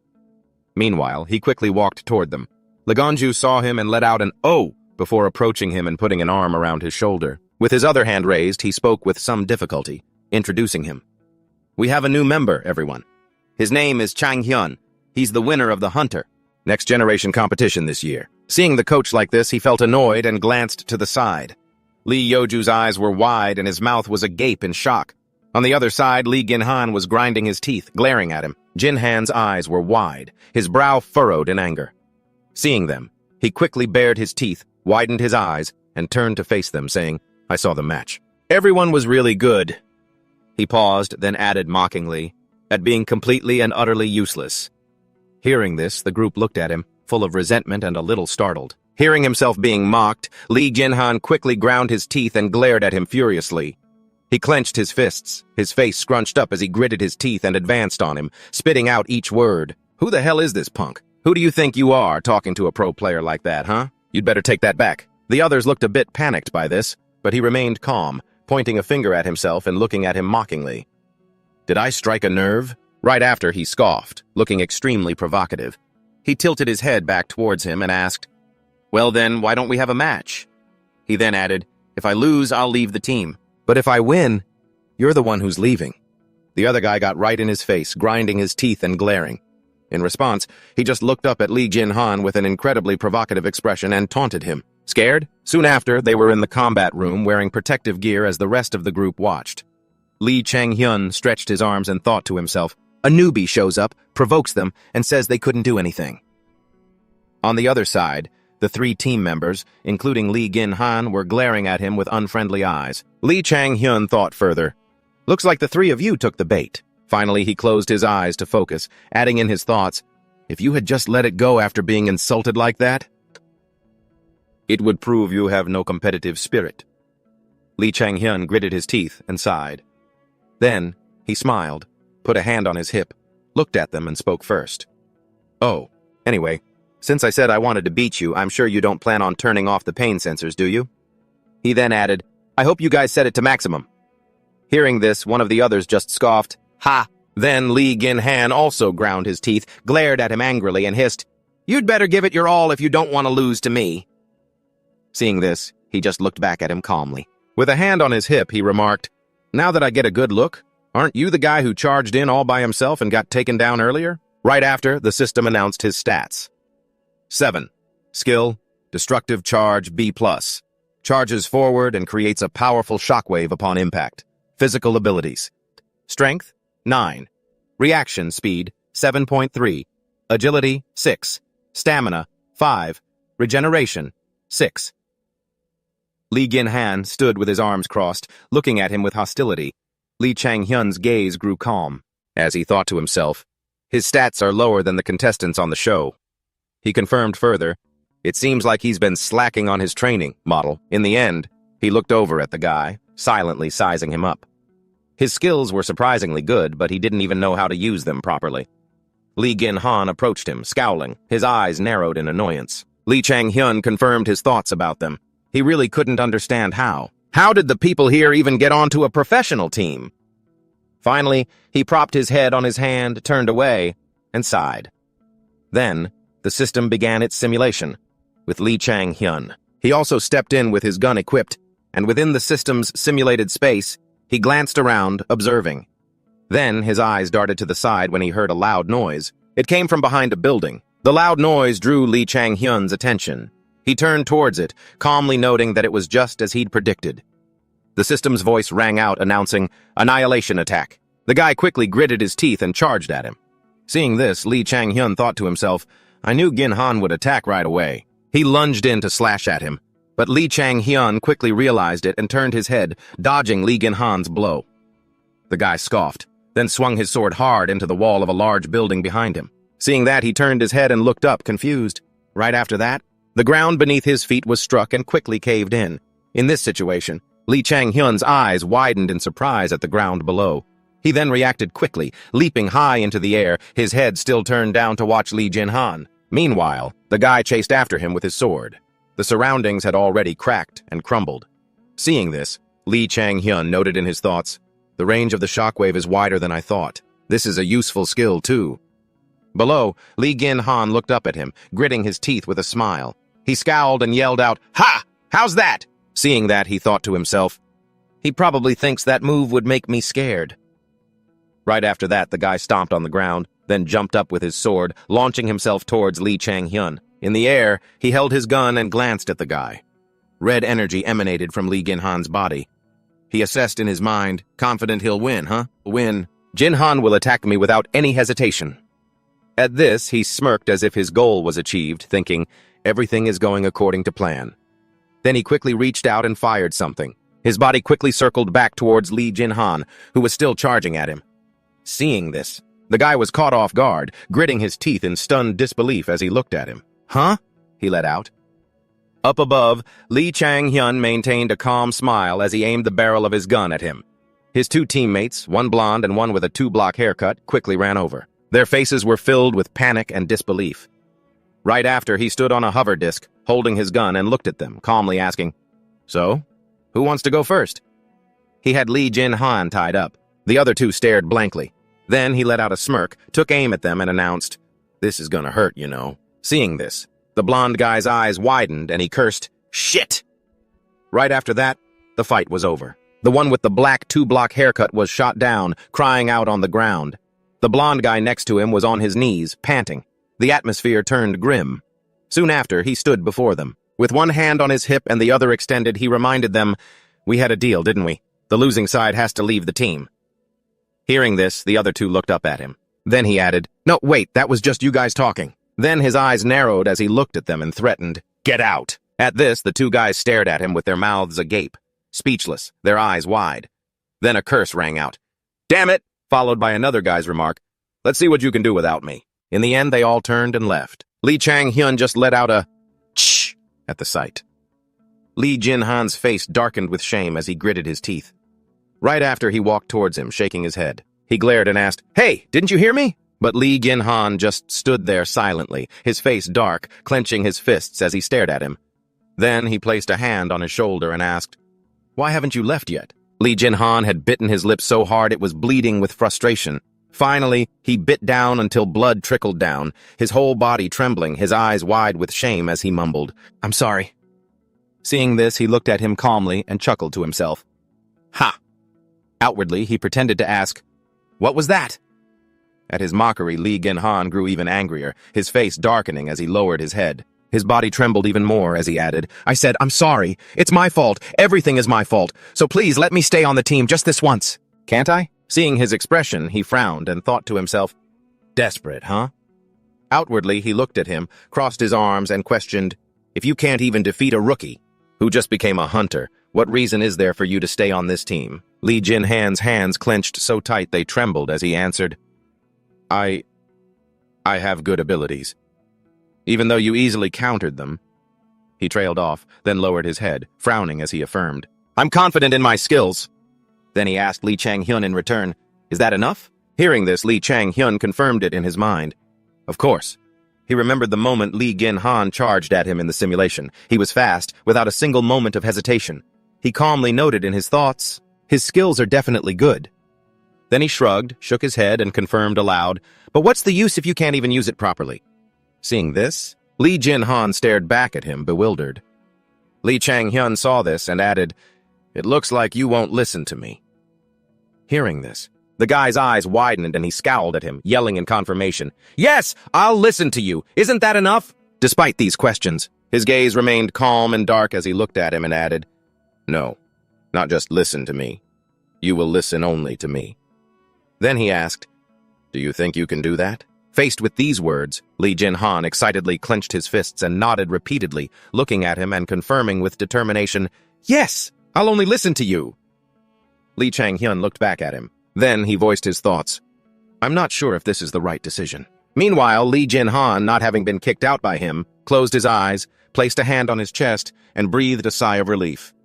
Lee Chang-hyun added, "But in a team full of useless players and with no budget to recruit new ones," a moment later, a smile crept onto his face as he confirmed to himself he could become the first pillar. His eyes were filled with calculation that day. Lee Chang-hyun was lying in his room, arm behind his head, staring at his phone screen. He then looked at the contacts in his address book. He thought aloud, "So out of 7 people, I kicked 2 out," and then calmly added, "We still need to fill the remaining 2 spots." Right after, he messaged Heeju. "Heeju, this is Lee Chang-hyun. Butter is recruiting members. Want to join? Answer me, hey, hey, hey, hey." Upon hearing that, she sent back an angry fist icon and questioned him, "Do you think I'm crazy enough to join that team? I'm still sore from when you beat me during the tryouts. No matter how good the benefits are, I'm not interested. Try being me for a day and you'll see. Good luck finding someone else." Seeing this, Lee Chang-hyun's mind grew troubled. He then mused, Yoo Heeju's potential is something that will explode later on. I really want to pull her into the team. What a shame. He pursed his lips and furrowed his brow, his eyes showing a hint of regret. Suddenly, a notification sound chimed. The new message puzzled him. A moment later, Lee Chang-hyun sat bolt upright and asked in astonishment, "Who is this?" Junhan Jian had sent him a message. "I heard from Yoo Heeju that you're recruiting, huh?" Seeing this, he was shocked and wondered to himself, "No way! Did she connect me with someone?" Then his eyes widened as a thought struck him. "She's the ace of Team 1 at Seoul Academy. So I thought she would definitely go there." Lee Chang-hyun recalled the time he pointed a gun at her head from behind, while she was too stunned to react, and thought, "She has a playstyle that I can't help but like." Right after, he chatted back a reply. "Are you interested in joining the team?" She replied, "A little." Lee Chang-hyun immediately responded, "What about Seoul Academy and LHR?" She confirmed, "I'll figure something out." Hearing this, Lee Chang-hyun joyfully tapped away at his phone, muttering, "Whoa, this kid." Then his eyes widened with excitement as he wondered to himself, "Is this some kind of reward from the show?" He then added, "If it is someone like Junhan Jian, then this is a huge win for me." Lee Chang-hyun stared happily at the chat on his phone screen. A moment later, a ding sound went off. His eyes widened at the screen and he let out a "huh?" Finally, his eyes grew wide with shock as he yelled, "What?" He then confirmed in disbelief, "This person contacted me too?" A new message appeared on the screen, showing a familiar profile picture. Soon after, several files appeared on the desk, along with the stat sheets for each person. Lee Chang-hyun flipped through them, his eyes wide as he mumbled, "Now what am I supposed to do?" He sat at his desk in front of his computer. He then recalled the images of the 3 positions, tank, damage, and healer, and thought, the most important thing when building a team is the synergy between their skills. He then picked up a paper from the pile of files and added, "Unfortunately, that doesn't exist in this team." He held up the stack of documents and continued, "Everyone's stats are at a minimum, and the skill synergy is far from ideal." Suddenly, his attention was drawn to Lee Yeoju. His eyes widened in surprise. He then looked at the face on the file and thought, Lee Yeoju. Skill is positional awareness. Seeing this, he silently confirmed this could work. He added, Han Jian has even more potential. He thought of Jun Han Jian holding a sword and added, and with the two people who contacted me yesterday. And finally, Lee Chang-hyun remembered Lee Gin-han. He rested his chin on his hand, eyes wide as he sank into thought. Finally, he dropped Lee Yoju's file onto the desk and confirmed in his mind, we'll be able to make a spectacular run for third place. The next morning, cups of hot coffee were placed on a table near a window. A voice asked, "So, what do you think of the new team?" It was Lee Ju-taek. He lifted a coffee cup and looked at him, his expression calm as he asked again, "Is it okay?" Seeing this, he also lifted his coffee cup, gritting his teeth and forcing a smile, his eyes filled with a bit of anger as he confirmed, "Yeah, every single one of them is special." He then added, "It's all thanks to you, Mr. Lee." Hearing this, he put down his coffee cup and laughed loudly. "Ha ha ha! My apologies! I didn't have time to sort out the team." And he, too, put down his coffee cup, calmly looking at the man. The man then stopped laughing, his eyes wide as he looked at him and said, "I noticed you were recruiting members for the team, but I never expected you to get Morass Workshop as a sponsor."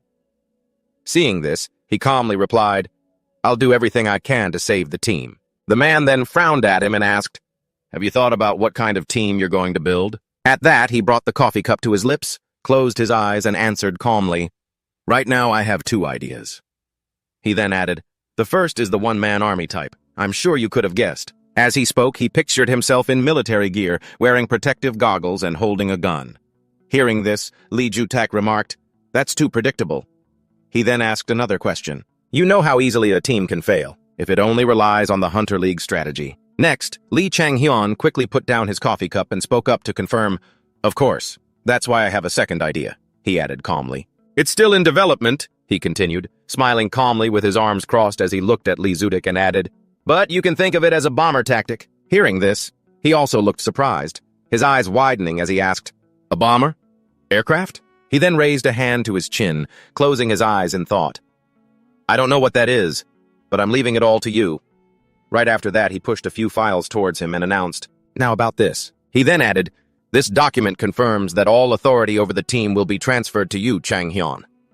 Seeing this, he frowned as he picked it up to read. Then he closed his eyes and calmly put it down, confirming, Good, I'll be going then." He was cut off as Lee Ju-taek spoke up again. By the way, Per's match the other day was the last one of the season. And tomorrow, there's a press conference scheduled for the third-tier league." He looked at him expectantly and said, "You're considered the team's acting president now, so I hope you'll attend just this once." He also looked back at him calmly, his eyes shifting as he thought to himself, "A press conference, huh?" Immediately after, he looked at him and confirmed aloud, "Yes, I'll be there." Lee Judik, still leaning on the table, smiled and looked at him as Lee Chang-hyun thought to himself, "It's fine. I have things I need to do anyway." The next day at the press conference between the teams, the host was talking endlessly, holding the mic out to the group of team managers. The man just kept rambling on, while he stood at one of the podiums, leaning on his hand with a bored expression as he watched them, thinking, "So boring." Then it was his turn to introduce himself. Lee Chang-hyun also calmly took the microphone and spoke clearly. "I am Lee Chang-hyun. As of yesterday, I became the acting president of Team Pair. I will be participating as a player. It's a pleasure to meet you all." He then noted to himself, "Not a single question after I introduced myself." The host looked at his note card and asked a question. Next question.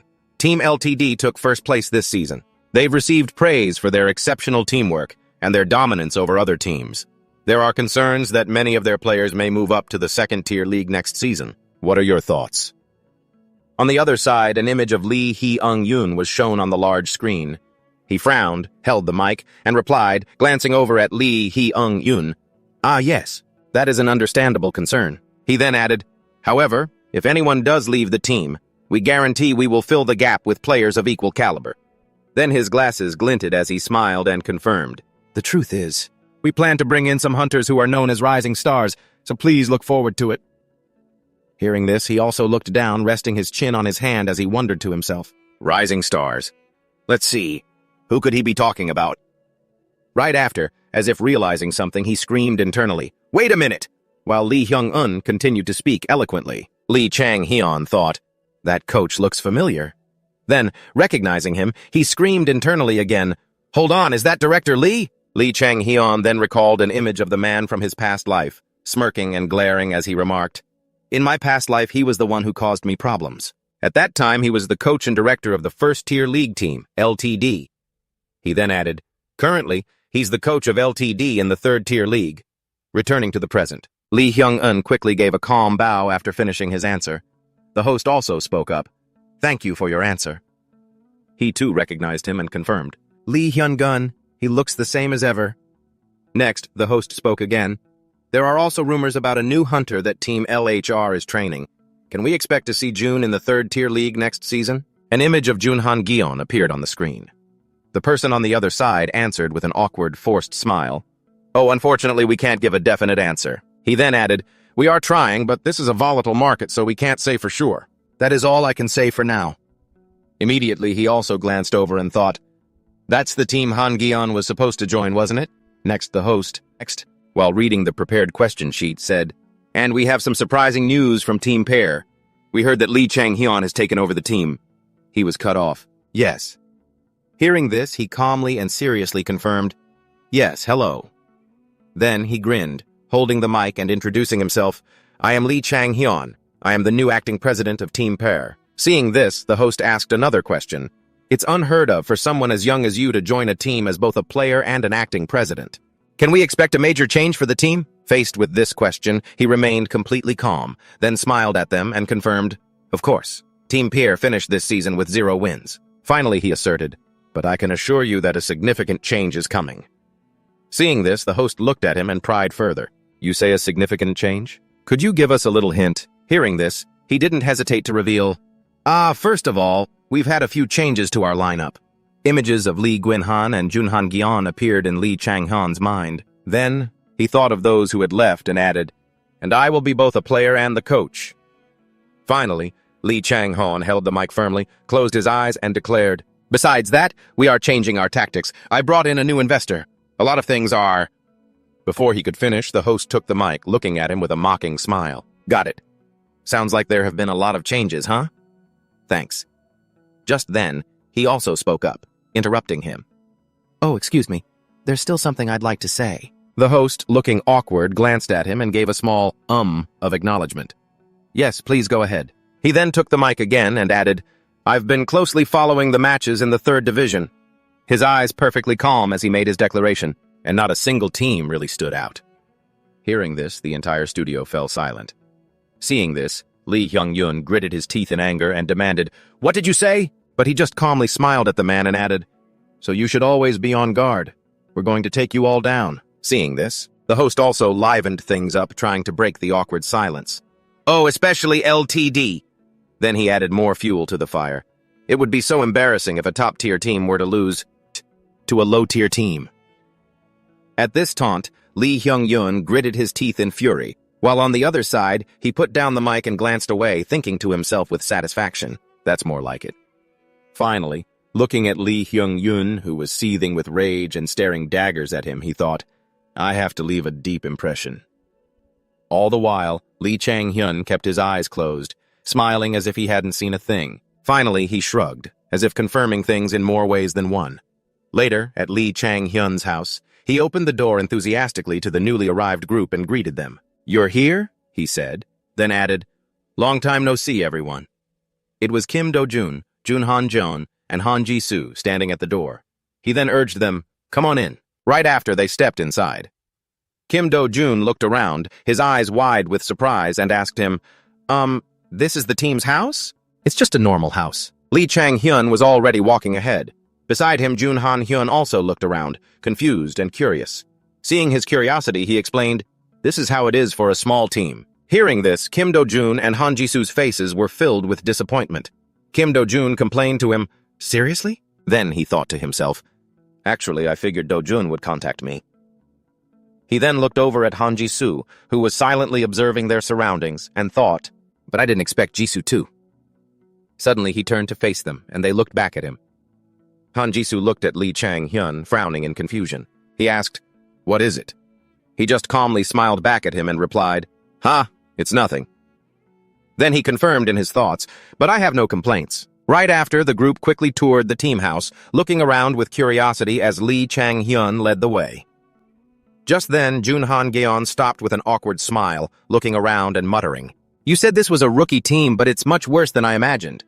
Meanwhile, Han Ji-soo, walking in front, crossed his arms, glanced back at him, and stated, "I signed because you're on this team. I hope you have some kind of plan prepared." Hearing this, Kim Do-jun glanced over at him while Jun Han-jeon was still dumbfounded, unable to get used to the environment.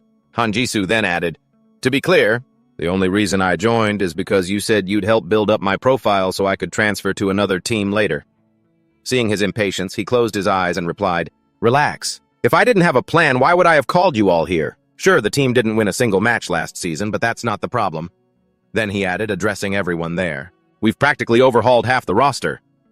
Right after, he opened his eyes, frowned, and then smirked, saying to them with full confidence, "So feel free to set your expectations high." Hearing this, Junhan Geon was speechless and glanced at Han Ji-soo, who glanced back at him helplessly.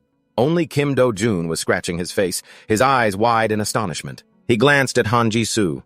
Next, in the manager's office, a groan was heard. It was Choi Hang-gu.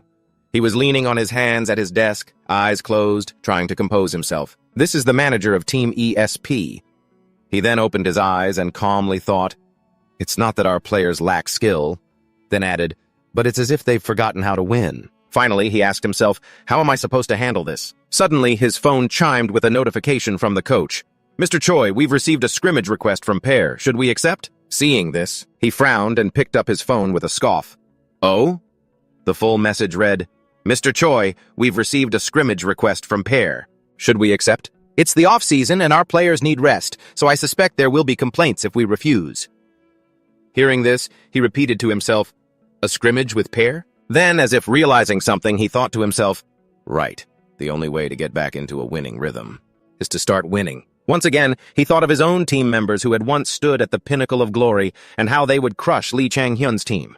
Soon after, he stood up, called the coach, and confirmed, "Yes, Coach Kim, it's me. About that scrimmage with Pair."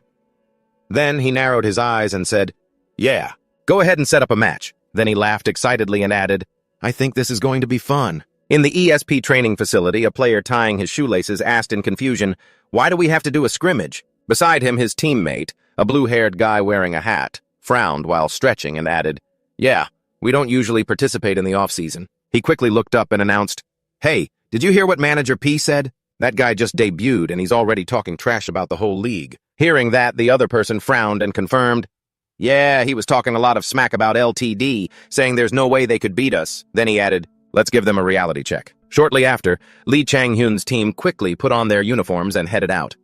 From behind, Lee Gong-yu looked at his back and asked, "Are you sure about this?" Then he added worriedly, "You guys have only just met, and the new members need time to blend in."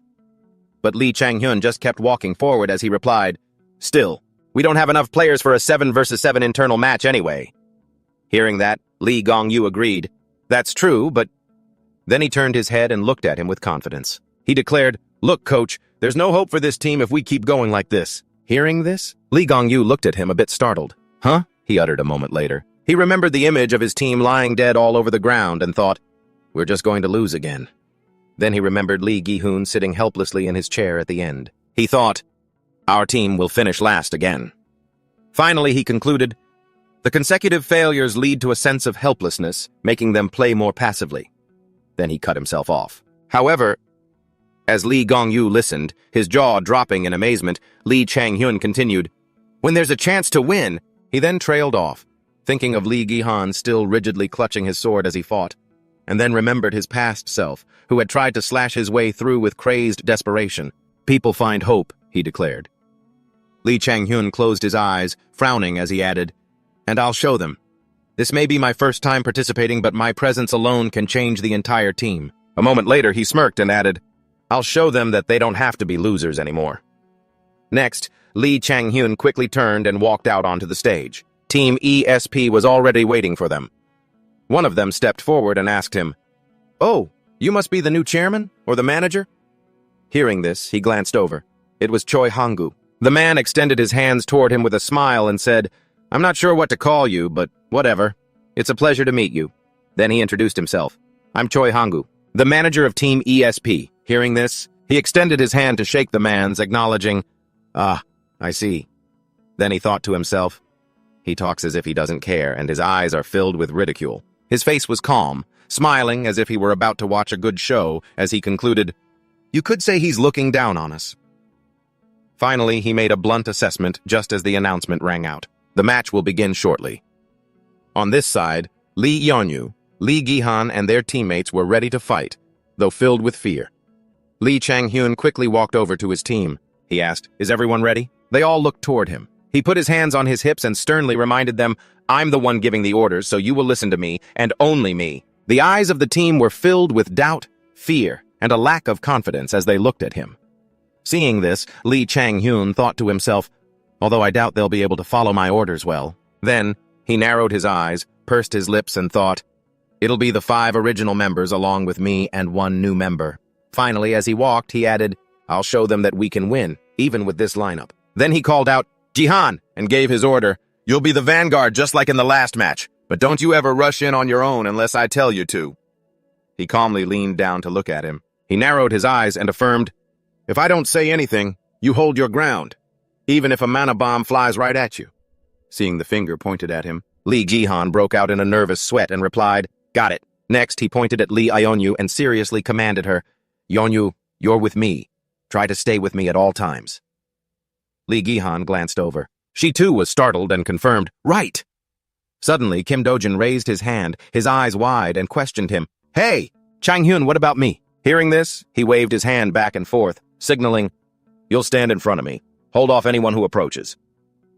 Seeing this, he pointed at his own face and asked doubtfully, "You don't want me to engage the enemy?" At that, Lee Chang-hyun smiled and confirmed, "You'll see." Just then, the system voice announced the start of the match. The members of both teams were transported to a bridge. On either side were 2 empty pine forests, and below them was a gorge. Outside, Choi Hang-gu looked at the screen, narrowed his eyes, and noted, "The Imperial Bridge." Then he added, "Because the match is held on this large bridge, there's little room for creativity." The screen still displayed the areas for the 2 teams, and Choi Hang-gu continued to observe them quietly. Then, he smiled and smugly thought to himself, "It all depends on how well each team's formation holds up, and that's precisely why I chose this map." Beside him, the coach also looked at Lee Chang-hyun's team formation and commented, "For a team that was just formed a few minutes ago, their formation looks pretty solid, don't you think?" Beside him, Choi Hang-gu smirked, looking over mockingly, and added, "That's probably just for show. Besides, they haven't had much time since their last match. They're probably only holding it together because they're still on their feet." A moment later, his face darkened as he glanced at the screen, muttering. Or perhaps that's when he noticed Lee Jin-han holding a shield, his brow furrowed in determination, and made his assessment. "He looks pretty tough." Seeing this, the ESP coach put his hands in his pockets, looked towards Choi Hang-gu, and asked the manager, "Acting president, do you think he's the one who trained them?" Hearing that, Choi Hang-gu calmly crossed his arms, speaking with contempt, "We'll have to wait and see." Inside, a sound echoed. The captain's side was down to 2 members. Outside, the onlookers stared in stunned silence, their mouths wide open. Lee Chang-hyun, holding a wire in one hand and a gun in the other, rushed forward. Choi Hang-gu thought to himself, "Their ranged fighter is completely exposed." He then clenched his fist, staring at the screen with excitement. Clenching his fist, he screamed in his mind, "It looks like he lost track of his own position while positioning the others." A thrilled smirk spread across his face. Inside, the ESP team quickly rushed in. The guy in the glasses, struggling, called out, "Take him out!" "Roger that," he thought. "I can't miss this chance." He then swung the staff in his hand and decisively threw a spear towards Lee Chang-hyun, who noticed it and looked up, his hand still tightly gripping the glowing wire. Immediately after, Lee Chang-hyun quickly created a barrier and jumped up, dodging the incoming spear. The guy in the glasses was confused, wondering to himself, "Wait, what?" On the other side, the 2 coaches and the manager from ESP were frozen in place, their faces dark and their eyes wide as they stared. In unison, they screamed in their minds, "You've got to be kidding me!" Inside, desperate screams rang out. "Ah!" It was Kim Do-jin. He had just sent that spear-wielding guy in glasses flying. Choi Hang-gu then made an assessment in his mind. That was a calculated move to lure us in. Outside, his mouth hung open, his eyes wide in speechless shock. Inwardly, he screamed in disbelief, "Are you kidding me?" Inside, Kim Do-jun, Lee Chang-hyun, and the rest of Team P were still fighting furiously. Choi Hang-gu confirmed it again, a strategy that used the ranged fighter, the team's key player, as bait. Lee Chang-hyun quickly raised his gun, aiming as he backed away. On the other side, a shield-bearer charged forward, shouting, "Gun! Everyone get behind me!" An inner voice screamed, "Oh no!" Seeing this, Lee Chang-hyun smirked and finally confirmed it. "That kid's firing a monobomb." Right after, the shield cracked and shattered from the bomb's explosion. The ESP shield-bearer screamed, "Arr!"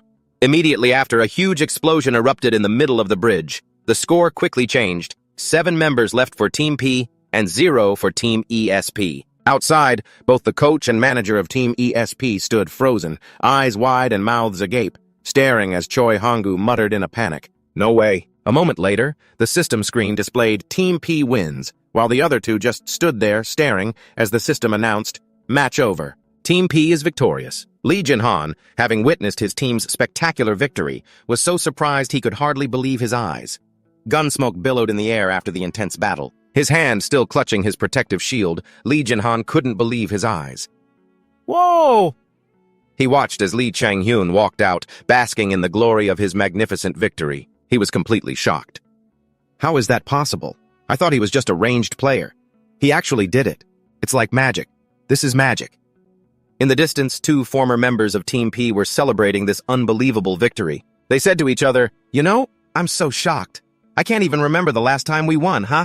I really thought we were done for. I was so scared I could barely stand." Meanwhile, Lee Chang-hyun, after that last play, was now standing with his arms crossed, happily sensing the joy and fighting spirit beginning to return to each of the former team members. Suddenly, Lee Jin-han walked up and asked him a question. "How did you do that?" Lee Chang-hyun turned his head to look at Lee Jin-han, then asked, confused, "Huh?" Lee Jin-han stepped closer to Lee Chang-hyun and asked again, seriously, "I'm talking about the match just now. What did you do to turn the tables like that?" Realizing what Lee Jin-han was asking about, Lee Chang-hyun crossed his arms and casually asked Lee Jin-han back, "What do you think is the most important thing in a team battle?" Lee Jin-han quickly answered, obviously not letting your formation get broken. Hearing Lee Jin-han's firm answer, Lee Chang-hyun asked again, "Then what do you do to break the opponent's formation?" Lee Jin-han pondered the question. The question left him unsure how to answer.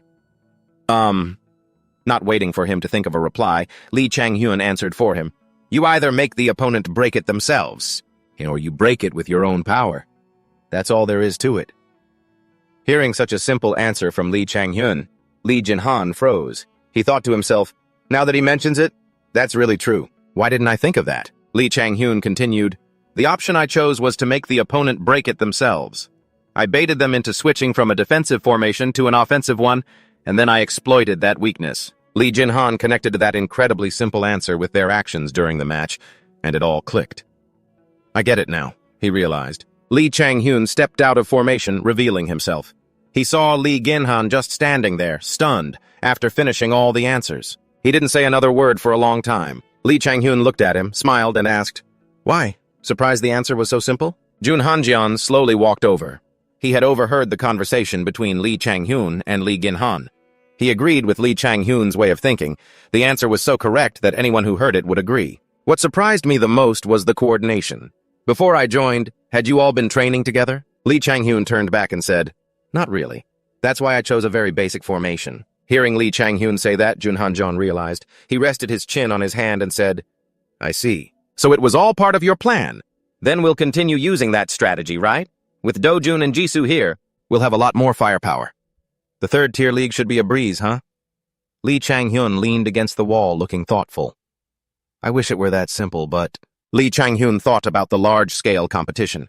The other teams were all hunters full of experience, while their team was just a bunch of rookies. Even if it's the third-tier league, it's not going to be that easy. Lee Chang-hyun seriously analyzed the current situation for the team. Unfortunately, no. The ESP team might have a lot of wins under their belt, but at the end of the day, they're still just one team. We rank 9th. Against lower-ranked teams, we can win that way. But against higher-ranked teams, we can't. And if we use the same strategy over and over, its effectiveness will naturally decrease. Hearing Lee Chang-hyun clearly state the disadvantages the team was facing, Han Jisoo couldn't control his emotions and yelled, "Then what are you going to do? I came here because I trusted you. You'd better think of something." Lee Chang-hyun thought to himself, "Right. Unlike the others, Han Jisoo only joined because I promised him I'd raise the team's standing so he could leave later, so he could get better offers and have a more promising career." As if he had prepared another plan all along, Lee Chang-hyun quickly explained. That's why we need to prepare another strategy. The hot-tempered Han Ji-soo cut him off. Another strategy? No one on this team has any good skills. What other strategy could we possibly use? Lee Chang-hyun gave a triumphant smile. Skills aren't the only tools we can use. As soon as Lee Chang-hyun finished speaking, everyone around him was confused. They just stood there, staring at each other blankly. Lee Chang-hyun then took out a mana bomber. Han Ji-soo, not understanding what he meant, asked, "A mana bomber?" Lee Chang-hyun tossed the mana bomber to Han Ji-soo. Then he said in a voice full of confidence, "Instead, we're going to use this. Mark my words, our team will become mana bomber specialists." At the office, Lee Chang-hyun and Jun Han-jong were discussing the upcoming training. When Jun Han-jong heard the training plan designed specifically for him, he was so surprised he couldn't believe it. He asked in alarm, "What? You want me to practice controlling multiple swords at once?" Lee Chang-hyun, who was focused on the plan, looked up when he heard Jun Han-jong and asked, "What's wrong? You don't like my training plan?" Jun Han-jong stammered, "No, it's not that, but if I control multiple swords at once, I won't be able to control them precisely." Lee Chang-hyun thought to himself, he's right. To effectively pressure an enemy using sword control, controlling multiple swords at once isn't a good idea, because it'll divide his focus. However, I know that in his past life, Han-jong could control at least 7 swords at once and could maneuver up to 3 of them. With his high level of swordsmanship, if I want him to improve quickly, I can't let him stay like this. Lee Chang-hyun pretended to be serious and got ready to leave. I'm not just saying this for no reason, but if you don't want to, then don't. Seeing that Lee Chang-hyun didn't want to say any more, Jun Han-jong broke into a sweat, wondering anxiously what to say. Lee Chang-hyun noticed the clear confusion on Jun Han-jong's face and was secretly pleased. It seems Jun Han-jong wants to join because he respects me, just as I thought. Asterisk. Jun Han-jong looked as if he had made a difficult decision. He clenched both fists and said, "Okay, I knew I'd have to do it sooner or later. How many swords do you want?" Lee Chang-hyun happily held up 7 fingers and smiled at Jun Han-jong. 7.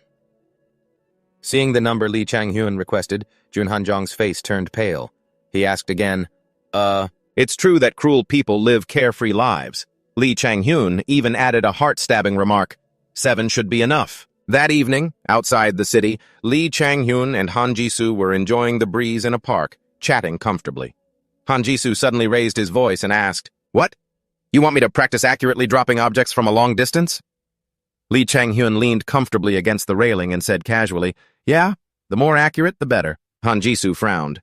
He wasn't very happy with Lee Chang-hyun's plan. "I don't get it. Using my skills in such a weak way won't have any effect when attacking enemies. Come on, at least tell me what you're thinking so I can decide whether I want to do it or not." Lee Chang-hyun thought for a moment. Okay, I think I can tell Jisoo. Lee Chang-hyun then began to explain the upcoming plan to Jisoo. "I'm going to have you drop the bomb with that skill of yours." Hearing this, Jisoo was a bit stunned for a moment. "A bomb? What bomb?"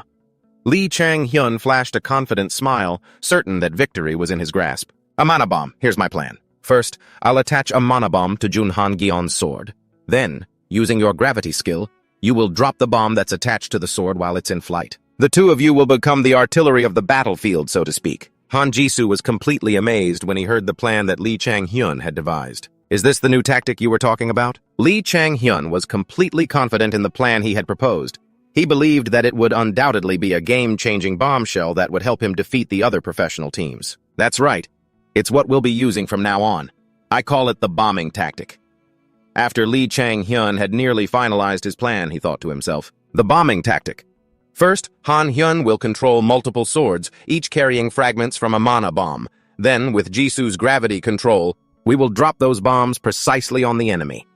However, there's still one key piece we need to perfect the strategy for when we don't know the enemy's location. We won't be able to deal significant damage from a distance, and that's her role." Lee Ionju. In the Butter Team's office, Lee Ionju sat there anxiously. She didn't know why she had been summoned today, and her face clearly showed her panic. Her skill is positional awareness, precisely identifying an opponent's location at close range. Lee Chang-hyun got straight to the point. He asked, "I need you to use your ability to provide detailed information on the enemy's position. Can you do it?" Lee Ionju was nervous, her hands trembling slightly. She quickly clasped them together to calm her nerves. I don't think so. That would be too difficult. Lee Chang-hyun then placed his hand over Lee Ionju's trembling ones, and he reassured her warmly, "You are the key to this tactic's success." Lee Chang-hyun looked at her with a sincere gaze. The sense of reassurance he projected made Lee Ionju feel a bit more at ease. Lee Chang-hyun looked directly into Lee Ionju's eyes and said, "Without you, we can't do anything with these bombs. Can I count on you?" Lee Ionju looked into Lee Chang-hyun's eyes, seeing how much he trusted her. It made it impossible for her to refuse. Okay." Lee Ionju quickly and shyly turned away, her face flushing red with embarrassment. Lee Chang-hyun noticed her strange behavior. He thought to himself, "Why is she suddenly blushing? I don't get it." The next day, the entire team went for the new season's photo shoot. The director shouted, "All right, next up is Team Butter. Please get ready." Lee Chang-hyun sat in a chair watching his teammates go up for their photos and thought to himself, a season-opening photo shoot, huh? I was loud and had a bad attitude at the press conference, so I should probably keep quiet this time. Just as Lee Chang-hyun was planning to be a bit more humble, a voice full of contempt suddenly spoke. "Team Butter, you say? Ha ha, you see, a manager needs age, knowledge, and experience. But their manager? He's just some kid born with a silver spoon in his mouth. That whole team looks like a house of cards." The female reporter heard the blatant mockery. It made her a bit flustered. She forced a smile to smooth things over. "Ha ha ha. I see. I suppose that's one way to look at it, but I'm sure Team Butter also has plenty to say. They didn't win a single match last season, so perhaps they're trying a different approach this time." Lee Chang-hyun saw the other team's coach trying to put his team down. His competitive spirit was instantly ignited. So much for trying to be humble. Lee Chang-hyun quickly stepped forward, interrupting their conversation. "I admit that I'm young, but old man, if we beat you, the only thing you'll have left is your age. And that's nothing to brag about, is it?" The other coach, who had been so arrogant moments before, instantly flew into a rage at Lee Chang-hyun's words. He whipped around and glared furiously at Lee Chang-hyun. "How dare you!" The female reporter, sensing the gunpowder in the air, quickly tried to mediate between the two of them. "Ah ha ha! A bold provocation from Butter. As bold as the complete overhaul of their team. The fierce competition between the teams is certainly something to look forward to." The reporter was secretly breaking out in a cold sweat, trying to placate both sides while quickly changing the subject. The coach, who had just lost face, suppressed his anger and turned away. Lee Chang-hyun also thought to himself, of course they'd speak well of a team that finished in 8th place, just a little bit ahead of us. I'll show him what we can do in the first match. After making this silent resolution, Lee Chang-hyun quickly departed. Back in the waiting room, Lee Chang-hyun was holding a monograppling hook, looking at it meaningfully. Seeing this, Jun Han-jeon asked worriedly, "Are you sure?" Lee Chang-hyun held up the grappling hook, examining it closely. "A strategy isn't something you save. Even if we reveal it early, it won't be easy to counter." Jun Han-jeon was actually quite worried, but his intuition told him to trust Lee Chang-hyun. He said, "You're right," but he still wanted to voice the thoughts in his head. He probably thinks we can easily beat an 8th-place team just by fighting normally. But he kept these thoughts to himself. He then crossed his arms and sighed. Lee Chang-hyun sat fiddling with a gun in his hand, a confident look on his face as he thought, if that were the plan, I would have to do all the heavy lifting. But that's not what this team needs right now. Lee Chang-hyun stood up, put the gun away, and looked at Jun Han-gyeon with conviction. "You are the key to this tactic. Don't forget that." Jun Han-gyeon silently nodded. I'll do my best." Confident of victory, Lee Chang-hyun cheerfully shouted, "All right, let's go." The opening match began. Lee Chang-hyun and his teammates stepped confidently onto the stage. He quickly rallied his teammates. "Let's show them what we've got. Chia!" In the Hunter tournament, the lower-ranked team gets to choose the arena. Since we're ranked lower, our choice is, we choose the simplest option, the city arena. Upon entering the arena, Lee Chang-hyun quickly contacted his teammates. "Ionju, Jisoo, Han-gyeon. Once you three are in position, we'll execute the plan.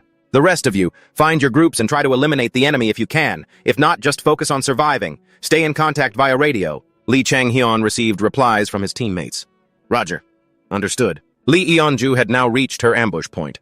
Hiding behind a wall, she quickly reported, 23rd floor of the 7-star electronics building. "On the eastern edge of the map, I'll wait in the leftmost office." Lee Ionju quickly activated her enemy sensing skill. Position awareness. Enemy positions are 244-165, 266, 152, 125, 25, 24, 161, 66, 5, 165, 53. After activating her skill, the entire surrounding area appeared before her like a map, with red circles marking the hidden enemy positions. Lee Eonju quickly relayed the coordinates to her team members. Be careful of those coordinates. Lee Chang-hyun received the coordinates from Lee Eonju. He immediately started running to execute their plan. Her ability really shines in these large arenas like this one. Just then, Lee Eonju reported again, I've identified the enemy's destination point, 145255. While on the move, Lee Chang-hyun checked his map and quickly located the enemy's position. He confirmed it with a red circle. Just then, Junhan Gyeon and Jisoo also reported in. I'm here. Me too. Seeing that everyone was in position, Lee Chang-hyun sprinted towards the marked point. All right, begin the operation. We'll start by bombing the arena and collapsing the building. I'll pick off anyone who runs out. If they try to avoid my shots, our formation will attack them head-on. After Lee Chang-hyun got into a favorable sniping position, he asked excitedly, Ready? The response came back. Of course. Give the order and we'll let them fly. Lee Chang-hyun gripped his rifle tightly. Good. Let's begin. Junhan Gyeon immediately controlled 3 swords, each fitted with mana bombs, sending them flying straight towards the enemy's position. The 3 swords shot forward with incredible speed. At the same time, Lee Chang-hyun, sniper rifle in hand, watched closely. Suddenly, a loud explosion erupted. The enemy team was currently gathered inside a building. They were preparing for an ambush. The team captain peeked outside to survey the situation. He thought to himself, he told us to be careful with our opponents in this match. Looks like their coach underestimated Lee Chang-hyun. He said that kid might just be some mediocre silver spoon brat, but not to let that make us careless. He also looked down on these rookies. I don't know if we even need this much strategy for a rookie like him. Still, we have to try. The moment our opponents show themselves, I'll use at my skill before they know what's happening. This guy's skill was devastating steps, which released a powerful shockwave as he moved. It makes the ground shake. He peered outside, waiting anxiously. Come on, show yourselves. I'll get all of you. Suddenly, several mana bombs flew in, making the roof of the building shake violently. The enemy team, still not understanding what was happening, looked at each other in confusion. The ceiling was shaking. Seeing this, the captain quickly ordered, Deploy shields above! This explosion caused the entire ceiling to crack, and chunks of concrete began to fall. Dust filled the air, and the explosions didn't stop. The entire enemy team had activated shields above their heads, but they were still struggling to stay on their feet against this wave of mana explosions. The captain thought to himself, last time he destroyed a building. I figured he'd try a similar trick. He probably used eager rounds to do it. He must have burned through most of his mana for that. This thought made this captain step outside confidently to observe the situation, only to see 3 swords rushing towards them at high speed. A team member screamed, Incoming attack! It looks like Han Gyeon's sword control. They're attacking us from a distance. The nerve of these brats, the captain shouted angrily. Fight back! Pin down those swords! But as the swords got closer, the captain finally got a good look. Attached to the swords were countless mana bombs. As the swords neared, the bombs immediately began to drop like they were dropping a nuke. The captain, terrified, let out a piercing scream. Ah! The mana bombs detonated instantly. The force of the explosion was unimaginable, sending the captain flying. Ah! The entire ceiling had now almost completely collapsed. Debris rained down all around, and thick smoke and dust filled the air. The captain was pinned down by the collapsed ceiling, unable to get up. He roared in fury. The swords exploded? Arg! At that moment, Lee Chang-hyun was watching the situation intently through his scope. He spotted an enemy team member escaping the explosion. He quickly sent a bullet his way, finishing him off instantly. Bang! And just like that, the guy was taken out. After taking down this last one, Lee Chang-hyun smirked and thought to himself, looks like I didn't even need to step in. They can't hold on to their swords at close range. So they wanted to use long-range attacks. But that wasn't going to be easy with Han Hyun controlling their swords. He calmly walked down, thinking to himself, it's over. On the screen now, the match information between P and TGD was displayed. With a score of 7-0, Team P had won. At that moment, in the observation room, the manager of Team LTD was quite stunned by Team PA's performance. An absolute victory. He never expected to see a strategy like that. In a third league match, no less. He was LTD's #1 manager, Lee Jin-han. Lee Jin-han seemed quite interested in Lee Chang-hyun and asked his assistant, Isn't that the kid who caused trouble in the third league? His assistant raised a hand to scratch his head, thinking, it seems he's not just all talk. He's formidable. Lee Jin-han turned back and asked, Isn't he on our recruitment list? His assistant quickly replied, Of course he is, but it seems he already has a relationship with Team P. We made him the best offer in the industry, but he didn't even consider it.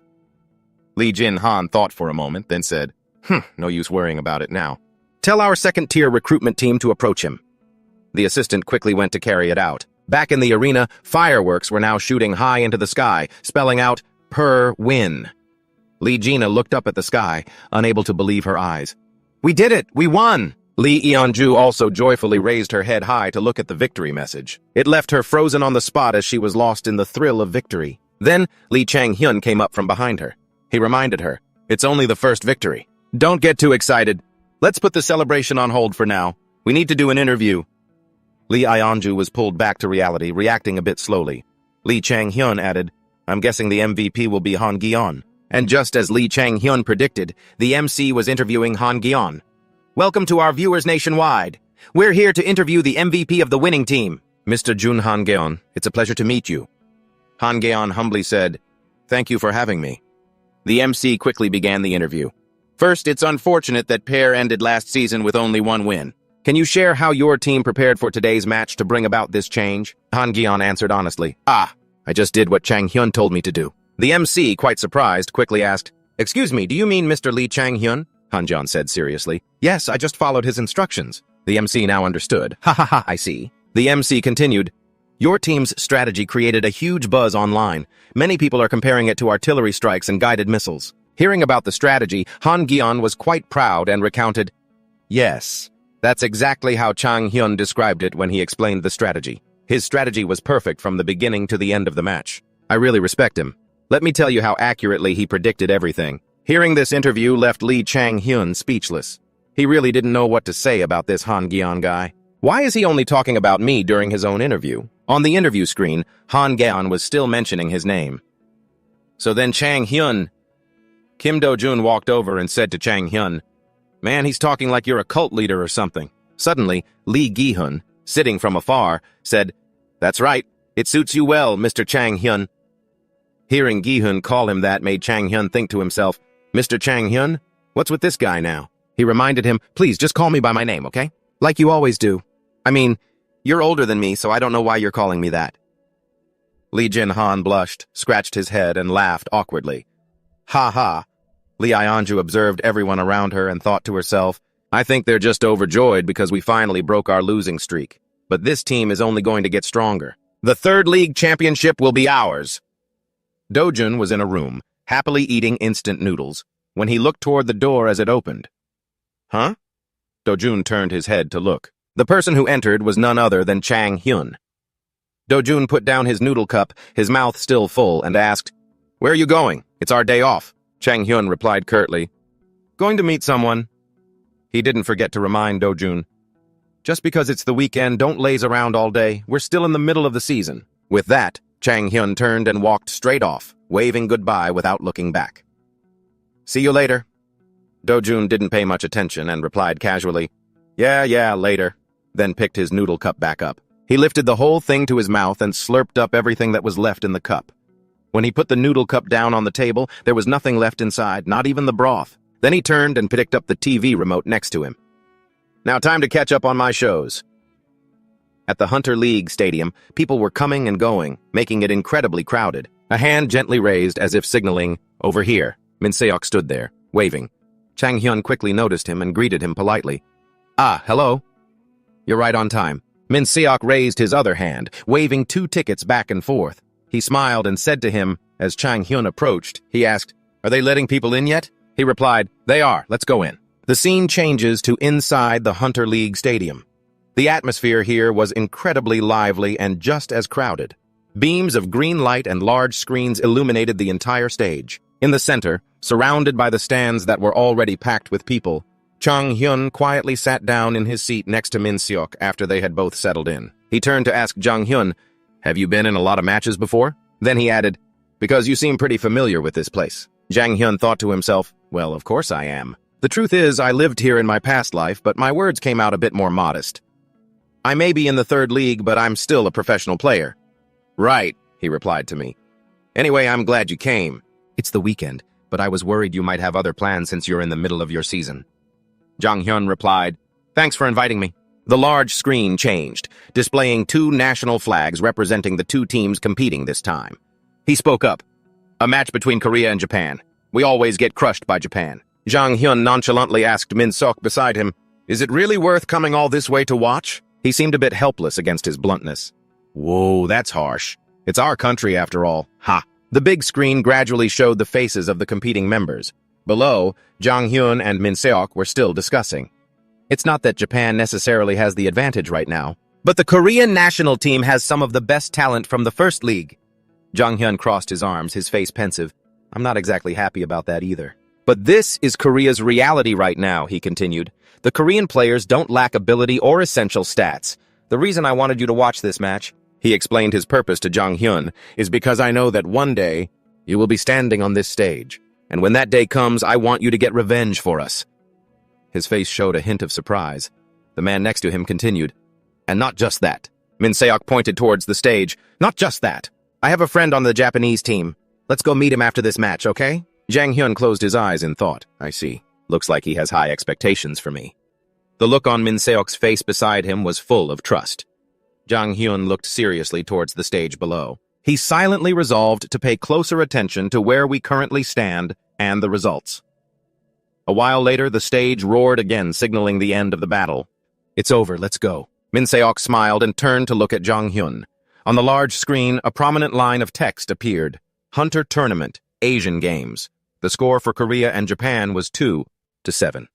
It was very clear victory belonged to Japan. We lost. Jang Hyun spoke up. After hearing him, he just grunted, then stood up from his seat. Let's go meet my Japanese friend. He glanced over, thinking to himself, he's pretending it doesn't faze him, but I'm sure he's furious. Min Seok stood straight beside him. He stared pensively at the stage below. His hands were clenched into fists, his whole body trembling slightly with anger. Jang Hyun replied, Yeah, let's go. The scene changes to another place that looks like a rest corridor. It was for the competing players. Min Seok stood with his arms crossed, leaning against the wall. He stood right beside him, saying nothing. Min Seok glanced in another direction and let out an, "Oh!" He raised his hand high and called out, "Over here!" A man with long purple hair stood facing them. He raised his hand in greeting.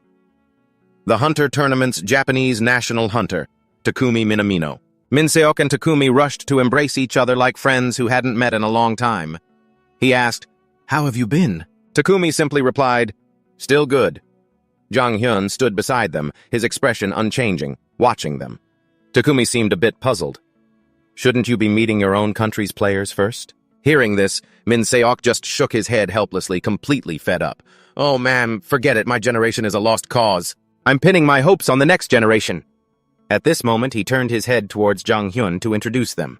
Ah, this is Takumi. He's a hunter for the Japanese national team, a ranged warrior, the most impressive and aggressive in Japan at the moment. Then he pointed towards him. Jang Hyun's face filled with confidence. This is Jang Hyun. He just debuted in Korea's third league. He's a rising talent that I have very high hopes for. Jang Hyun and Takumi shook hands. Takumi was the first to speak. Heh, so you're the kid Min Seok never shuts up about, Jang Hyun politely replied. A pleasure to meet you, Takumi. After the handshake, he looked Jang Hyun over, sizing him up. He raised a hand to his chin, deep in thought. Right after that, Takumi turned to look at Min Seok. Pointing at Jang Hyun excitedly, he said, Hey Min Seok, let me test this kid out a bit, okay? Min Seok was a bit surprised. Huh? He chuckled. Well, you should be asking him, not me. Jang Hyun, you okay with that? Receiving the invitation, Jang Hyun thought seriously, resting his chin on his hand. Takumi Minamino. That name is completely unfamiliar, which means, in my time, he was no longer on the national team. His stats must be incredibly high, he thought. Jang Hyun immediately used super insight on Takumi. Instantly, information about Takumi's skills appeared before his eyes. Skill: Rapid Fire. A. Significantly reduces the delay between projectiles. Allows nearly 2 projectiles to be fired simultaneously with each shot. Weak point focus. Do. Hitting the same spot twice will guarantee the destruction of the target area. Acceleration A. Increases agility, granting the ability to accelerate up to 3 times faster. Physical attributes. Strength: 8.3, reflexes 9.30, agility 9.6, stamina 97.6, recovery 6.6, mana 8.3. After reading it all, Jang Hyun let out a sly smile. The most impressive and aggressive ranged warrior in Japan, huh? I can't believe I've stumbled upon an opportunity like this. Without a moment's hesitation, he quickly accepted Takumi's invitation. Try me? Sure, go ahead. You've got some guts. A look of amusement was clear on his face. Takumi was starting to appreciate the guy in front of him. That's not all I've got, Chang-hyun replied, his eyes holding a resolve that matched Takumi's. Sparks seemed to fly between the two as they faced off intensely. It made Min-seok, who had been standing there watching the whole thing, clutch his head in exasperation. 4 panels transition on the TV screen, showing the results of the recent match. Between the Korean and Japanese national teams at the Asian Games Hunter Tournament, the score was 2-7. A middle-aged man sitting in a room made a comment. Next to him stood another person. We thought we had closed the gap, but it turns out we haven't. But isn't this a huge improvement? We managed at least 3 eliminations. We were so close. A young man sitting opposite him spoke up, trying to ease the tense atmosphere following the match's outcome. So close? The middle-aged man repeated doubtfully, his voice laced with anger. Do you have any idea how hard it is to overcome that so close? He growled, shouting, We gave you our best, Kang Jun-hyuk, and all he got was humiliated. If this keeps up, none of our players will be sent to the national team ever again. Remember that! With that, he stood up from his chair and stormed out, leaving behind only a scoff. The young man humbly stammered, Goodbye. Only 2 people remained in the room, neither knowing what to say next. The young man was the first to speak, his face full of worry. So, Director Lee, I heard you were scouting Division 2 and 3.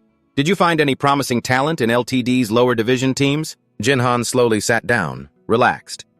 Promising talent, you ask? An image of Junhan Jian appeared in his mind, standing tall with a golden aura radiating around him. He was controlling swords that were levitating in the air. He thought to himself, yes, but they're not LTD players. The image of Han Young in his memory was of him practicing his control ability, one hand held out in front of him, enveloped by a purple aura. Junhan Jian, huh? If we could get him and pair him up with that kid with gravity control, we could use them as occasional wildcards, even in Division 1. Or even the next-generation hunter champion, Lee Chang-hyun. On a tall building with the sign, Out Hospital, a shadowy figure stood. The person easily manipulated a stone on the ground, then looked at the victorious score of the national team. Jinhan pondered more seriously. Perhaps what this country needs right now is someone like Lee Chang-hyun. After thinking this, he sighed. What am I thinking? They're just kids from Division 3. I'm expecting way too much. Jinhan's face was full of helplessness. Chang-hyun, Takumi, and Min-seok stood together in the prep room. Takumi was warming up, getting ready for the fight. Min-seok stood behind him, arms crossed, sighing as he watched him. He thought to himself, oh man, there Takumi goes again. He remembered a time when the two of them were a team, having fun in the stands. He's exactly the same as when we were on the international team together. The thought lingered in Min-seok's mind. He gets a little too worked up. Even though it's called a test, he really just enjoys fighting. Meanwhile, Takumi was getting excited before the match, a smile spreading across his face. Min-seok stepped forward, patted Takumi on the shoulder, and reminded him, go easy on him, okay? Takumi waved his hand dismissively and replied, Yeah, I know. He's a Division 3 player from the Korean League. He turned to Min-seok, smiled, and answered, I won't do anything over the top, don't worry. The two of them stood there, talking and laughing, and this caught Chang-hyun's eye. Seeing them, he smirked, a meaningful smile on his face. Takumi noticed and immediately shot back sarcastically, What's so funny? Min-seok could only give a strained laugh at their attitudes, thinking, Ha ha, both of these guys are a handful. A short while later at the arena, a wide open area with winding curves. Above, there were also many walls and wormholes. From an entrance portal, Takumi gradually emerged, weapon in hand.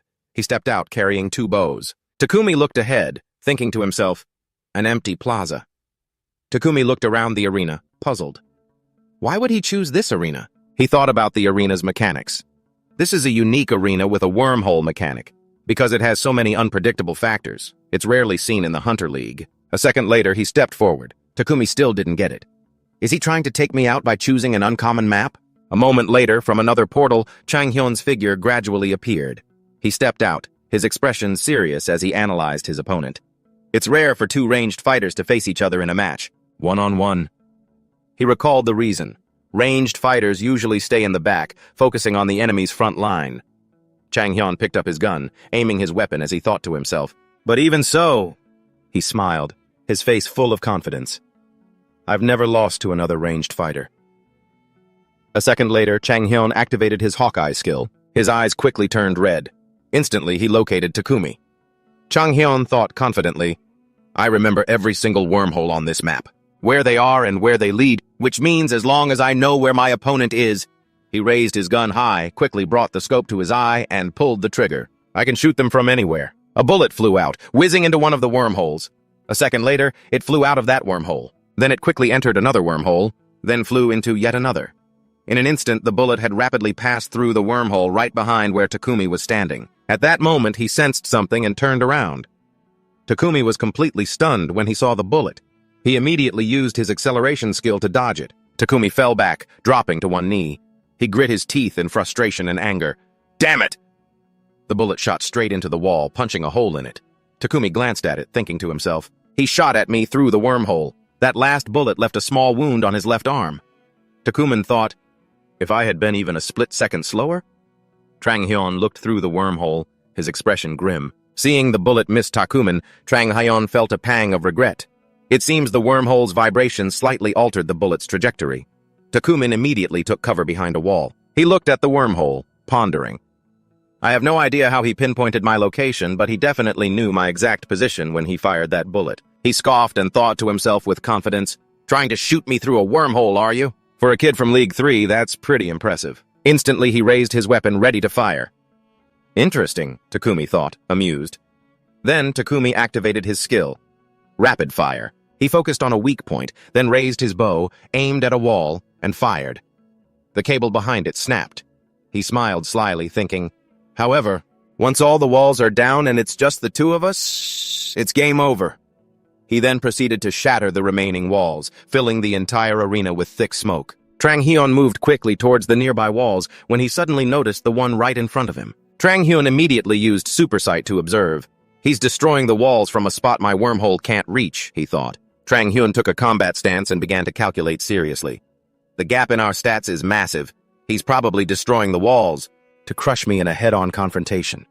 A confident smile spread across his face. How cute. Meanwhile, in the observation deck, Min Seok was watching the entire battle on the screen. He couldn't hide his surprise. Min Seok stood in front of the monitor, arms crossed, thinking to himself, I can't believe Chang Hyun made the first move. Recalling that initial attack, he wondered, using a wormhole to shoot your opponent, huh? As Min Seok was watching, someone else pushed the door open and walked in. The man then raised a hand to greet him. Min Seok, long time no see. It was Jin Gyung-tae, a national hunter of Korea. Hearing his voice, Min Seok turned with a smile and replied, Oh, Gyung-tae, yeah, a real shame about the match today. Gyung-tae rubbed his head and replied, yeah, second place, we almost had it. He then looked up at the screen and asked curiously, is that Takumi from our match today? Min Seok, staring intently at the screen, just grunted in response. Gyung-tae pointed at the screen and asked, who's he fighting against? With a serious expression, Min Seok replied, a rising star I've been keeping an eye on. He's doing better than I expected. Gyung-tae turned, looking puzzled, and asked again, a rising star. As Chang Hyun's face appeared on the screen, he added, you mean that kid? Why have I never heard his name before? Min Seok replied bluntly, you wouldn't have. He's a pro hunter who just debuted this season, in League 3. Hearing that, Gyung-tae was shocked, exclaiming, what? League 3? Then he started to comment, well, it looks pretty intense anyway. A one-on-one duel with Takumi? The outcome is already crystal clear. After that, he stopped paying attention to the match and turned to chide Min Seok. Anyway, let's drop that for a second. Why didn't you come by and see us? A lot of people really wanted to see you. Gyung-tae kept talking while Min Seok remained focused on the match. He gestured and continued, if you had come by before the match, it would have been a huge morale booster for the team. Hearing this, Min Seok remained silent, his eyes still glued to the screen. Annoyed by his attitude, Gyung-tae frowned and stepped forward, blocking his view. Min Seok. Min Seok looked at him and replied in a stern voice, get out of the way. Growing angrier, Min Seok gritted his teeth and said, this match is more important than whatever you have to say.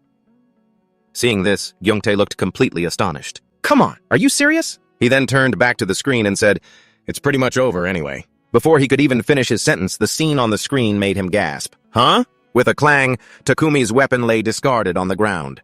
He himself was face down, defeated. Chang Hyun stood over him, a confident, victorious smile on his face. Meanwhile, back in the room, the two of them stared at the monitor as if they couldn't believe their own eyes. Back in the fight, walls on all sides had been shattered, their tops completely destroyed. And the one who fired the shots was Takumi. He watched the falling debris, thinking seriously, all the walls have collapsed. Takumi raised his weapon, considering his next move. But he still hasn't moved an inch. Takumi raised his bow, then leaned back, bringing up his two weapons and aiming them straight at the wall, confidently thinking, this is as far as he goes. The arrows on his weapon began to glow brightly. Instantly, they shot off, flying in two different directions. The two arrows flew on separate paths, but both converged on Trang Hyun.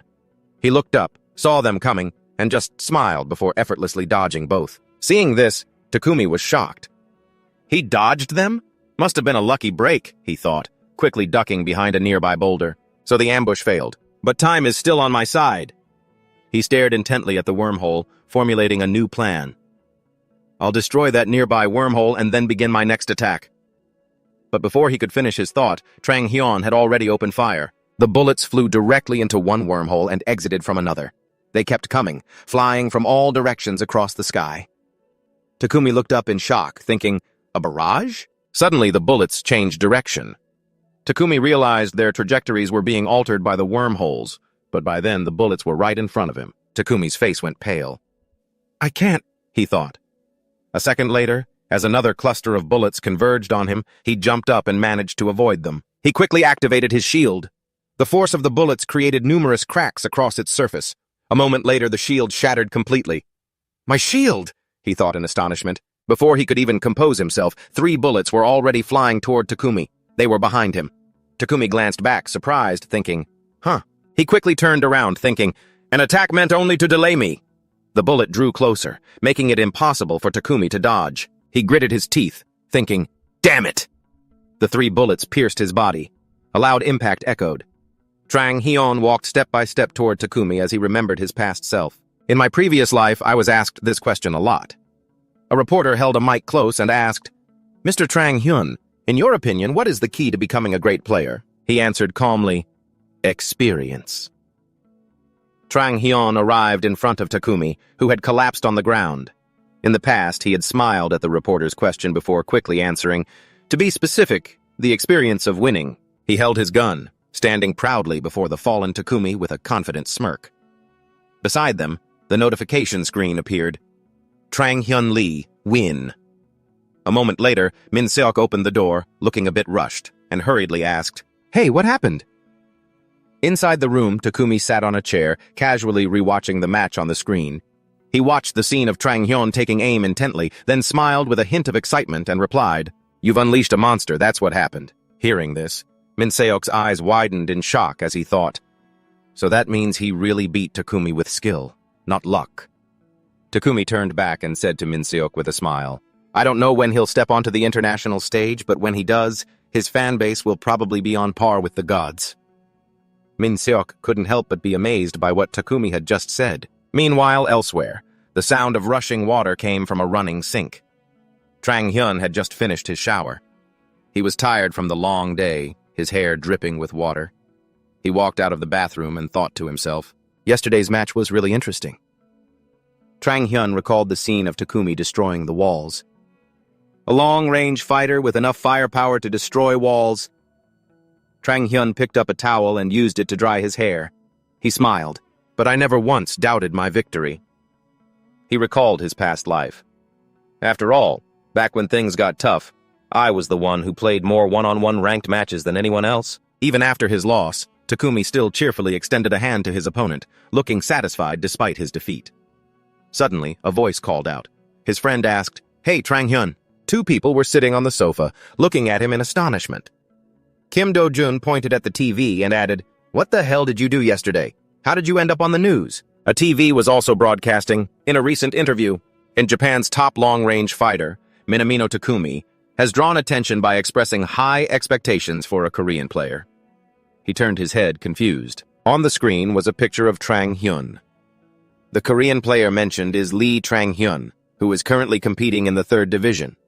He turned back and answered, Oh, that? I went to see a match with Min Seok. Dojin questioned further. Huh? A match with Min Seok? Since when were you 2 so close? Hanjeon also looked at him and spoke up. So you really fought Takumi yesterday? Dojun asked cheerfully. Did you get his autograph? Trang Hyun glanced at the screen, crossed his arms, and replied, I had a solo match with him and won. Hearing that, Dojun couldn't believe it and yelled, "What?" He smiled and thought to himself, that reaction is priceless. He recalled the match and analyzed it. Although it was a normal outcome for me, on paper, Takumi's physical stats and skills are far superior to mine, Trang Hyun thought confidently. But in a real fight, I had the upper hand. I've been in this game long enough to know every map down to the smallest detail. How could I possibly lose? He pondered. But if I had been even a little slower to react, the result could have been different. Just then, Han Jian stood up, his voice cutting through his thoughts. I knew it from the very beginning. His eyes were shining with adoration as he looked at him. We just need to follow Trang Hyun. Meanwhile, he thought, are his eyes always sparkling like that? Dojun put both hands on his head, complaining, You should have taken me with you if you were going to meet Takumi. He waved his hands around and continued, I would have gone bam-bam with my sword and we could have defeated him together. Seeing this, Trang Hyun lightly chopped Dojun on the head and said, Cut it out, you idiot. Dojun clutched his head and yelled, Ow! Trang Hyun casually flopped down onto the sofa, thinking, that might have been possible in Dojun's prime, but right now, he doesn't stand a chance. He looked down at the system notification panel. On it was his super perception skill, and it seemed to have finally leveled up. He immediately tried it out. His super perception had been enhanced. Maybe it's because I pushed it to its limit during the match with Takumi. The system continued to display the description for the super perception skill, discern the target's essence, identify innate abilities, allows you to view a hunter's maximum potential stats. Trajectory analysis, allows you to track the trajectory of enemy bullets. He was delighted and thought smugly, just what I needed. A bright smile spread across Trang Hyun's face as he thought, this is the best ability for training my teammates. Time to get to work. The next day, in the room, Gonju asked again, You said ranked matches? Inside the room, Trang Hyun answered straightforwardly, Yes, that's the plan I've made for the team. Then he continued, Coach, what do you think of the team's current situation? Hearing this, he was a bit surprised. Gonju replied with some hesitation, We were eliminated from the season with 1 win, so we have good momentum. I think it'll be fine if we just continue as we have been. Even without many strategies, we did manage one thing. A solid victory, Gonju continued, and it seems there's more energy in the team compared to last season. Before he could finish his sentence, Trang Hyun crossed his arms, shook his head, and cut him off. You're not entirely wrong. His eyes were firm as he replied, but that's not enough.